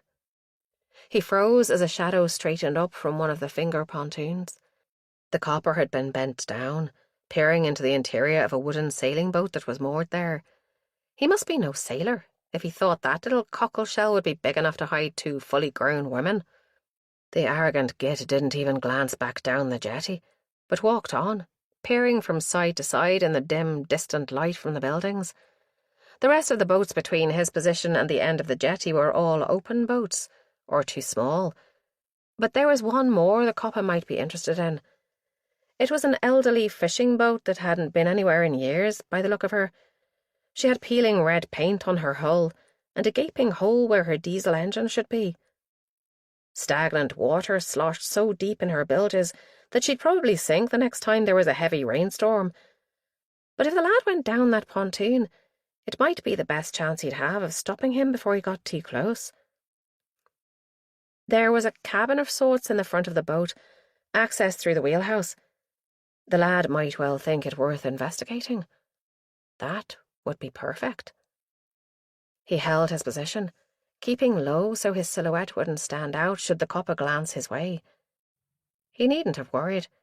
The fishing boat tipped, sending little waves that rocked the other boats on either side of her and set halyards jangling. Under cover of the noise, he closed the distance between them. He remembered there was a boat hook lying on the side deck of the red-hulled boat. As he moved silently along the narrow pontoon, his fingers closed around the roughened wood of the heavy pole. It scraped as he lifted it. Just the tiniest sound, but it brought the copper upright, already spinning and raising his fists. His reactions were faster than the woman's. Too slow to save him, though. The heavy metal end made a noise like the shell of a hard-boiled egg might if you were to crack it in the side of a granite work surface, and the policeman dropped into the filthy water at the bottom of the boat. He leaped nimbly into the fishing boat and grabbed the policeman by the lapels of his thick woolen jacket, trying to lift him out of the water.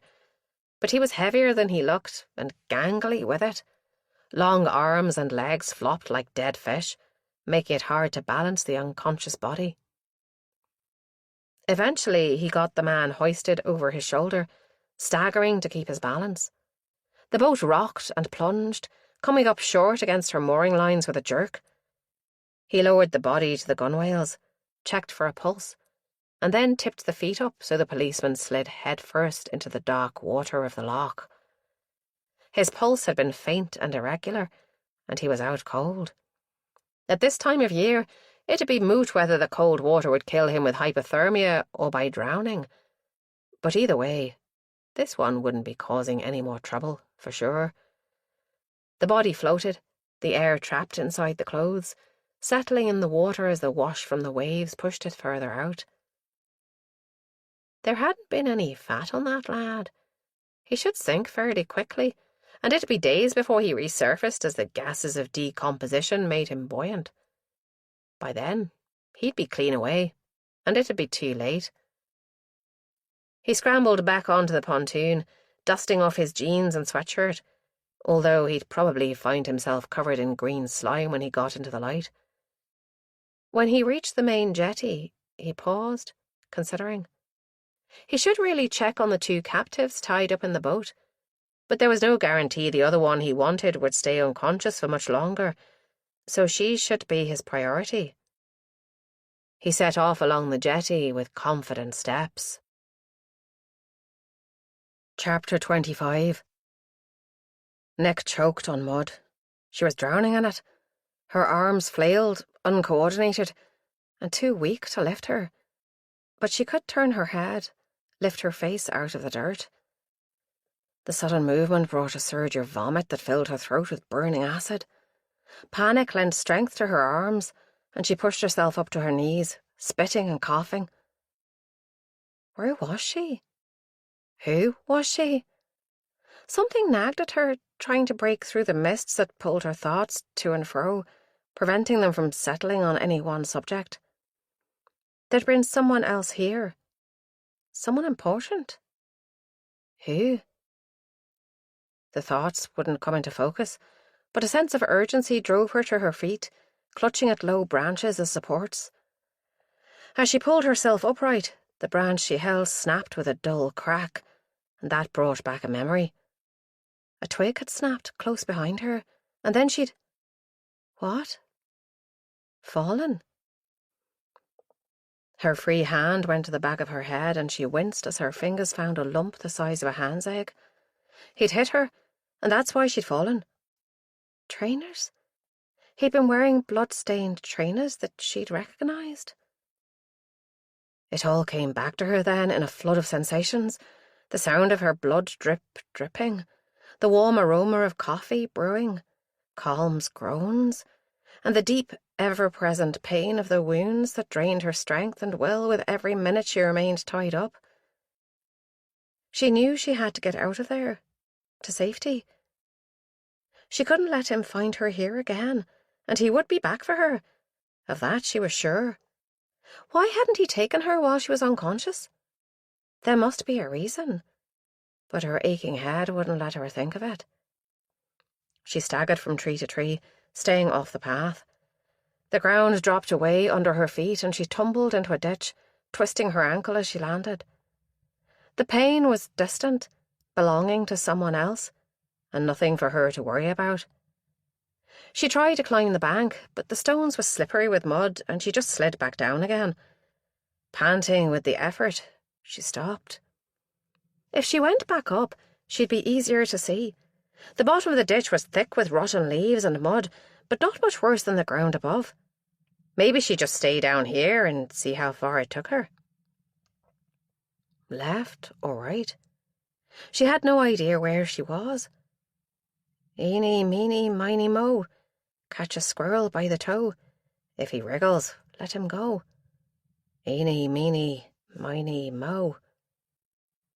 That was the PC version, Mar had said. Used to use a nasty racist word when she was a child. Her thoughts were rambling, but she turned in the direction the rhyme took her and stumbled forwards, still driven by that vague sense of urgency.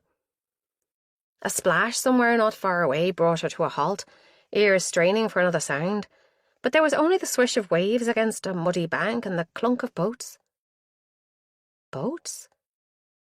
The marina. She talked Aaron into coming here with her. She must be very close to the loch to be able to hear the water that clearly, much closer than the place where she'd been knocked out. And that answered the other question that had been nudging at her. The reason he hadn't dragged her off immediately was that he had to deal with Aaron first. He'd incapacitated her and then gone off to put Aaron out of action too. The splash? She retched again, but there was no food left inside her to come up.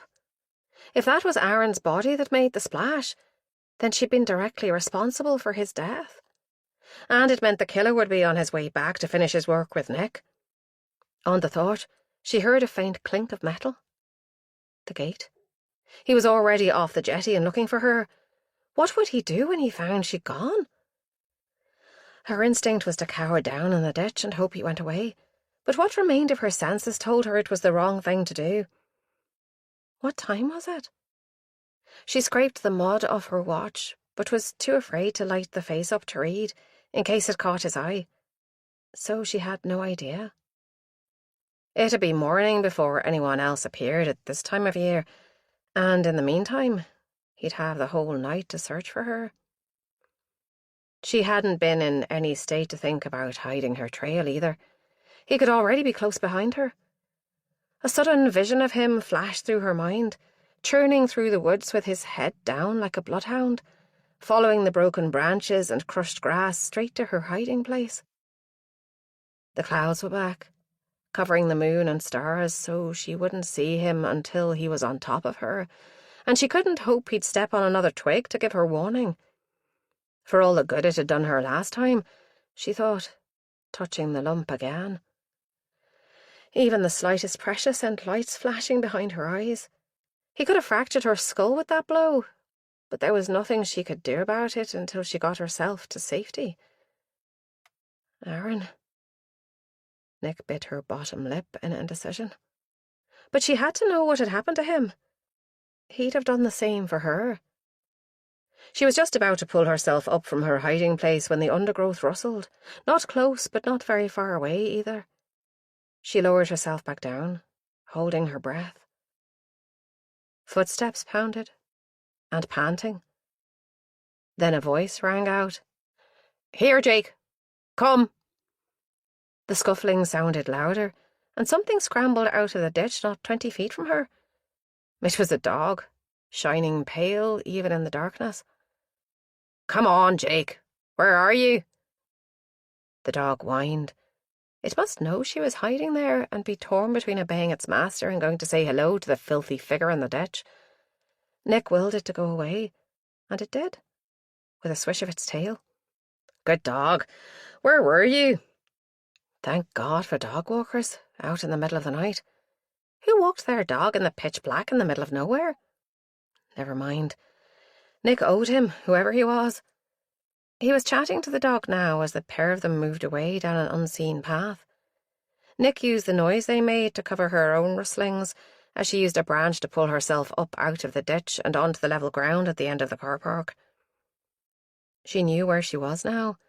She'd managed to travel quite a long way and was down the side of the jetties, where a long spit of land jutted out into the loch, a breakwater to protect the boats from wind and waves. The boats on the north side of the last jetty had their backs to her, so she was looking at them end on instead of from the side. She was about to turn back towards the gate when something caught her eye in the water. It was a dark shape, half floating, and it had just moved. A bird, she told herself. But it was a big bird. A very big... Aaron! She slipped down the sloping bank to the water's edge, but the object was too far away. Now she was closer, she couldn't be sure if it had moved, or if it was just an effect of the water. It looked like floating debris, or a big clump of weed. Then a ripple radiated out from it, and she gasped as a white face turned towards her. It was Aaron, and he was badly hurt. She'd never forgive herself if... She waded into the water. It was cold, so cold she sucked her breath in, sending shards of pain radiating from the lump at the back of her head, but there was no time to worry about that now. The water got deep really quickly, and in seconds she was out of her depth, floundering towards him, making far too much noise. She'd just have to hope the dog walker had sent the killer running off in the other direction. Her outstretched hand touched a piece of clothing. She gripped it, but her numb fingers slid off, and she only managed to push him further away. Her clothes dragged her down, clinging and swirling around her, and there were weeds on the bottom too. They snatched at her legs, trying to tie her to the muddy floor of the loch. Nothing for it. She let herself sink, bending her knees until her feet buried themselves in the thick mud. Then she pushed off with all her strength. It was enough. She came up right beside Aaron and took a fistful of his thick jacket, turning him over onto his back so his face was out of the water. Was she too late?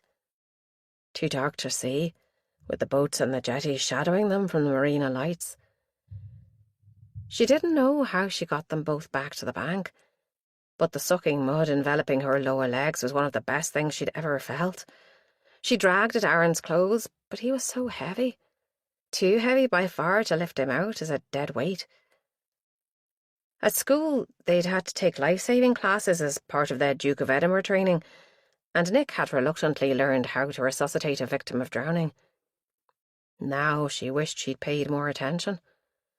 At 17, it hadn't seemed possible that the life of someone she cared for might depend on her ability to carry out such a basic operation. CPR. Circulation, pulse, respiration? Was that it? Wasn't circulation and pulse the same thing? She put her fingertips to his neck, trying to find a pulse, but his skin was cold and slippery, and she couldn't remember where she was supposed to feel. Wrist? That might be easier. She felt along his arm and came up with a hand, but it was hard to support his head above the water at the same time as holding his wrist so she could feel for his pulse. She was about to give up and move on to his breathing when she felt something under his skin. It was only the faintest fluttering, barely there, but it was better than nothing. "Come on, Aaron," she whispered, teeth chattering. "Stay with me." The hand she held moved, sliding out of her grip, and he nearly went under. It took all her strength to keep his heavy body at the surface. She put the back of her hand up to his mouth. A soft breath stirred the fine hairs. She was grinning, teeth clattering together, but it was too soon to celebrate yet. He was out cold, and there was still a killer somewhere nearby, hunting them. Maybe if she could walk them both along the edge of the breakwater, she'd find some sort of beach where she could drag Aaron into shallow water and do something to bring him round. Now she had him, she felt even more lost than when she'd been on her own. It wasn't just herself she was responsible for now, but Aaron too. Movement nearby froze her before she'd taken the first step. Someone was walking the length of the jetty. Despite their soft, careful steps, their feet made a hollow sound on the wooden planks, and occasional creaks where one had worked its way loose. If she hadn't been so close, she'd never have heard him. But if she could hear him, then he'd be able to hear any sound she made too. Nick switched from willing Aaron to respond to willing him to stay quiet. He was cold and limp in her arms, but who knew when he'd stir again? The figure reached the end of the jetty, and there was a soft thump as he jumped down into a boat there. Waves slapped the hulls of the moored boats, and several of the smaller ones rocked a little. Wood scraped against wood. A hatch being opened. How close had Aaron got before he was discovered? Was Hazel really so close to her? Belatedly, Nick remembered Aaron's final command. To phone Asha if there was the slightest hint of trouble. Events had overtaken her, and now the phone would be useless, submerged as it was in murky loch water. Still, she had to try. The iPhone was in her left-hand jeans pocket, easily reached, but it was totally dead. No surprises there. It wasn't easy to reach into the other pocket for the brick, and she almost lost her grip on Aaron, but eventually her icy fingers managed to pull it out. With no hope at all, she pressed the button, and to her amazement, the screen lit up. She didn't have Ash's number saved on this phone. She'd have to call 999 and hope she could convince someone to treat her seriously. Who was going to believe her if she told the truth? She swapped hands and unlocked the phone with clumsy fingers. Her hand shook as she held it to her ear, listening for the connection to be completed. It rang, and she sent a silent prayer up to whatever spirit of the loch might be listening. But it continued to ring and ring. This shouldn't happen with a 999 call, should it? An operator would surely pick up straight away, even if they were flat out busy. Then it clicked, and a familiar voice came on the line. "Nick, we've been worried sick. Where are you?" "Asha," she gasped. "Loch Nee, Canigo Marina. Aaron's hurt. Help!" Then she went silent. Someone had jumped back onto the jetty. Her heart kicked painfully in her chest. So close he'd hear anything else she said. He must have heard something from inside the boat, but he maybe wasn't certain what, or he'd have been down the jetty as fast as he could move. "Nick?" Ash's voice sounded tinny with the phone held away from her ear. Would he hear that? She held the phone against her chest, muffling the sound until she saw him step back down into the cockpit again. Then she whispered into the mouthpiece, praying she could be heard. "He's here." Chapter 26. "Keep the connection open, Nick," Asha ordered her. "You don't need to speak, but we can listen in." Aaron stirred in her arms and groaned.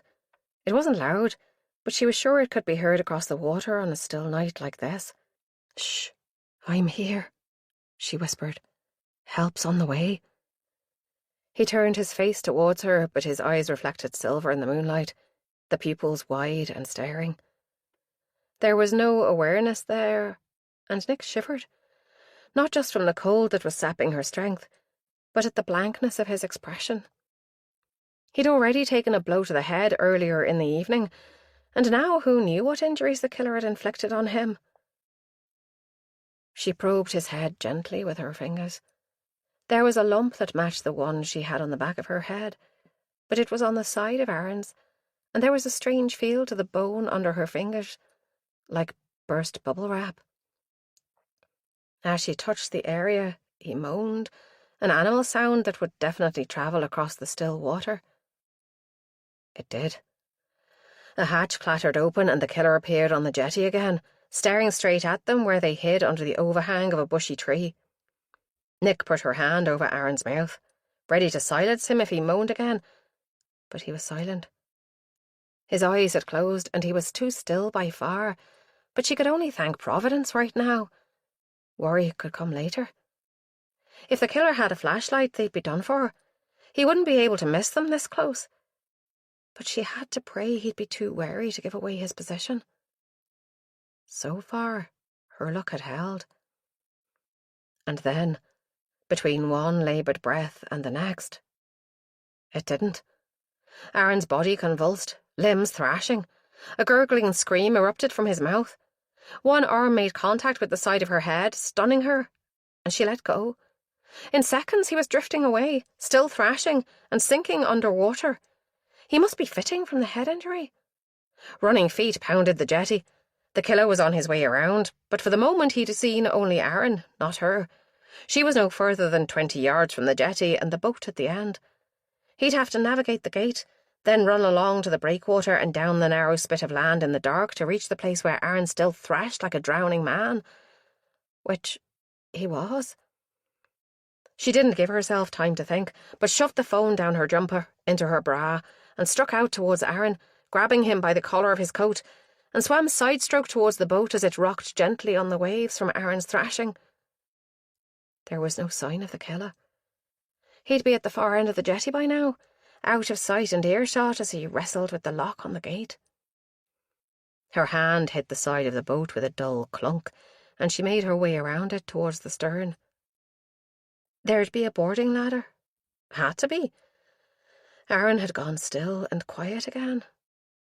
But she had neither time nor energy to spare to check him. He'd have to take his chances. There was a ladder, but it was tied up, way out of her reach. Her heart sank and she spun in the water, looking for something she might use to reach up to the rope. Her eyes caught the dull gleam of metal in the starlight as the clouds cleared for a moment. A safety ladder onto the jetty? She swam across to it and hooked Aaron's arm over one of the rungs so he hung there like a puppet with its string severed, head lolling, but out of the water. At least he wouldn't drown in that position, if he hadn't already. Nick flung herself at the slimy metal ladder, but she'd been in the cold water a long time and her legs wouldn't take her weight. She had to use her arms to hoist herself up, shoulders popping with the effort, until she landed on the wooden jetty like a haddock chucked onto the deck of a trawler, gasping. No time. She crawled on hands and knees, willing her legs to work, until she reached the side of the boat. Luckily it was a similar height to the jetty, so she could roll herself off the edge and land in the cockpit, a foot or two below. It knocked the breath out of her, but she kept moving towards the open hatch, a black rectangle in the silvery moonlight. She slithered through it, grabbing at the steps to slow her fall, but only succeeded in wrenching her shoulder even more. She hit the bottom boards with a wet thump and a gasp. There was a paraffin lamp, turned right down so it cast barely any light, but with her eyes already adjusted to the dark, it was enough. 2 pairs of eyes stared at her over filthy gags. One pair was terrified, the other filled with tears. Nick gasped. Hazel? Both of them were naked, and now her brain registered the stink where they'd both fouled themselves where they lay. Their hair was matted, and the Indian woman, Mira, had a bruise darkening her left eye, but there was no sign of wounds on either of them. Nick pulled herself to her feet on trembling legs and staggered the couple of paces to her sister. She pulled the gag free, then looked for a knife. There was a galley of sorts with a Primus stove and that silver gleaming coffee machine she'd glimpsed before. She flung drawers open, searching, until she found a broken pair of scissors that'd have to do. The zip ties that held Hazel's wrists together didn't give in easily, but finally her hands fell apart, and she let out a long sigh that was part relief, part pain as the circulation returned. Then Nick turned her efforts to Mira. She freed her wrists first, then worked the gag loose. As it slipped down, Mira's eyes widened, the pupils huge. She threw herself sideways, knocking Nick off balance. Nick's shoulder caught a glancing blow off the edge of the seat frame that sent tingling pain down her arm. Hazel screamed. By the time Nick had righted herself, the killer was on her, pinning her face down into the semi-liquid feces swimming around down there. He tried to push her face into it, and she pushed back, the terror of drowning in liquid shit giving her the strength to resist. Then his weight fell across her shoulders, bearing her down, and she was choking. She pushed with all her strength, but he was a dead weight. Nick tried to hold her breath, but he was compressing her lungs, and the desire to breathe was almost irresistible. Then the weight lightened and disappeared. Someone pulled on her arm, twisting her around. She fought back, slapping blindly, eyes burning with the filth that ran down her face and into her open mouth. "Stop, Nick! It's me! You're safe!" Hazel said, her voice hoarse. She stopped fighting and used her sleeve to wipe her eyes and mouth, spitting out the worst of the contents. But she didn't think that taste would ever go away. A figure lay face down on the floor of the cabin. Mira totted over to the paraffin lamp, which by some miracle was still upright, and turned the wick up. The cabin flooded with warm yellow light, showing the state of both captives. Hazel's hair hung lank either side of her face, her skin grey with fear and fatigue. A large frying pan dangled from her fingers. When she saw Nick looking at it, she let it slide free, and it landed on the back of the man who lay prone on the floor. He was more lightly built than Nick had expected him to be. She remembered a podgy belly and stooped shoulders. But this man was slim, younger. Were there two of them? Almost afraid of what she'd find, she bent to turn him over. But as soon as she touched his shoulder, he let out a yell and twisted in her grasp, scrambling on all fours back towards the stairs to the cockpit. All three of them leaped back in shock, but Mira recovered first. She hurled herself at his legs in a rugby tackle. They came down in a tangle of limbs, lithe brown legs and stained jeans entwined. Mira was thrown backwards as he surged up again, flinging himself at the stairs and out as Hazel and Nick, both far too late, tried to grab him. They collided, rebounded. Nick tripped over Mira and landed on her back on the long bunk. The hatch slammed above them, followed by a lighter plink as he slid a locking mechanism into place. Nick ran over and tried to force the wooden doors open, but couldn't make them move more than a centimetre. The boat dipped and rolled as he jumped ashore, and the sound of his running feet faded into the distance. At least he hadn't stopped to notice Aaron on the ladder. If Aaron was still there, Nick thought wearily. She thumped the hatch in frustration. "It's locked," Mira said. "He locks it every time he leaves us." "There must be another way out of here," Nick said. She slipped and slid the other way, towards the bows of the boat. There was a wooden door that opened with a kick, revealing a cramped second cabin with a V-shaped bed piled high with canvas bags. It was too dark to see much else. Hazel appeared at her shoulder with the lamp, casting smoky shadows ahead of it, but it showed a solid, square wooden hatch in the roof of the cabin, and this one had a latch on the inside. Nick started tossing the bags aside to make room so she could climb onto the bed. The latch was stiff, thick with rust. Is there anything I can use as a hammer? Mira reached forward from the main cabin with a tin that said coffee on it. Nick hefted it to check the weight. A bit light, but it'd have to do. The latch yielded eventually, but Hazel and then Mira had to take turns before the rusted spring finally snapped and allowed the bolt to draw back. Together, shoulder to shoulder in the confined space, they pushed upwards. It lifted with the creak of swollen wood and slammed back against the deck, allowing fresh air to rush in. Nick drank it down, like water to a parched throat. Above her upturned face, the moon now shone in a clear sky and a myriad stars gleamed. The Milky Way spread out like a motorway through the heavens. She dropped back to let the other two through first. Hazel needed help to climb through the narrow opening, but eventually, after kicking Nick in the teeth with one swinging foot and apologising over and over, she was outside. Nick looked around for Mira. She had emptied out one of the canvas bags and was poking through the contents. She seemed to sense Nick watching her because she looked up defensively. There are some clothes in here, but they're pretty gross, all mouldy. If you find any to fit yourself and Hazel, throw them up. It's freezing outside. I could do with a dry set too. I'm soaked. Mira threw up a knitted jumper and a pair of jeans, then another pair of jeans and a sweatshirt. Try these. Nick threw one set to Hazel and held the other gingerly at arm's length. I stink even worse than the clothes. Maybe I should try to wash a bit first. Mira gave a sharp laugh, bordering on hysterical. We all stink, love. Unless you'd rather freeze. Put them on. Nick dragged herself through the hatch and stripped off her wet clothes, forcing nearly numb legs and arms into the dry clothes. The woolen jumper scratched her healing wounds, but it was nothing compared to what she'd been through, so she shut it away. Mira appeared in the opening, wearing fleece track pants and a checked shirt that hung off her shoulders. Now what? Mira asked, her flat vowels reminding Nick of Ram.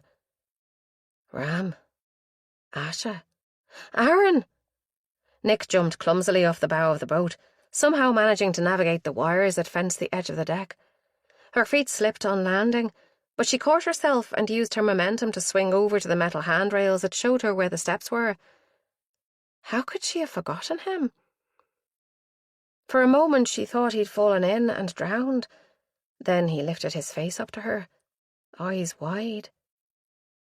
Nick, he slurred. Knew you'd come. Help me, she cried as she grabbed the arm she'd hooked around the rail. His body weight hung off it, making it next to impossible to lift him clear from above. There was nothing for it. She'd have to get back in the water. Hazel reached past her and took a hold of his sleeve, and Mira grabbed the back of his collar. Maybe together they could lift him clear. 1, 2, 3. Lift, Nick said, gasping with effort on the last word. He came up about a foot, then Hazel lost her grip and his weight dragged him back down again. Mira, would you go below and see if there's any more warm clothes? Then bring them here. I'm going back in to push from below. I think it's the only way we'll get him out of here. Mira smiled, her teeth white in the dark, and disappeared back towards the boat. Nick stripped down to her underwear and sat on the edge of the jetty, waiting for Mira to come back. She wasn't long. The water felt even icier the second time. As she allowed herself to slip over the edge, it embraced her as a lover, silk against her bare skin.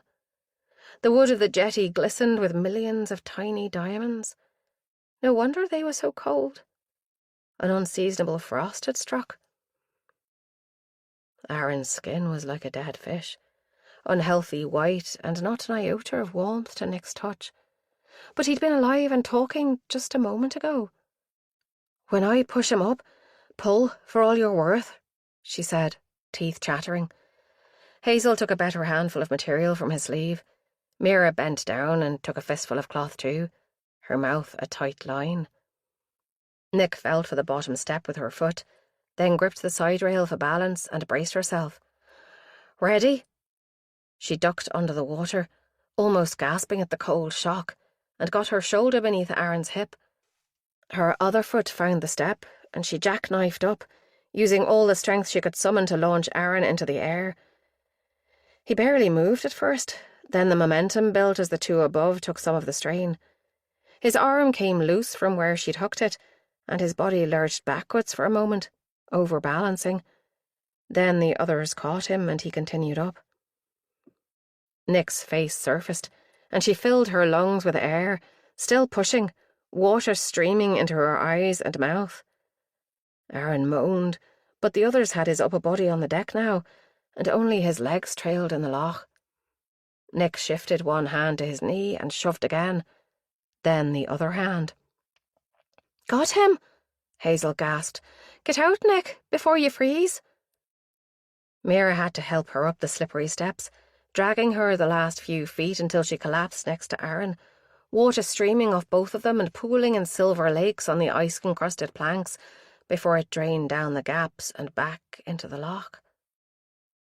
A shudder racked her body, but Aaron lay still where he'd landed, no sign of life. Nick crawled over to him and shook his shoulder. No point in being careful in case of a spinal injury now. He'd been dragged about so much any damage would already have been done. But he'd die for sure if they left him here, with no heat in his body. Nick started to massage his arms and legs, wishing she'd listened more attentively in those first aid classes. But Mira pushed her aside. "Get some clothes on, or we'll have 2 dead bodies instead of 1. I'll deal with him." "It's not dead," Nick tried to say, but by now her teeth were chattering so much it was probably unintelligible. She reached for the pile of clothes she'd dropped, and Hazel helped her get her rubbery arms into the sleeves and her legs into the trousers.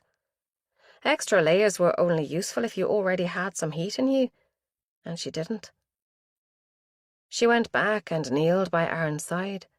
Mira was running experienced hands across his skull and neck, a frown on her face.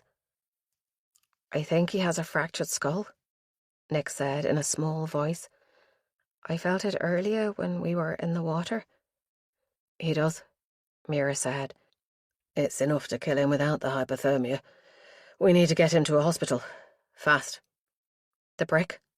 Nick felt in her bra where she'd left it, but it wasn't there. It must have fallen out. But where? If it had fallen into the loch, there'd be no chance of finding it. But maybe it had come out during the struggle in the boat. She was scrambling to her feet when the sound of a roaring engine shattered the night, and headlights swept across the car park. For a moment they lit up a shadowy figure, shambling along near the tree line. Then the figure disappeared into the woods. A van followed the first car. It slid to a halt and the back doors opened. Men spilled out, splitting up and running towards the trees. Nick willed them to come to her, but they'd never hear her shout over the sound of their own voices. She realised she was speaking, though. She was repeating the same thing, over and over. "Asha! Asha! Asha!" As if in answer to her prayer, a slim figure broke away from the crowd of men and started running towards the gate to the jetty. It must have been open, because she barely hesitated, feet drumming a tattoo on the hollow planks. More people followed her, and now a blue flashing light joined the other vehicles. An ambulance. Nick breathed a sigh of relief. Help for Aaron. "Nick, are you all right?" Asha was right there, holding her, eyes searching hers. "You're frozen." "Never mind me," Nick stammered. "Aaron needs help. He's badly injured." Asha let her go and dropped to her knees by her colleague's still body. A sob shook her. "No!" "Stand aside, ma'am," a deep voice said. It was one of the paramedics in a dark jumpsuit. How he got there so fast and carrying a heavy bag, Nick didn't know, but she was limp with relief. "He has a fractured skull, and he's been in icy water for a long time, too," Mira said in a matter-of-fact voice. "He has a pulse, but it's faint and he's deeply hypothermic. I don't know how much water he's inhaled either." The paramedic started working over Aaron's body, Mira talking to him in a low voice. How did she stay so calm? Because she doesn't know him, Nick answered herself. He didn't risk his career to follow one of her hunches. Asha drew her away. Someone wrapped a tinfoil blanket around her and started prodding at her, but she pulled away.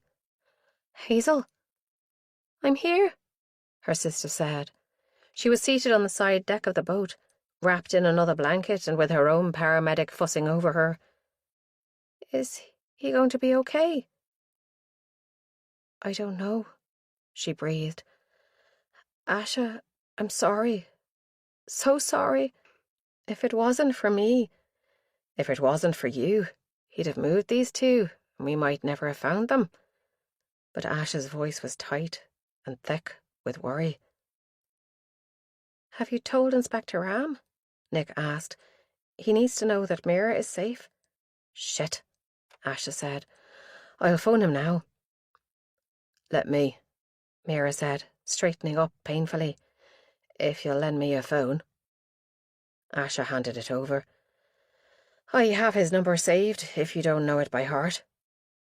Mira took the phone, turning away to speak. "Papa?" "It's me. I'm safe." A voice erupted from the tiny speaker in a rush, speaking a language Nick didn't know. Asha and Nick backed away to give her space and went to join Hazel where she still sat, her bum now resting on the edge of the cabin roof and feet on the deck. Nick sank down next to her and put an arm around her sister's shoulders. "I'm so glad you're okay." "Yes," Hazel said in a flat voice. "I'm fine."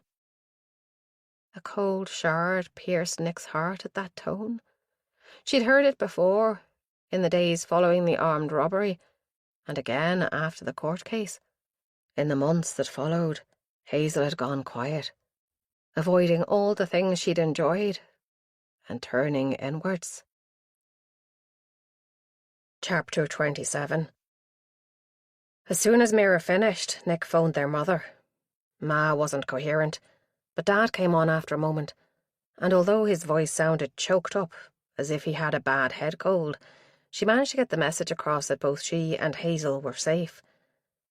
They didn't need to know how close it had been, or about Aaron. Time enough for that later. Voices spoke over one another, radios crackled, more blue lights arrived on the scene, and Aaron was carefully lifted onto a hard plastic stretcher. An officer came over to where Nick and Hazel sat, with Asha hovering above them. "I need to move you all to the far end of the car park, please. We're expecting a helicopter shortly to airlift the casualty to a specialist team at the Royal." Nick rose to her feet and helped Hazel up. Her sister didn't meet her eye, but stumbled along with the others until their feet crunched on the hard surface of the car park. Nick's bare feet were numb, but every so often she felt the pressure as she stood on a stone and wondered what state the soles of her feet would be in when the feeling came back. They reached the far end of the car park, where the police cars and ambulances were being shuffled out of the way until they were parked in random order, with their backs to the steel mesh fence that surrounded the buildings. Barely in time. Rotor blades beat the air in the distance, and everyone strained their necks to look up. Lights appeared in the sky, a counterpoint to the still flashing blue lights of the emergency services, and the din rose to a crescendo as a red helicopter hovered above them. The downdraft set up a whirlwind that lifted Nick's saturated hair and whipped her face with it. She snatched at it and tried to tuck it inside her collar, but her hands were clumsy, the hair was as lively as Medusa's snakes. Hazel turned and buried her face in Nick's shoulder, and Nick abandoned any attempt to tame her hair in order to wrap her arms around her sister. They both trembled with cold, but as Hazel clung to her, Nick's shoulders shook with sobs. She held her even tighter, kissing the top of her head. The helicopter settled down, its rotors still turning, and green-uniformed paramedics lifted the stretcher that held Aaron, running with it to the craft. A doctor hopped out and came around to examine Aaron, then climbed in alongside him as the stretcher was fed inside. In no time at all it was airborne again, and the winds died down, leaving Nick deafened and feeling as though she'd survived a violent storm. Asha reappeared, talking on her mobile. She waved to one of the other paramedics and pointed to Hazel and Nick. He trotted over to them with his bag. "Would you two come with me, please? We need to take you to the hospital for a checkup." They followed him to one of the ambulances and he turned to help Hazel up the steps, but she wouldn't let go of Nick. "Come on, love. It's warmer in here, and you'll be together." "It's all right, Hazel. I'm not letting you go. See, I'm coming in with you." With coaxing and persuasion, they got her up the steps and into the back of the vehicle, with its bright white lights and sterile smell. "Here, strap in, will you?" Nick helped her fasten her seatbelt, then settled into the other seat and fastened her own as best she could with one hand gripped tightly by her sister. "Where are we going?" "Craigavon, I expect, unless they tell me different." "Any chance you could take us to the Royal? It's where they took my friend in the helicopter. I'm really worried about him." The paramedic frowned, then his face lightened. "From what I heard, you're the only reason that guy still has a chance, so I guess he owes you. I'll see what I can do, but no promises." Another face appeared at the rear door. "All set in there, Chris? We're ready to go when you are. Hang on, mate. Radio dispatch and ask if they can task us to the Royal instead of Craigavon, would you?" The other medic raised his eyebrows, but he nodded cheerfully. "I'll try, but you know how it is. Depends how busy they are." He slammed the door shut, and a moment later Nick heard the driver's door close. She smiled at the paramedic. "Thank you." "Like I said, no promises, but we'll soon know. If he turns left at the roundabout, we're off to Belfast. If it's right, Craigavon." Nick wondered how she'd know which way they'd turned. The ambulance windows were tinted dark, and there were horizontal blinds as well, blocking the view even more. The vehicle bounced and squeaked across the car park, and she did feel the turn as they went left out onto the main road. In fact, the whole vehicle tilted, and the contents of the cupboard slid noisily around. She met the paramedic's startled gaze. He grinned at her, but then he licked his lips. "Ron's making a run for it before dispatch can give us another call," he said, but his discomfort was obvious. Nick found herself digging fingernails into her palm and made herself relax her hand. They did turn left at the roundabout, but it was with a squealing of rubber on tarmac. Nick wondered if the driver knew something she didn't, and the next thought was that he'd heard some news about Aaron's condition. He must be trying to get them there quickly. Lights flashed past the side windows, too fast for Nick to have any chance to work out where they were, but it seemed far too soon when the ambulance slowed and veered to the left, indicator ticking. Chris, the paramedic, half stood to look out of the window. Then he sat back down, mystified. "Where are we?" "Turning off at the Moira Junction," he said in a tight voice. "Maybe we've been sent to the Lagan Valley instead." He turned back to the partition that separated them from the cab and knocked. "Ron, where are we heading, mate?" There was no reply. Chris's smile was strained. "He'll have his music on, I expect. Getting deaf in his old age." The ambulance lurched around the big roundabout. Now she knew where they were, Nick was beginning to get a really bad feeling. The Moira roundabout was only a stone's throw from Magaberry and the field with the cottage in it. Hazel sat hunched, turned sideways in her seat so she could keep hold of Nick's hand, but her breathing was steady and rhythmical. She could be asleep. She moved limply with the turns, like a rag doll. Nick searched as well as she could without making it too obvious, looking for a handy weapon, but there was nothing. All the useful stuff must be locked away in cupboards in case a drunk got hold of something that could do damage. Indecision was written across Chris's face. She wondered if he was reading her mind, or at least reading the situation and coming to similar conclusions to her. She tried to think of a way to communicate with him without alerting Hazel. Then she spotted the biro that was clipped to the top of the chart he'd left on the empty stretcher. She reached over to it, and took up the whole clipboard. "I think we might be in trouble." "Not Ron," she wrote, and passed it to him over Hazel's head. He read it and wrote a reply. "Not sure." "Anything we can use as a weapon?" His mouth was slack with shock. He shook his head violently. Nick gritted her teeth and reached for the clipboard, but Chris was already writing furiously. "This is an ambulance. You're safe in here." "Huh?" She snatched the clipboard. "I think the kidnapper is driving this ambulance. He needed to get off the motorway before they found Ron. He must have knocked Ron out, or killed him." Chris shook his head, disbelieving. He didn't want to believe, but then he hadn't had the experience that Nick had of her tormentor's ability to use an opportunity. "Please," she wrote, running out of space on the side of the assessment sheet. She cast her eyes to Hazel, who still swayed with the movement of the ambulance. That sick feeling of doom she'd felt while she hid in the hedge as the killer drove by was growing again, threatening to paralyse her.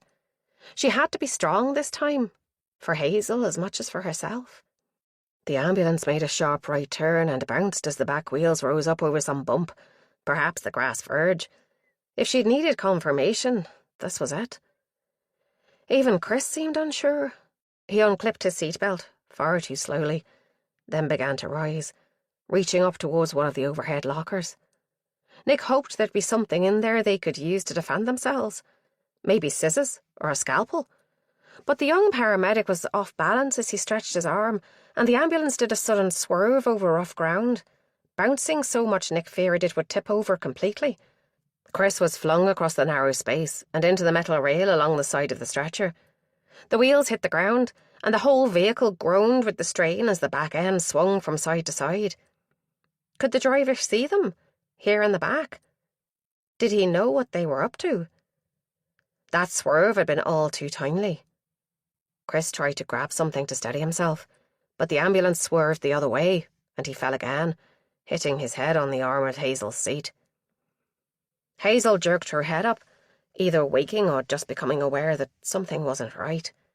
She turned startled eyes to Nick, who gripped her hand even harder as the vehicle bounced and bumped across rough grass, engine roaring and wheels spinning for traction. "Nick? Is it him?" Nick nodded, seeing her own sick realisation mirrored in her sister's eyes. "Yes, but he's got to stop this thing sometime, and then we can tackle him. Sit tight." Chris was pulling himself back into the seat and trying to fasten his seatbelt with shaking hands. Blood ran in a steady stream down the side of his face. "Believe me now," she said, having to shout to be heard over the engine. His lips were blue, his skin pale grey. "What'll we do?" "He has to stop sometime. We'll only have seconds to find something to defend ourselves with, and he might have a knife. Or more than one." Chris reached into his pocket and brought out a mobile, then twisted his face in disgust. "No signal. There's nothing much in here except scissors, and they're only small ones. Even a scalpel blade would be no match for a knife. Unless you want us to use the defibrillator." "There are 3 of us," Hazel said, surprising Nick with the ferocity in her voice. "Surely we can overpower him if we work together. We managed it on the boat, and we were cold and naked then." Nick caught a glimpse of her own reflection in the dark window and was shocked by the death's head appearance of her face. It would hardly inspire confidence. "That's the spirit," she said, for something to say. Heart hammering, Nick waited for the engine to slow, but it didn't. Why wasn't he stopping? Where were they that they were still bouncing across grass? She tried to bring to mind the satellite view of the area near the prison. There'd been fields and farms, but not many. And the quarry. Shit! Her mouth was too dry to speak. She knew what he was doing now. He was going to drive them all off the edge of the quarry. He'd searched this area for hiding places at least as thoroughly as she had, and there's no way he'd have missed the quarry. She met Chris's terrified eyes. "There's a quarry around here. We need to jump out. He's going to drive us all over the cliff." He shook his head again, and she resisted the temptation to go over and shake him by the shoulders until she'd knocked sense into him. "Hazel, we need to get out of here." Hazel looked up at her with trusting eyes. "How?" Nick unfastened her seatbelt and dived for the rear door. She managed to grab the yellow handrail, but then the ambulance swerved violently, and she was thrown sideways before she could get a grip on the door release. A second engine roared nearby, but she could see nothing through the dark window. On the second attempt, she managed to release the door and it swung open, almost dragging her with it. She wavered for balance, arms flailing. Then someone caught her by the waist of the jeans she wore and hauled her backwards. She landed heavily on someone who let their breath out with an oomph. "Hazel." "Hold tight," she shouted over the noise, which was much louder with the door open. Nick crawled back to the rear of the vehicle on hands and knees, hooking her arm around the stretcher legs to keep herself from being flung around. If it moved now, she'd be in so much trouble. When she got to the open door, the ground rushed under her in a blur of speed, lit an eerie red by the ambulance's rear lights. Way too fast to jump. There had to be some way to slow it. She cast her eyes around the interior of the ambulance. There was the stretcher. What if they all climbed on that and let it run off the back? Would that absorb some of the impact and protect them? Chris appeared at her shoulder, also on his hands and knees. She shouted her thoughts at him and he nodded. "We could lower the stretcher ramp so it wouldn't be such a long drop, too." Nick saw what he meant. There was a vertical door that folded down to become a horizontal ramp. If they rolled the stretcher onto that and lowered themselves before taking the brakes off, it would be a much better landing. But the seconds were ticking away. How far were they from the quarry? Then the ambulance swerved again, throwing her into the paramedic. There was a frantic moment where they each tried to grab anything solid to keep themselves from falling out. Then it dawned on Nick that every time it swerved, the ambulance lost a bit of speed. Another swerve, and a whine as the driver slammed through the gears, pushing the engine to the maximum. Nick pulled herself to her feet and tried to look out of the window. There was a police Land Rover zigzagging in front of them. She could just catch glimpses of it as it appeared briefly on her side of the ambulance. And the technique was working. The ambulance driver was finding it impossible to keep going at the same speed with all the avoidance tactics. Nick wondered for a moment why he didn't just ram the thing, if his plan was to drive them all off the edge of the quarry anyway.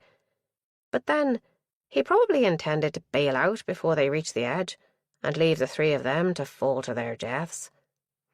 "Get ready to jump," Nick shouted. Chris's jaw was set, his eyes tense, but Hazel smiled up at her. "Love you, Nick," she said. Tears pricked at the back of Nick's eyes, burning. "Love you too, nutcase." She hadn't called her sister by the nickname in years. "Come on, let's do this together, shall we?" Hazel would be weakened from her captivity, short though it was, so Nick planned to hold her to her chest as she jumped, shielding her with her own body to protect her as they hit the ground.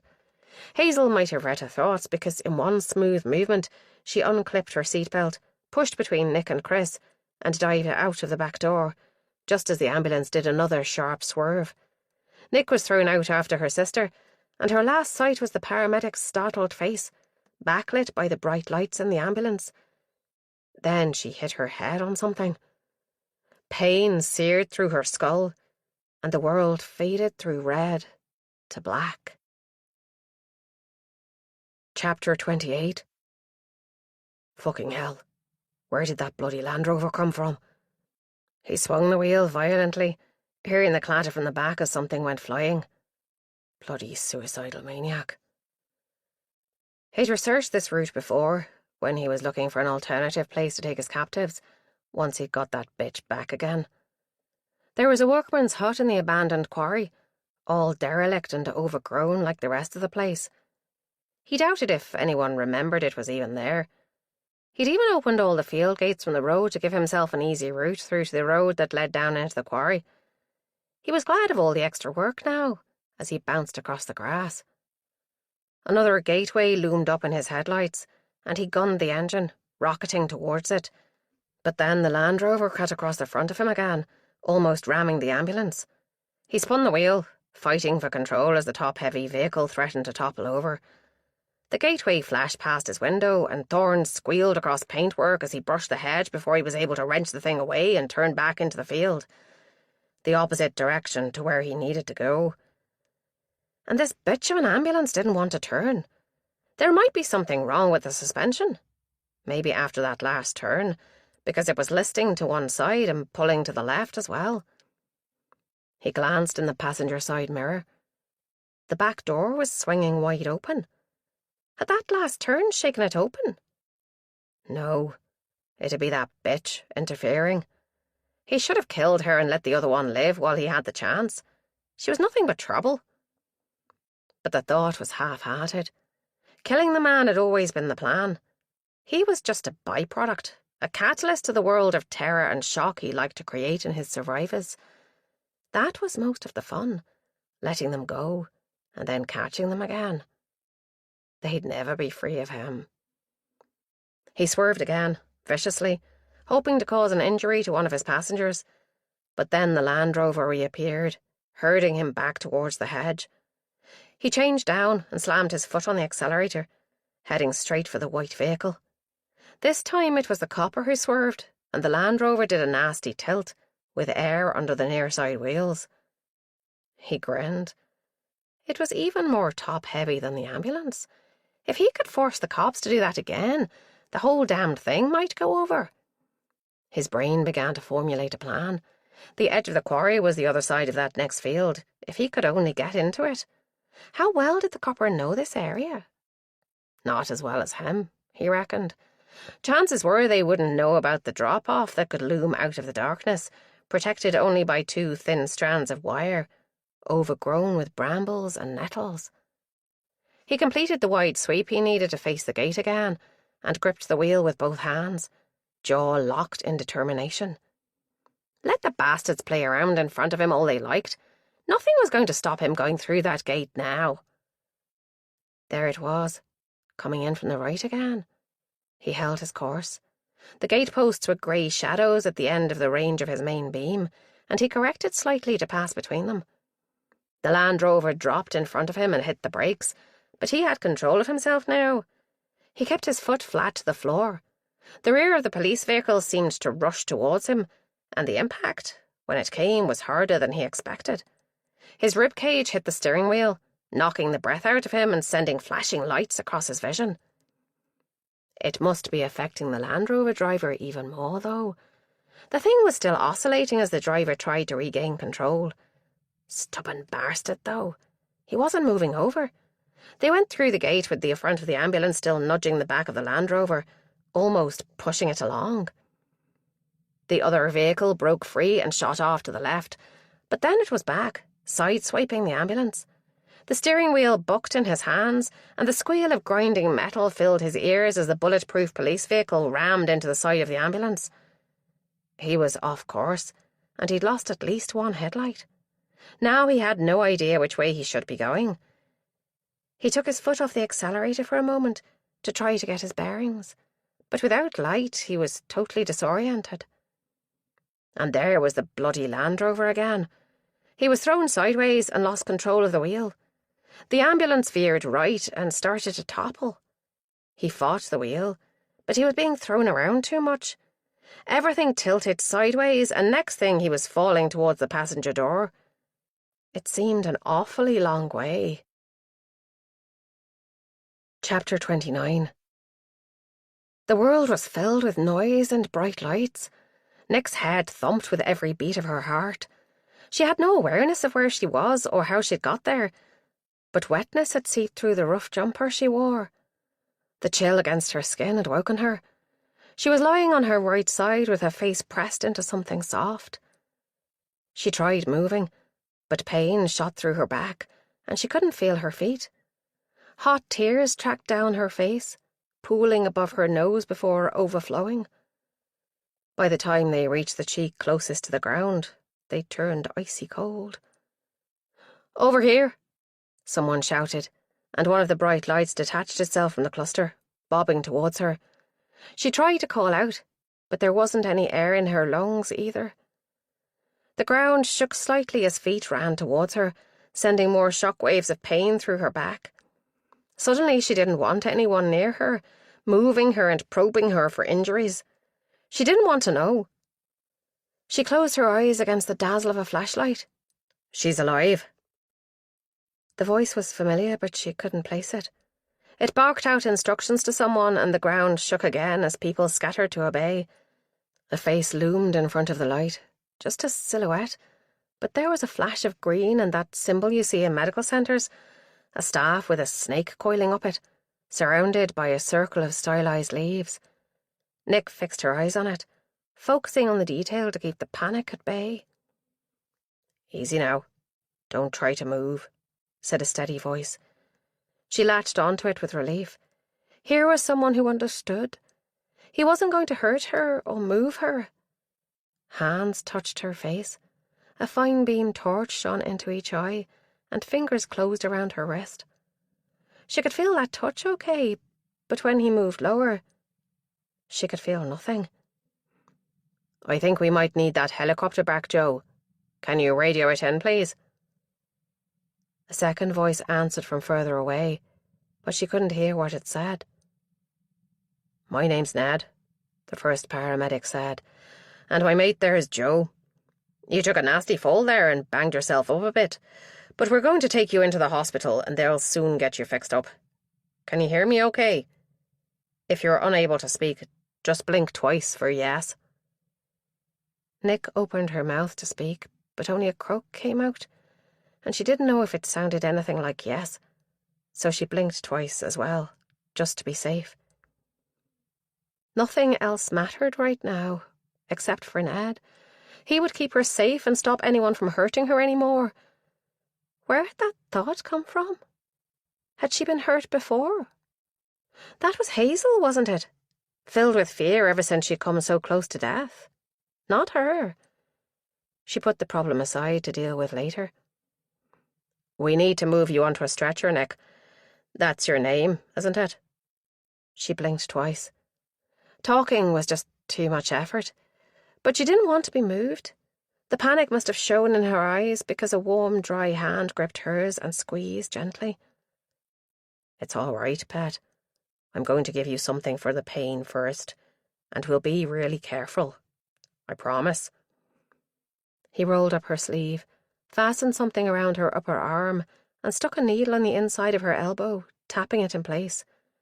She could see everything out of the corner of her eye, without moving, and it was bringing back a feeling of déjà vu. A moment later, something cold and sweet flooded her veins, and she stopped caring. The next part was a bit of a blur. Voices echoed and lights turned from points into long rainbows of colour. Someone put a mask over her face and cool air flooded her mouth and nose. "On 3. 1, 2, 3. She was aware of being lifted, then lowered, and Ned told her she was a star, a real hero. She wanted to thank him, but then her mind grasshoppered to the fine detail of the irises of his eyes. They were such pretty eyes, all different colours with a bottomless pit of darkness in the very centre that sucked her in and downwards. Something hovered over her, like a giant dragonfly. She tried to swat it away, but her arms wouldn't move. Then it disappeared as Ned leaned over her, blotting it out with his body. Her hair whipped around like snakes. Maybe that was why Ned had a snake on his uniform. She tried to see it, to see if it was writhing now, but he was too close. He smelled of aftershave and stale cigarette smoke. Then there was a lurch that sent pain lancing through her again, and she screamed. A machine beeped nearby. She'd been hearing it for ages, but now she'd noticed the sound. It began to irritate her. She'd been here before, but they'd let her go, hadn't they? Why was she back again? She tried to sit up to look around, but nothing happened. Her muscles didn't belong to her anymore. "It's all right," Hazel said. "You're going to be fine, the doctor says. You just need time." Nick licked her lips. "What happened?" You saved us, a second voice said. There was something familiar about it, but Nick couldn't place it. Flat vowels, but a pleasant lilt as well. Mira's here too, Hazel said, and then Nick remembered a little. Mira? Is Inspector Ram here? He came, Ma said from the other side of her bed. The doctor wouldn't let him in, though. Too many visitors, she said. Dad's here, and Cian. Hi, Nick, Cian said. We were worried sick about you. Then someone hushed him and he said, What? I only said... Pathetic. Why was she crying again? She wanted to wipe away the tears, but she still couldn't move. A hand came into view, wielding a soft tissue. The Celtic-style ring on the third finger identified it as Ma's hand, but it was so frustrating not to be able to turn to see. What's wrong with me? No one seemed to want to answer. It was Hazel, in the end, who bit the bullet. You injured your neck, jumping out of the ambulance? They had to operate, but apparently it all went well, and the doctors think you're going to be fine. They had you heavily sedated for ages so you wouldn't move. Panic creeped in through the edges of her armour. It sneaked in through her tear ducts, where she'd shown it her vulnerable areas. But I still can't move. It's okay, Ma said. You won't be able to just yet. The drugs are only beginning to wear off. Give it time. But there was concern in her voice. Not being able to see Ma's expressions helped Nick to focus on the way she spoke so heartily, yet clipped the ends of her words off short. Asha? She's with Aaron, Hazel said. He's getting out of hospital today and she's driving him home. Aaron? She'd forgotten him too. Again. Is he going to be okay? He'll have an attractive scar and he's going to be a skinhead for a while until his hair grows back after they shaved it for the surgery. But yes, he'll be okay. There was reserve in her sister's voice too. There was something people weren't telling her, but she was too afraid to push them for the answers. That's enough for now, a cool, professional voice said in a tone that brooked no argument. Nick needs rest more than anything. You can come back and see her tomorrow, when she'll be feeling much stronger. Feet shuffled on a hard floor and the air changed as a door swung open somewhere, letting in a background buzz of muted conversation. Then the door closed with a soft swish, and only the bleeping machine remained. Oh, that was what Nick thought. Until someone leaned over her and touched her arm with cool fingers, then tapped some buttons on another machine that gave a different type of beep. It's all right. I'm Carol Strong, one of the consultants looking after you. Her voice was as cool as her fingers, but it was relaxing to listen to, and she sounded calm and in control. You've had an operation on your neck, and you have a mild concussion, but the early signs are that everything is going well, and you should soon be back on your feet again. A weight lifted from Nick's mind. The panic when she'd been unable to move ebbed, leaving a feeling of well-being behind. I'll leave you to sleep again for a while. Nick took a deep breath, then another, her eyelids growing heavier. The doctor was right. She was tired. Sleep would heal her. That's what Ma always said. Sleep is the best medicine. Cured everything from a head cold to a broken arm, apparently. The next time she opened her eyes again, there was someone in the room with her, although Nick would have been hard-pressed to say how she knew. She strained her ears, listening for the rustle of cloth or an indrawn breath, but there was only the steady beeping of the machine again. The rubber squeaked against the floor, as though someone wearing trainers had turned around too quickly. Nick forced her eyes open against the drugs that still filled her head with cotton wool. This time she could turn her head ever so slightly, but a hard collar stopped her going too far. Still, she was in time to see a back disappearing through the door. It seemed familiar. Something about the shape and the way he walked. Never mind. It had come back to her later. This time, her mind was clearer. Her body rested. Nick stretched her toes, luxuriating in the feel of crisp sheets against her bare skin. While she was sleeping, someone had tilted her bed so she was partially sitting up, which felt so much better. Less like a corpse and more like a patient who'd be getting out of hospital soon. The machine still bleeped its regular rhythm, but it seemed like an old friend now, as reassuring as a mother's heartbeat is to a baby in the womb. She took a deep breath and glanced down, wiggling her toes. She was reassured to see them move under the white hospital blanket.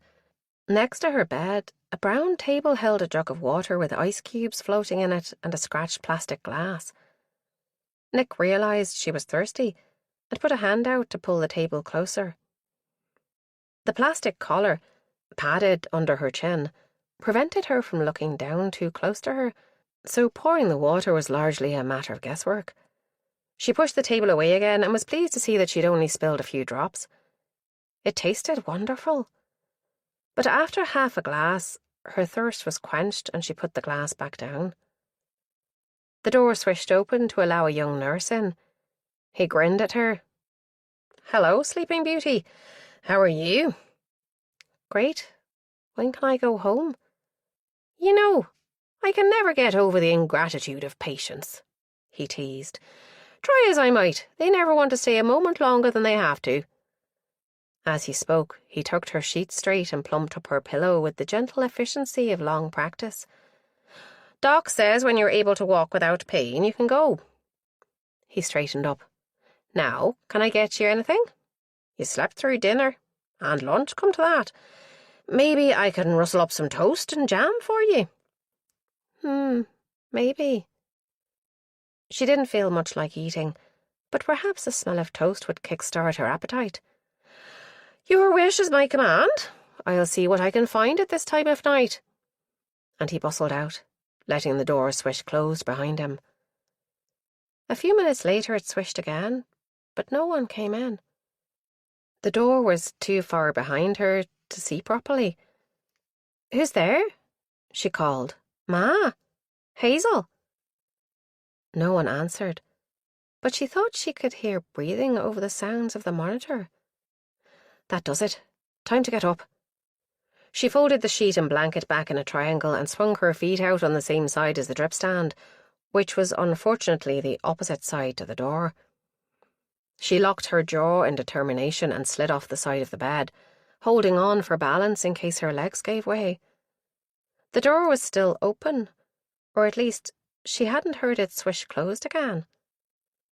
Her legs held. Barely. She turned around, still keeping a grip on the frame at the side of the bed, until she could see the door. It was open, and there was someone standing there, just staring at her. But he was in the shadows because the hallway lights were out for some reason. "Hello," she called, annoyed to hear a wobble in her voice. The figure leaned forward into the dimly lit room, and the breath caught in her throat. Familiar brown eyes regarded her with a hungry expression, too bright in a thin face, a straggly beard partially hiding his mouth. He even wore the same clothes he'd worn the night they'd been taken. Nick put out a hand towards him. "Calm? How?" His lips curled and his eyes hardened to granite. She'd seen that expression before, over the top of her scarf that covered the lower half of his face. Only then, the eyes had been green. Pain flared in her chest, and her knees gave way, but she didn't feel the cold lino on her bare legs as she collapsed in a dead faint. Chapter 30. "He was very clever," Asha said, her hands wrapped around a mug of tea. "How he escaped from that ambulance, I'll never know. I was there seconds after he crashed, but he'd already gone." She glanced at Nick where she sat on the edge of her bed with her arms around Hazel. "But we'll catch him. I promise you that." At the other side of the room, Aaron lounged in jeans and a checked shirt, his face still pale from his brush with death. The hair was growing back in a fuzz all over his scalp, but Nick thought the short look suited him. It brought a hardness to features that had been almost too pretty, or perhaps the hardness came from the experience he'd been through. Certainly, it was enough to age any man. A cold chill breathed down Nick's neck. No one seemed to believe her that Colm had visited her here in the hospital. An effect of the morphine, the doctor had said. But there'd been a crease between her brows as if she didn't really believe her own explanation. But Nick knew what she'd seen. "Have you reviewed the CCTV footage yet?" she asked. "We had a uniform detail to go through it, but that suspected car bomb in Shaftesbury Square diverted all the manpower we might have used. The hospital authorities have the same problem. Their staff are stretched too thin to have anyone to spare to look for your ghost." Basically, no one could be bothered.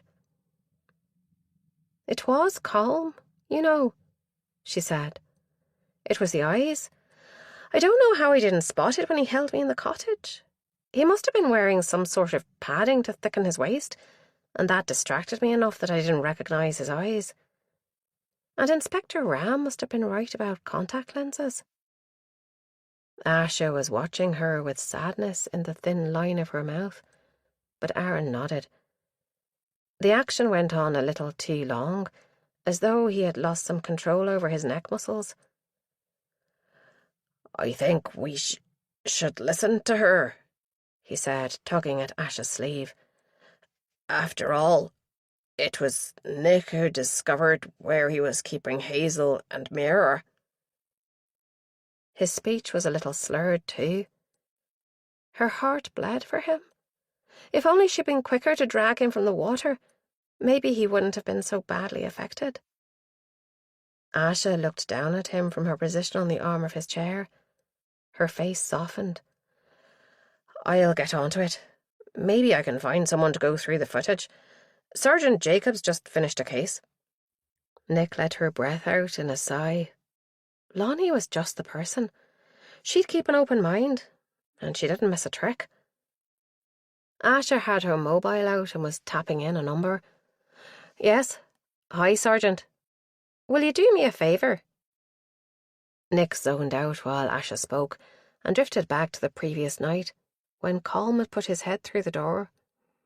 There had been a flash of joy, followed by confusion, then dread as she put two and two together. But now no one would believe her. He was still out there, possibly masquerading as a friend, luring some other woman into his tangled web, and Nick was powerless to prevent him. Hazel stirred, tilting her face up to look into Nick's eyes. "I believe you. He always wore the mask when he came to us, but he didn't have any padding around his middle. He was slim and moved like a young man." She spoke to Asha as she put her phone away. "I told you all that in my statement, and I expect Mira said the same." "We can ask her," Aaron said. "She's around here somewhere with her father." Asha frowned and opened her mouth to speak, but the door opened to let Ram in, clutching a phone in his hand. Nick had to smile at the change in him since the last time she saw him. He walked with a lighter step, and there was a joy in his face that was miles from the hunger she was used to seeing there. "We have him," he said. "I've just got the news. Caught him trying to board the Liverpool ferry." The silence that greeted this announcement seemed to delight the inspector. He grinned and did a little foot shuffle that was almost a dance.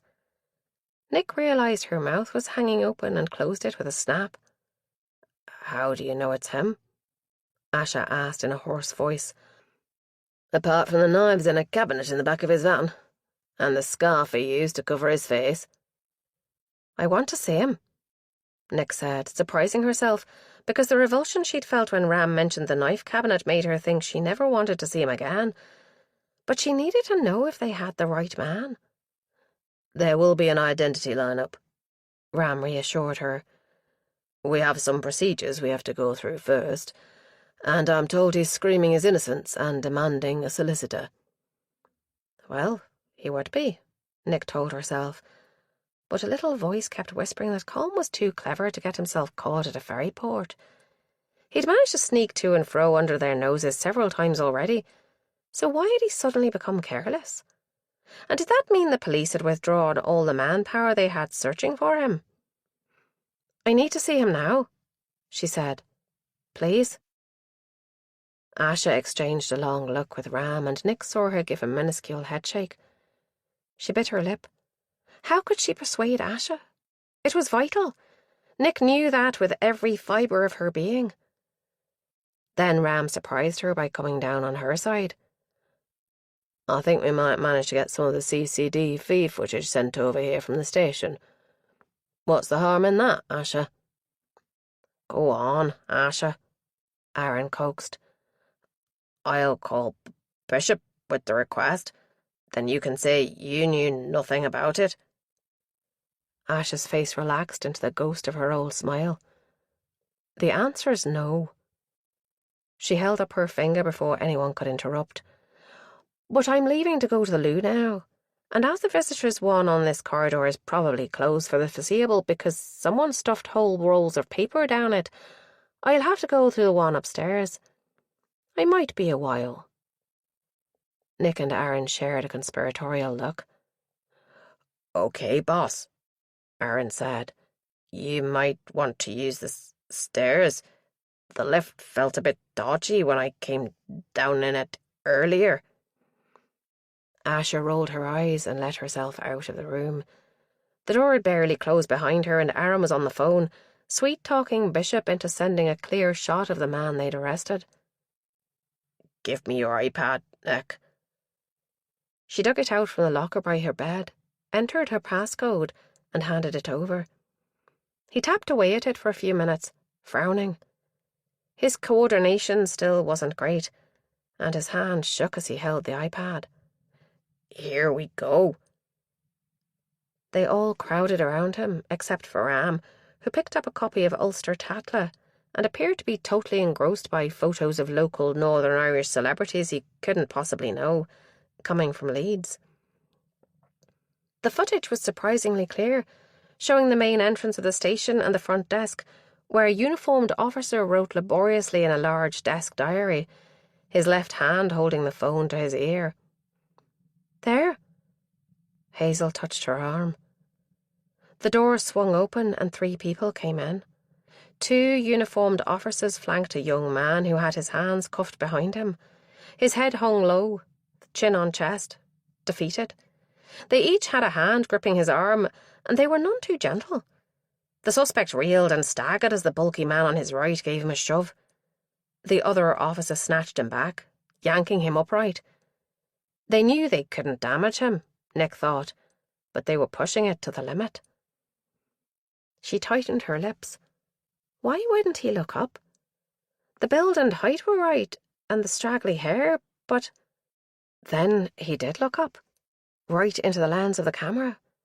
Hazel gripped her arm, and Nick clasped her sister's hand. The eyes that stared up at the camera, stilled as Aaron froze the image, were not the ones she'd seen day after day over the scarf. They weren't the ones she'd smiled at across a coffee cup, and they weren't the ones she'd stared into in the hospital the day before. It's not him, Hazel said in a dull voice. He's still out there, Nick. He's still out there, Nick echoed. I don't know how he did it, but that's not him. Close enough, but not him. Are you certain? Asha emerged silently from the corridor. Nick wondered if she'd ever gone as far as the next floor or had just hovered in the shadows, watching. Nick swallowed painfully. We're both certain. Ask Mira if you don't believe us. Asha's mouth twisted. It's not a case of belief, she said. Of course I believe you, but how did he do it? I've got forensics working on the knives, but preliminary reports confirms traces of human blood. It's even the same grey van he used before. They're sweeping it for traces as we speak.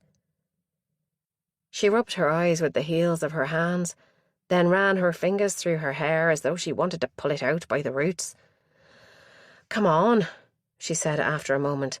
"I'm getting you two, and the rest of your family, into protective custody. Inspector Ram..." Ram was standing, the magazine in a crumpled heap at his feet. His face was grey beneath the brown skin, his eyes haunted. Her eyes widened. "Inspector? Where's Mira?" "She went to get me a coffee." A pain flared in Nick's chest, and she realised she was hyperventilating. She tried to force her breathing to slow and deepen, but the muscles wouldn't obey her.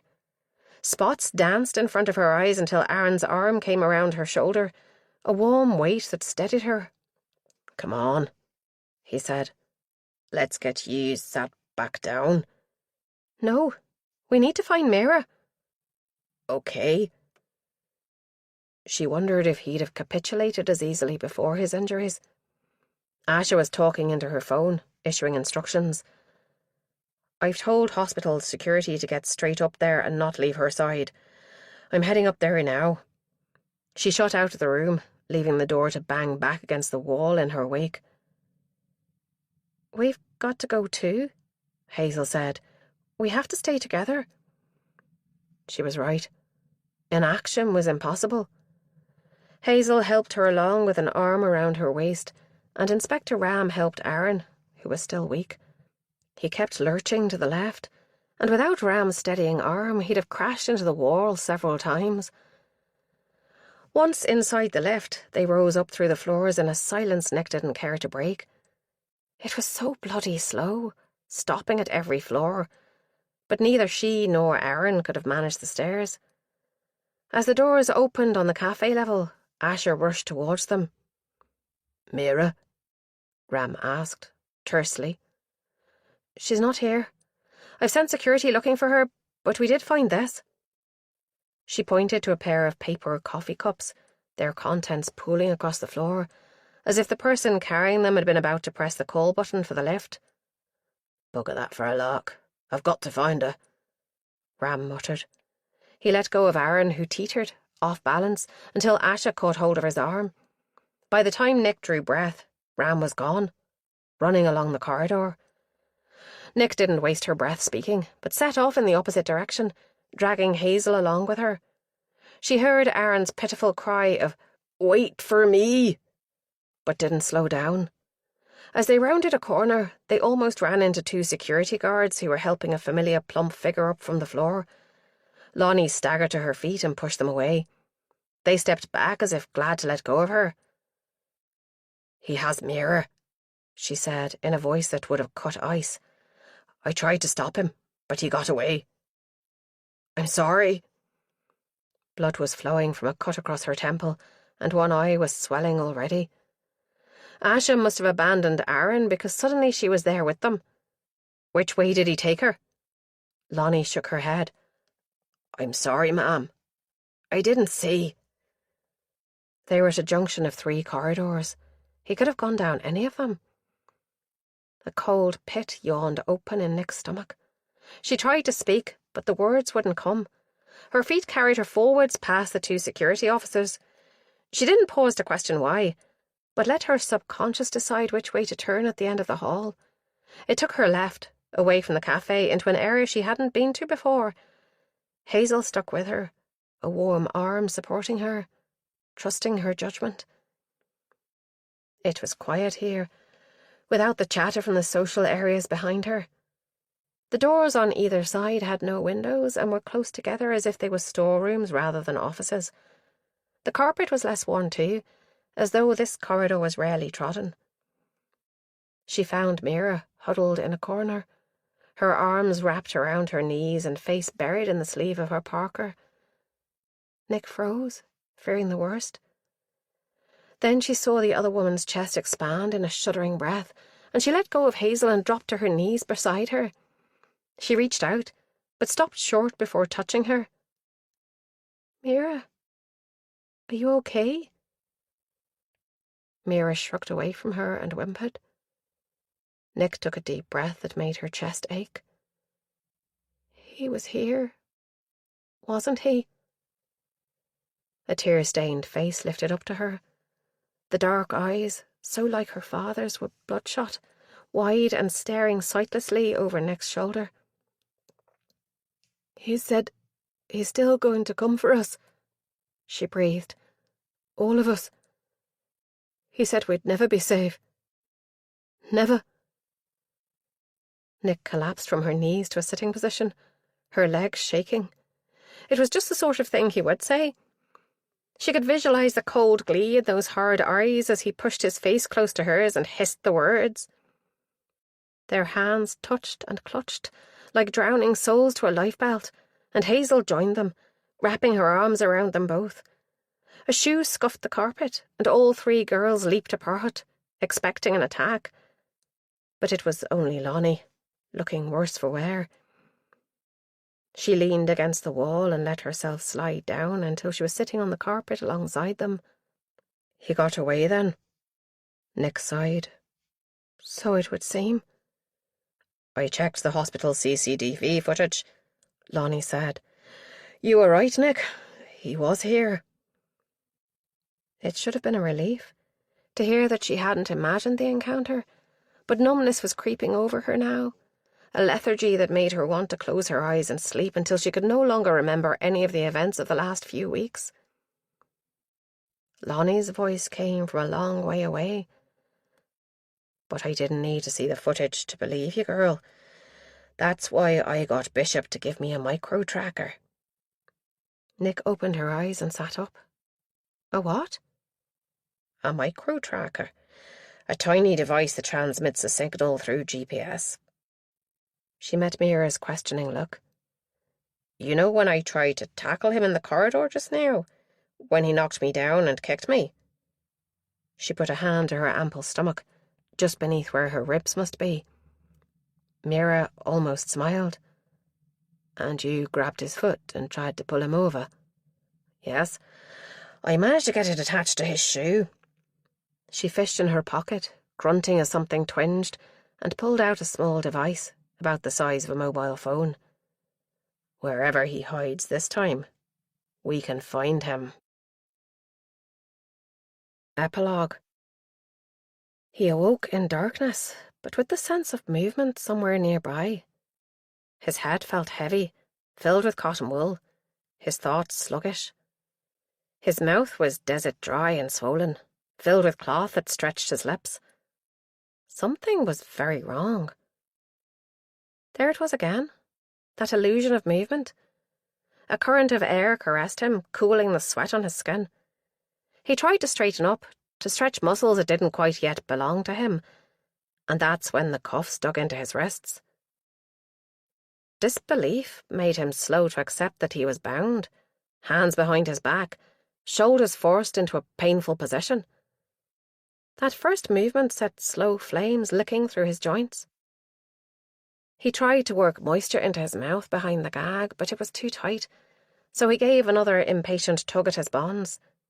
This must be a dream. A nightmare.